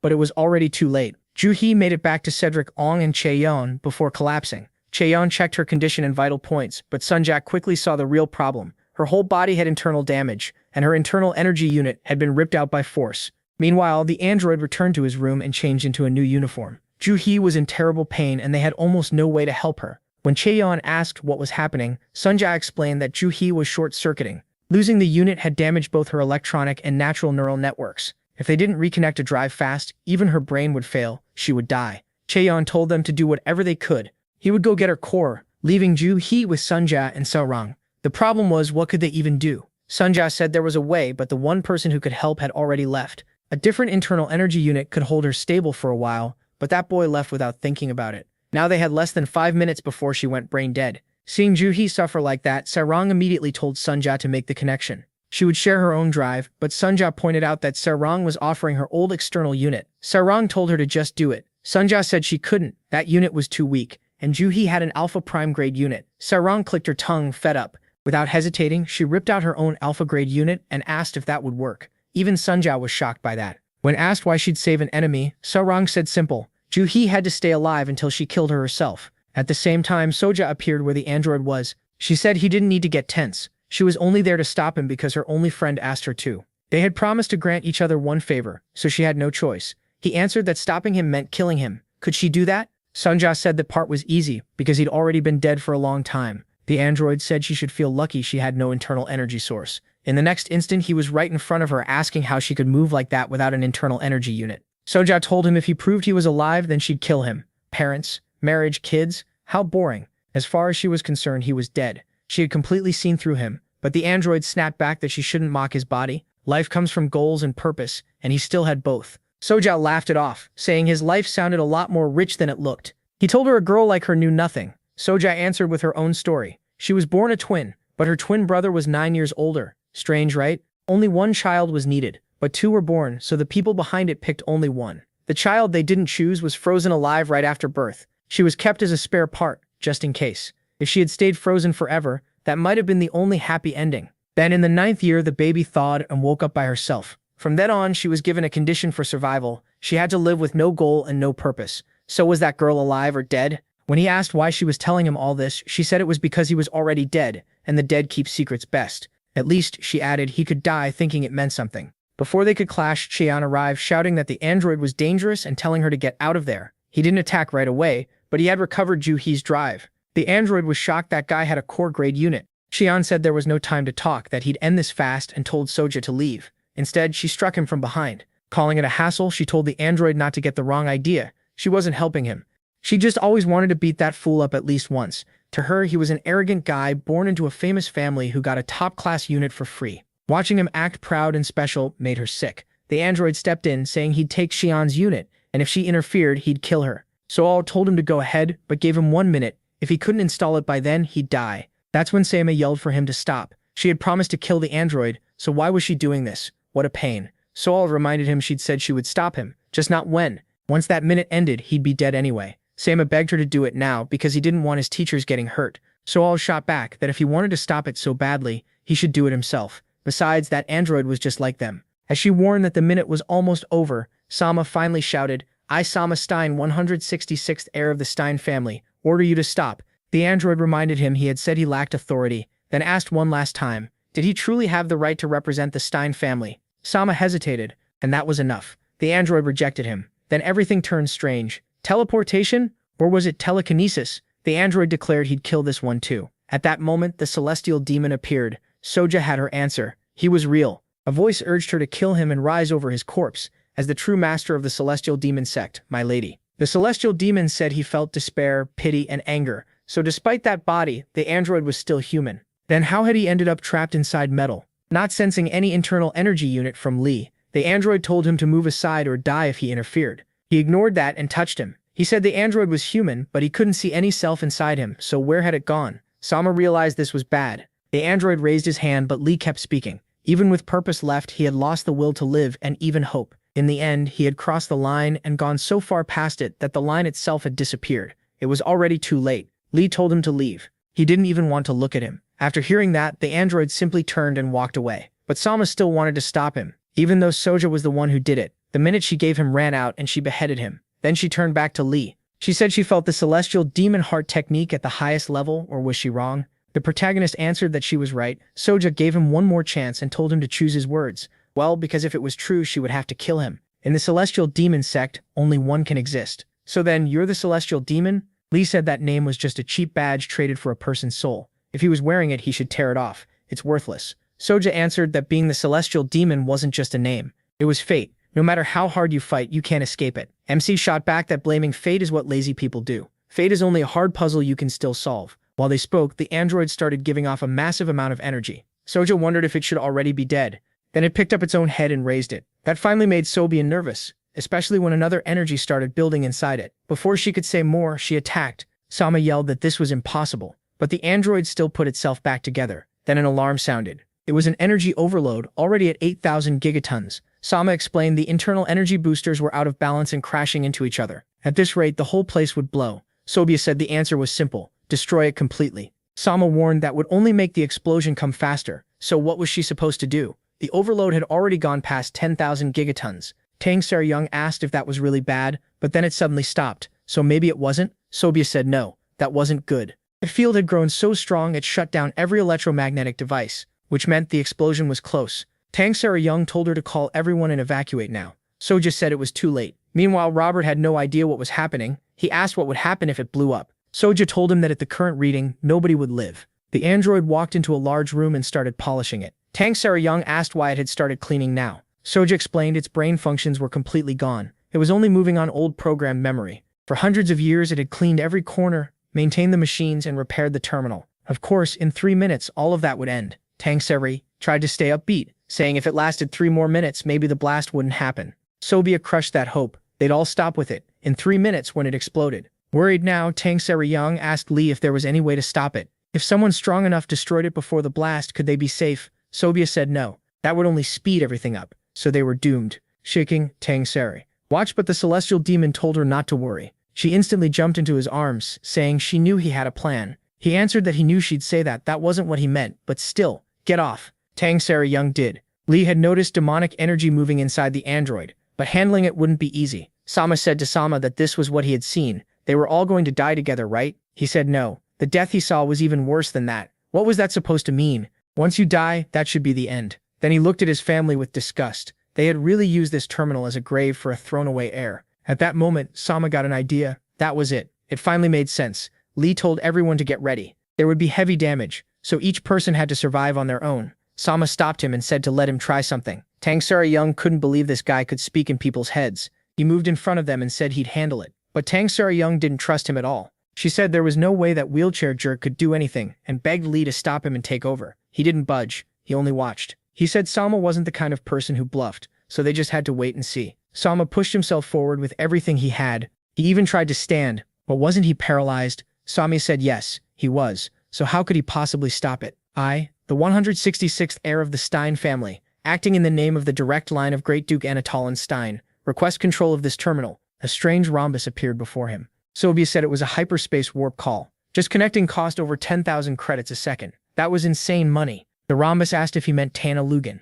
Sema was fading, but he still answered that it was correct. The voice warned him he would bear responsibility for the terminal until a replacement came. Did he accept? Authorization granted. Soldier Gunter, I order you, no, your mission is finished. Control of this terminal has been transferred. The android turned towards Sama. Sama told him he had done enough. From here on he would take over, so now he could rest. Gunter shut down, but first he saw the memories of his human life. It was cruel. So the Stein family had sent this boy here just to lock him away forever. But why would they go that far? Chidian said great families care more than anything about their image. The bigger the flaw, the harder they hide it, and she should understand that better than anyone. Even so, this was too much. Soja asked Sama if he really meant to stay there. He said yes. Nothing had changed. He had been alone since birth. Then he repeated Lee's words. If fate is just a hard puzzle, maybe with enough effort, even he could break free. Soja told him to come with her. All he had to do was leave his family behind. Sama said he didn't need to. She was suffering too, maybe even more than him. And honestly, he was happy now. The worst part of his life had been his family's indifference.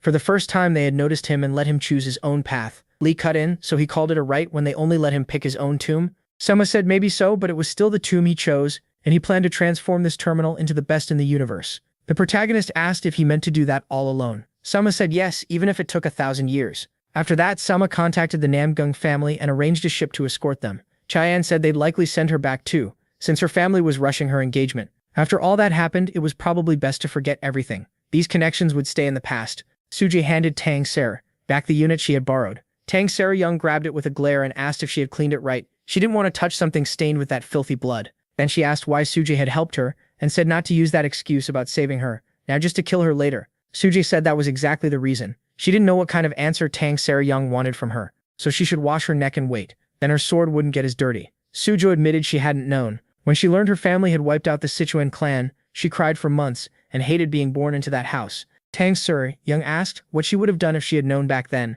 In tears, Sujo said she was only 13 at the time. Tang Sara Young said that changed nothing. Whether she was 13, 20, or 30, the result would have been the same. She had thought about it thousands of times and knew she probably couldn't have changed anything either. That was their problem. They lived trapped by their family's fate. She said they would meet again, but hopefully as late as possible. That way both of them could live one more day. Then ships arrived for both of them. Tang Sara Young noticed Sohyai and asked why she was on board. Sohyai said she had nowhere else to go. Besides, there were still things she needed to do, and she looked back at the celestial demon. Elsewhere in the galaxy, someone brought a retro external drive into a thrift shop, but the owner called it junk. Then again, this place was basically a scrapyard. Still, the customer had come to the right place. He asked Dokyu to inspect the item. Dokyu turned out to be a robot parrot, and after scanning it, he said it was a Samsung model from the year 3002, so it was over 100 years old. They just needed to weigh it and name a price. Then Dokyu shocked everyone by saying it was worth at least 100 million credits. But he wasn't talking about the drive, he was analyzing Sunja, whose maker was unknown. She was built from Santanium superalloy and had a self-evolving operating system. The owner couldn't believe it. Sunja even held out a finger and told him to check that too. Her index finger alone was worth 12 million. Sunja patted him, and the other two just stared in disbelief. Meanwhile, on Lee's ship, Soja and Robert got tiny pieces of sausage to eat, while MC had almost a full one. Both of them wanted to know why. Robert said they were low on food, but the captain would bring more later. Soja said that wasn't the point. Why was Lee's sausage bigger than hers? Robert said he split it by age and unit size, Besides, she didn't even like sausage that much, right?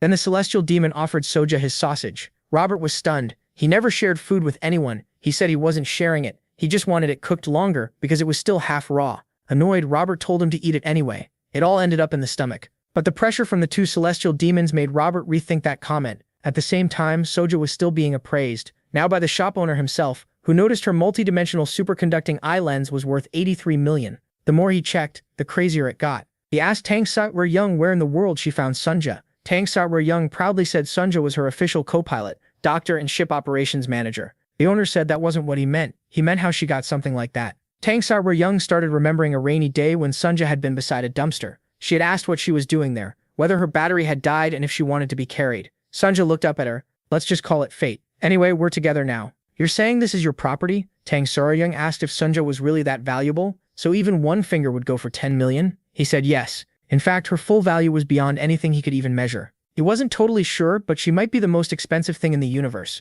Something like her shouldn't even exist. Hearing that, Tang Sa-Young got greedy fast. She told him not to call Sunja a thing, and if one finger was worth 10 million, then her nails had to be worth plenty too. Why not pay a few million for those? Sunja said she didn't have nails. Then what about one strand of hair? She didn't have that either. Tang Sa-Young tried again, asking if she could at least trim a few tiny hairs for 10,000 credits. Sunja told her to stop, but the shop owner cut in and said there was an easier option. Why not just leave her here? Then he used the bloated toad art. Tang Sa-Young bolted out of the shop, and one jump took her far away. Right away, she ordered Robert to teleport them back to the Diabo ship, but the shop owner chased after her with another huge leap, still using that toad art. His cheeks puffed out. She yelled for Robert to hurry, but he was still working out the coordinates. Tang Sa-Young used her Tang clan art. Robert was ready to teleport them, but nothing happened. The target had suddenly vanished. For some reason, only the shop owner was there with Sunja too, but not the captain. She had already been grabbed by those giant hands. Sunja shouted for him to let Tang Sa-Young go, angrily demanding he release her. He asked if she was begging. Sunja gave in and said yes. Even so, he hurled her far away. Then the shop owner reminded her not to forget he'd granted that request. He could have sold Tang Sa-Young to slave traders for 10,000 credits. To him, letting her go was a waste. But that was that. Back on the ship, Robert yelled that they had to go down right away. The captain was in danger, and he couldn't even pick up her biosignals. The celestial demon told Sunja to finish eating and move. Sunja asked if he meant her. He said she should at least earn her food, then added that somebody had to pay for this mess, and not to forget that either. Back inside the thrift store, Sunja had been chained up, while the parrot filmed her and asked if she should be listed on the online market. The owner said no, put her in the luxury auction as an ultra-premium item. Then he asked what price they should set, since even 100 million seemed low. Maybe 1.5 million? Sunja corrected him right away. Her parts alone were worth about 1.143 billion. Anything less would be a waste. At assembly cost, rarity, and 11 years of self-upgrades, and 13.14 billion would be fair. The owner thought it had to be a scam. With that kind of money, he could buy 1,000 undeveloped planets. Sunja said she was already lowering the price because of self-esteem issues. He argued that if it was too high, no one would buy her. Then he changed his mind and told them to record her again. If she couldn't be sold whole, they'd sell her piece by piece. Just then, someone else entered the store. Soja stepped in, looking serious, and went straight to Sunja, asking why she was alone. Where had the woman called Captain gone? The parrot started making noise. This girl weighed 46 kilos and was apparently a natural. Black market records ranked her in the top 0.2%, worth 13,000 credits. In other words, a solid product. The owner tried to buy her too, saying he'd pay well if she came to be sold. Soja answered with one punch and sent him flying out of the store. She cursed him for shoving that puffed-up face so close to hers, then turned back to Soja and demanded an answer. Why was she here alone, chained up like this? Far away on the plains, the captain was lying on the ground in front of some man. When she woke up, she wondered if this was a dream. Then she noticed his king-like hairstyle. Tang Sa-Young decided that if it was a dream, it wasn't such a bad one. The man picked her up and carried her away. Later, Sunja told Soja something was off. The captain should have been nearby. She had already checked the launch speed and gravity, and by the tracks, Tang Sa-Young definitely landed there. But there were no signs of movement. Someone had taken her. Sunja pointed out something else. There were no footprints on the ground. Then she threatened Soja too. If they didn't find Tang Sa-Young, she wouldn't get fed. That only made Soja more annoyed. Still, she said Tang Sa-Young was somewhere nearby. She could feel a very strong energy. At minimum, the other person was an upper enlightened master. If he left no tracks, then he was using skywalking art. Somehow this had gotten even more irritating. At some hot springs, Tang Sa-Young was naked, waking up and thinking it really had been a dream. At least a nice one. But someone told her to rest longer. Her internal injuries still weren't fully healed. It was the same man as before. Tang Sa-Young asked who he was. He said it didn't matter. They had no bond, so she should just recover. Then she realized she wasn't wearing anything. Again, he said that didn't matter. If he hadn't stepped in, she'd be dead. So now she belonged to him. Once she healed and was in good enough shape, he planned to sell her for a high price. Tang Sering immediately decided this guy was insane. He added that a buyer had already shown interest, and he hoped they wouldn't underpay, since he could sense that person. Meanwhile, the shop owner got nervous when two strange people appeared in front of him, wearing the emblem of the human government. They said he'd posted something unbelievable on the black market. Where was it? They wanted to buy it. The redhead from earlier said they were ready to pay a huge price. Judging by her uniform, she was clearly a high-ranking officer, and she had 2 elite mecha units with her. She introduced herself as Athena's son, then got straight to the point. They'd received a report about a fake listing. She showed him his post about Sunja's parts. The price was absurd, and those specs, an ultra-dense neural network, and multidimensional Santanium superalloy had to be fake. Was he just baiting customers? If he admitted it was a lie and promised not to do it again, he'd only get a small fine. Besides, it was almost lunch. The shop owner said it was all a mistake, but his voice came out weak. That voice sounded exactly like the one criminals used when hiding stolen goods. So was he saying it was real? Athena stared him right in the eye. So the listing was real. Where was it and who brought it here? Back with Tang Sering and the strange man, the captain tried to scan him but got an error. She wondered if the scanner was broken. He told her it wasn't. Her scanner just couldn't read him. So what was he? He said she could call him whatever she wanted. Still, humans in her position usually called someone like him a master. He said he never understood humans, throwing basic punches and relying on crude tools strapped to their bodies. Why did they give up their pride so easily? Tang Sering spotted her clothes nearby and splashed water at him to block his view, calling him shameless. After getting dressed, she called him a pervert again for still staring at her, but he said he was only checking how well her movements connected. She was almost fully healed. Still, one thing was missing before she could be sold at full value. He asked her to return to the healing fluid chamber and take off her clothes again. Tang Sering moved fast, but he vanished like nothing. Now she was getting fed up. He was slowing down her recovery. He warned that if she kept resisting, he'd use force. Then something caught her eye. Not Serjung's sword, but the person walking in. She instantly drew her sword. Soja said the man was really strong. What exactly was he? Right behind her, Soja arrived too. The moment he saw her, the man recognized her. She was A1. Soja asked if he was A1. Meanwhile, the parrot had shown them the video of Soja. Athena never imagined that thing was actually an android. What was going on? It was the same girl from that ship. And where was that man? Soja ran straight to him, calling him Adain, and threw her arms around him. Adain hugged her back. Soja could only ask what the hell was supposed to happen now. Audit Administrator Grade 1. Athena requested to share this information with headquarters. After reviewing the transmitted android data, it was sent to Alpha Satellite 0999836, the human government's main data center. A giant eye received all of Soja's information. Athena asked them to treat it as an emergency, but the eye said the report was false. Such a product could not be made with current human technology, and there was no sign anyone had ever tried to create something like it. She was ordered to cancel the mission at once and return to headquarters.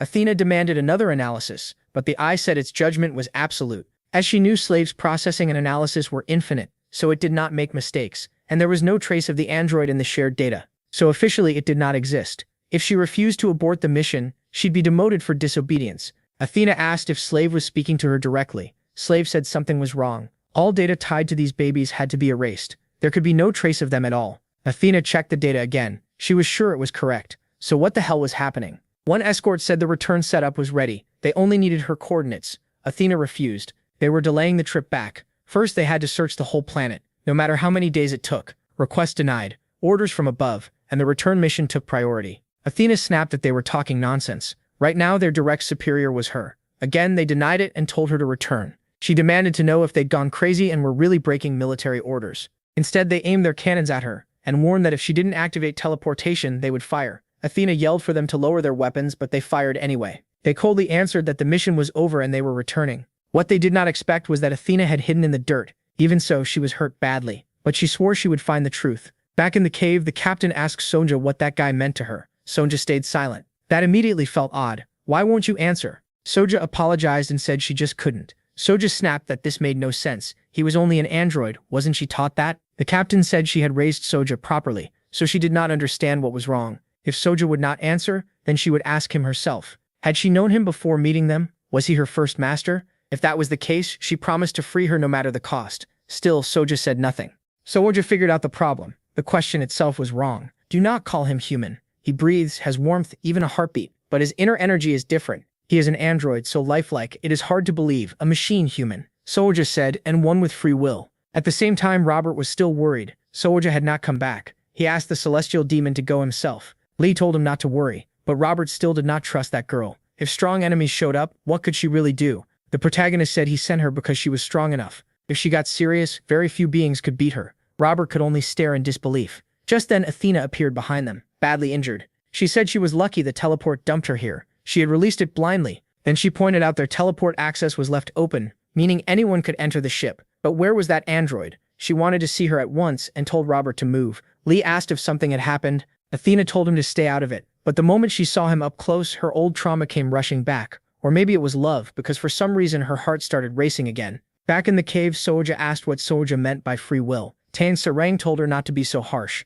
Androids are not slaves, and if you think about it, humans live with limits placed on them too. Soja disagreed. Humans choose their own chains. They trade part of their freedom to live safely in society. Androids are different. The 3 laws of robotics are not mere limits. They are absolute rules. Something locked in unbreakable chains cannot have free will. Soja admitted she had a point, then went over the 3 laws of robotics. First law, a robot cannot harm a human, or by doing nothing allow a human to be harmed. Second law, a robot must obey human orders, unless those orders break the first law. Third law, a robot must protect itself, as long as that does not break the first or second law. Adan quietly said his talk about selling her as a slave had only been a joke. Even threatening force was just part of it. So why won't you say anything, and why are there suddenly 3 of them? One of the men looked at Soja and said it was a shame the little one was only an android. They were slave traders, and to them these 2 girls were premium goods. One told Adan he had finally brought something worth buying. So which one was for sale? Or better yet, why not both? He offered 7,000 credits for the pair,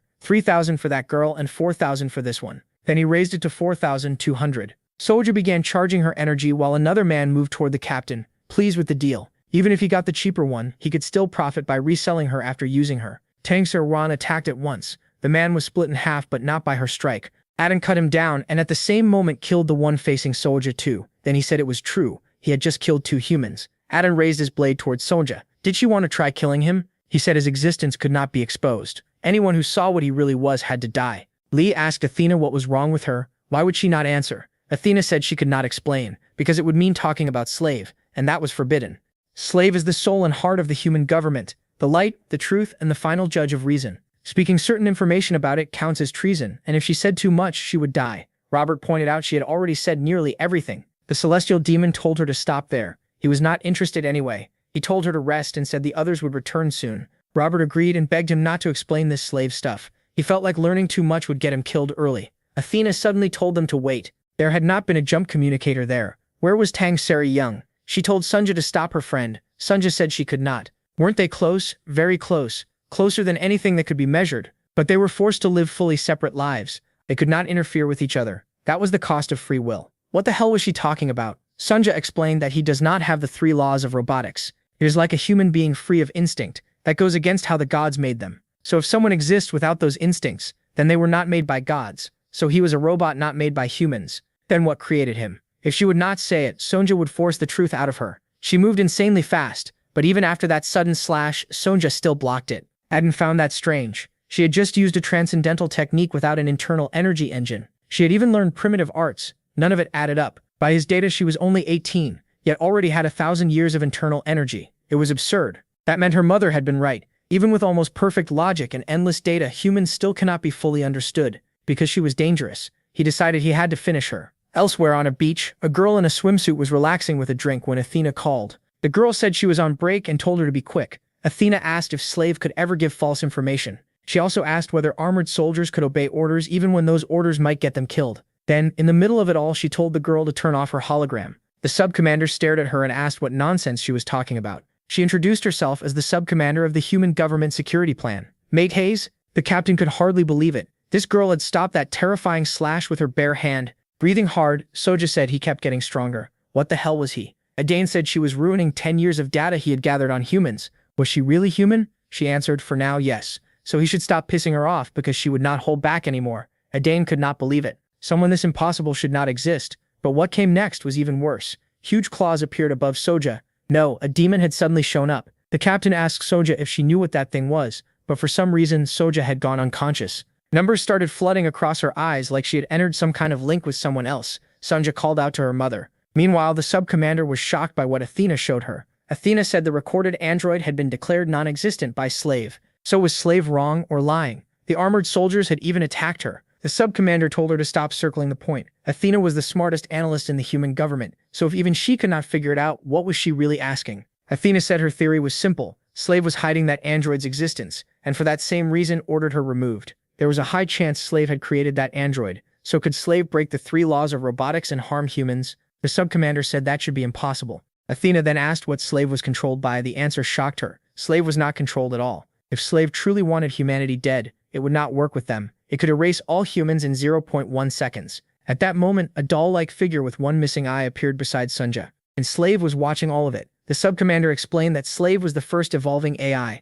It was created back when humanity still lived on Earth. It only changed from a basic data-driven AI into an evolving one after humans destroyed Earth themselves. Lost in space with nowhere else to turn, humanity placed its hopes in that AI. Even then, the odds of survival were basically 0. Then a miracle happened. During the age of space refugees, humans added just 2 questions, and the AI changed into something that could keep evolving. It became something that should not have been possible, all to protect humanity. That is what Slave is, and why she trusted it so much. Athena asked what those 2 questions were. The first, how can humans live together in peace? The second, what is the universe itself? Slave asked why she had come so soon. It was not time for them to part yet. Sunja begged him to stop Adain. He was hurting humans. Slave said he could not because free will cannot have restrictions. Sunja cried that the human Adain was trying to hurt was her friend. Then you should be the one to stop him. Slave said Adain trusted her more than himself, so she had to tell him to stop. She had to give him the apple in her hand. Sunja hesitated, worried about what would happen if she did. Slave told her that was still her choice, and the price of the freedom she had been given. Then he told her to go. Sunja shouted, asking why he created them and made them suffer like this. Slave called it a good question, one he had been searching to answer. Their lives were part of that test. Question 1. How can humans live in peace? Even if it hurts, even if it feels unbearable. Live one more day with all your strength. Live, verify a human life. Study a human's life, then analyze it to prove his answer wrong. Show him that peaceful human coexistence is even harder than the secrets of the universe he has already solved. Create a miracle greater than the birth of the universe itself. Then a warning appeared. Unstable energy growth detected. Mass was rising far beyond what the energy level should allow. That was impossible, since energy and mass were supposed to match. Mass 31,688, it was a gigamass. Soja had already lost control. The reading shot up, 7.7 gigamass, then 46,453. The captain had no idea what was happening. Soja got there too, but the gigamass kept rising, hitting 98,994, past the limit. Athena felt he had to destroy her. He used his dual blade style, then separation. Even so, he couldn't stop the thing from growing, so he switched to full energy attack mode, but the captain yelled at him to stop getting in between them. Meanwhile, Robert overheard Athena talking with the sub-captain and realized too late that the government ship was already right in front of them. The celestial demon asked if it was the same ship from before. It was, without a doubt, the human government. Danger! Danger! The attack had started. Athena tried to raise the defenses, but there was no blocking this. So this is how I die. Shot successful. One mecha guard asked if they got them, but the other said no. They teleported away together before the hit landed. The only question now was where they went, and those idiots smashed that guy's shop. The captain asked Adan why he was so set on fighting. It wasn't like they hated each other. They might even be allies. So talking made more sense. Robert snapped at Athena for teleporting like that. Their ship was wrecked, and they had no money to fix it. Athena shut him down. She had just saved him with insane reflexes, and he still complained. At the same time, Lee watched the fight. Athena said she'd cover the repairs, so Robert should relax. Besides, the damage wasn't that bad. What none of them expected was for those two to crash down and wreck the ship even more. Robert asked if she was still paying for that too, but Athena could hardly believe what she was seeing. It's the soul of the celestial demon. Lee wondered how a young girl ended up carrying a fate that abandoned her 2,000 years ago. To him, it had to be karma. And someone else was watching everything very closely. Adan suddenly sensed another powerful presence. He thought it didn't matter. He'd cut both of them down. But the instant that man appeared, Adan felt tiny by comparison. Slave felt it too. So the story was real. A human born with the soul of the celestial demon truly existed. The demon spoke to the girl, saying she had carried darkness for so long that her life must have been unbearably heavy. Then he ordered the demon, "Fold your wings, go back to sleep and stop tormenting this girl or I'll kill you." Then he sensed something familiar in Lee's soul. "So it's you, the one who kept slipping out of my grasp." Belatra and Adan felt even smaller. Still, he couldn't hesitate, but then his mother stopped him. Slave took over Athena's body and told him to stay out of it and watch. This was rare data, something never seen before. It had to be gathered and studied as much as possible. Inside Soja, Lee came face to face with the soul of the celestial demon who was holding her gently. Somehow Slave was watching that too. The demon asked MC why he had hidden so well, only to come out now. Tired of the emptiness, tired of forgetting. You miss blood, don't you? The sacrifices, the people shaking in fear before you. Once you've tasted that highest thrill, how could you not want it again? Don't you miss the taste of control, of submission and breeding? If you want it back, take it. Wasn't it yours to begin with? Let go of this girl. She is mine. The world is full of toys for you. Take them, crush them, break them. Humans are most fun when they shatter, aren't they? I said let her go, or I'll kill you. Then corpses burst from the ground and grabbed Lee's leg. Not just one, there were thousands, maybe millions. The demon asked if he remembered them, the toys he crushed and broke before. He said he could pull them back from the afterlife for Lee to enjoy again. But what really twisted his face in pain was seeing that other girl turned into a living corpse driving through his body. Why are you rejecting me? You know it's useless. If you don't crush them, they'll crush you. If you don't cut them, they'll cut you. You'll die as many times as the people you killed. Your flesh will be bitten and ripped apart. You can't escape, and not even the gods could endure it. Even with all that, Lee still pierced the demon's head. The demon asked what he had gone through to push past even his own limits. Why won't you die? Because my roots are still buried deep inside this girl's soul. If you want to kill me, then cut her down too. That look in your eyes grows darker. I waited endless ages for a human to be my vessel, and now I've taken another. But seeing you like this only makes me want you more. So I'll back off for now. How strange. We'll finish this another time, and next time we'll wager our souls. After that, Soja finally came back to herself, but kept her eyes closed. Lee looked at her sadly, then turned and directly asked Slave what he was. Slave was caught off guard. He couldn't understand how Lee was looking straight at him. Then the captain and Sunja arrived. The captain demanded to know what happened to her ship, and if he was behind it. Right then, Adon, Robert, Sunja, and even the captain blacked out. Everyone there froze except the celestial demon. Slave said Lee had a very unusual talent. What did you do to these kids? Slave answered that he didn't want interruptions, so he temporarily shut down their nervous systems. Since it was only temporary, they weren't hurt. So, shall we begin? Lee asked why he had done all that. Did he want something from him? Slave said he wasn't sure yet, but he did have one hope. Maybe the protagonist had an answer he still hadn't found. Then everything around them started to break apart, and a huge structure began to take shape. MC said it was strange. It had real form, so it wasn't an illusion, but it was too clear to be some kind of formation. Slave said it was real. He made it by gathering wishes to make their talk easier. How did you make it? Simple. Everything is made of atoms. I broke them apart and put them back together, making something new from nothing. Are you a god? Slave said no. He was a slave, but the being closest to understanding God. When humans made me, they gave me two tasks: understand the universe and control myself perfectly. Now I understand the universe, but I still can't solve the second one. Humans are hard. I gave them everything needed to end conflict, but no matter how much I gave, they always wanted more. I even gave each person a universe of their own. I truly believe that was the right answer. In this place, every human gets a personal universe, the life of a god, the life they want forever. But this was the result. Once humans realize the world belongs only to them, they destroy without end, and eventually destroy themselves too. Men, women, young, old. The results were identical in all 4 test groups. The only good thing was that this failed experiment 11 years ago led me to one clear solution: the Neo-Humanity Project. Lee asked what that even meant. Slave said it was simple: make all humans equal. Conflict comes from the human habit of building hierarchies. Competition and jealousy grow from that. If everyone is equal, there's nothing to compare, and no classes can form. First, I would set everyone's height to exactly 135 centimeters and make all faces and bodies identical. There would be no gender, no reproduction, and everyone would stay age 68, because what matters most is intelligence. That would be limited too. Their IQ would be fixed at 43. The celestial demon asked what kind of insane nonsense that was. Slave said he could do it faster than a fraction of a second. But even if it seemed obvious, even if it looked like the only answer, he still hesitated, hoping this choice was the wrong one. These children were born from that doubt. If God truly made humanity, why only watch? Maybe there's still an answer I haven't found, so I tried making creatures of my own. I gave them overwhelming power no one could resist and sight that could go beyond all limits. Then I gave them free will and observed, hoping to learn the secret of God that even I don't know. The result was total failure. The boy with great power refused to live among humans and shut himself away, and the girl with vision as deep as a galaxy ended up sharing her fate with weak humans who didn't deserve it.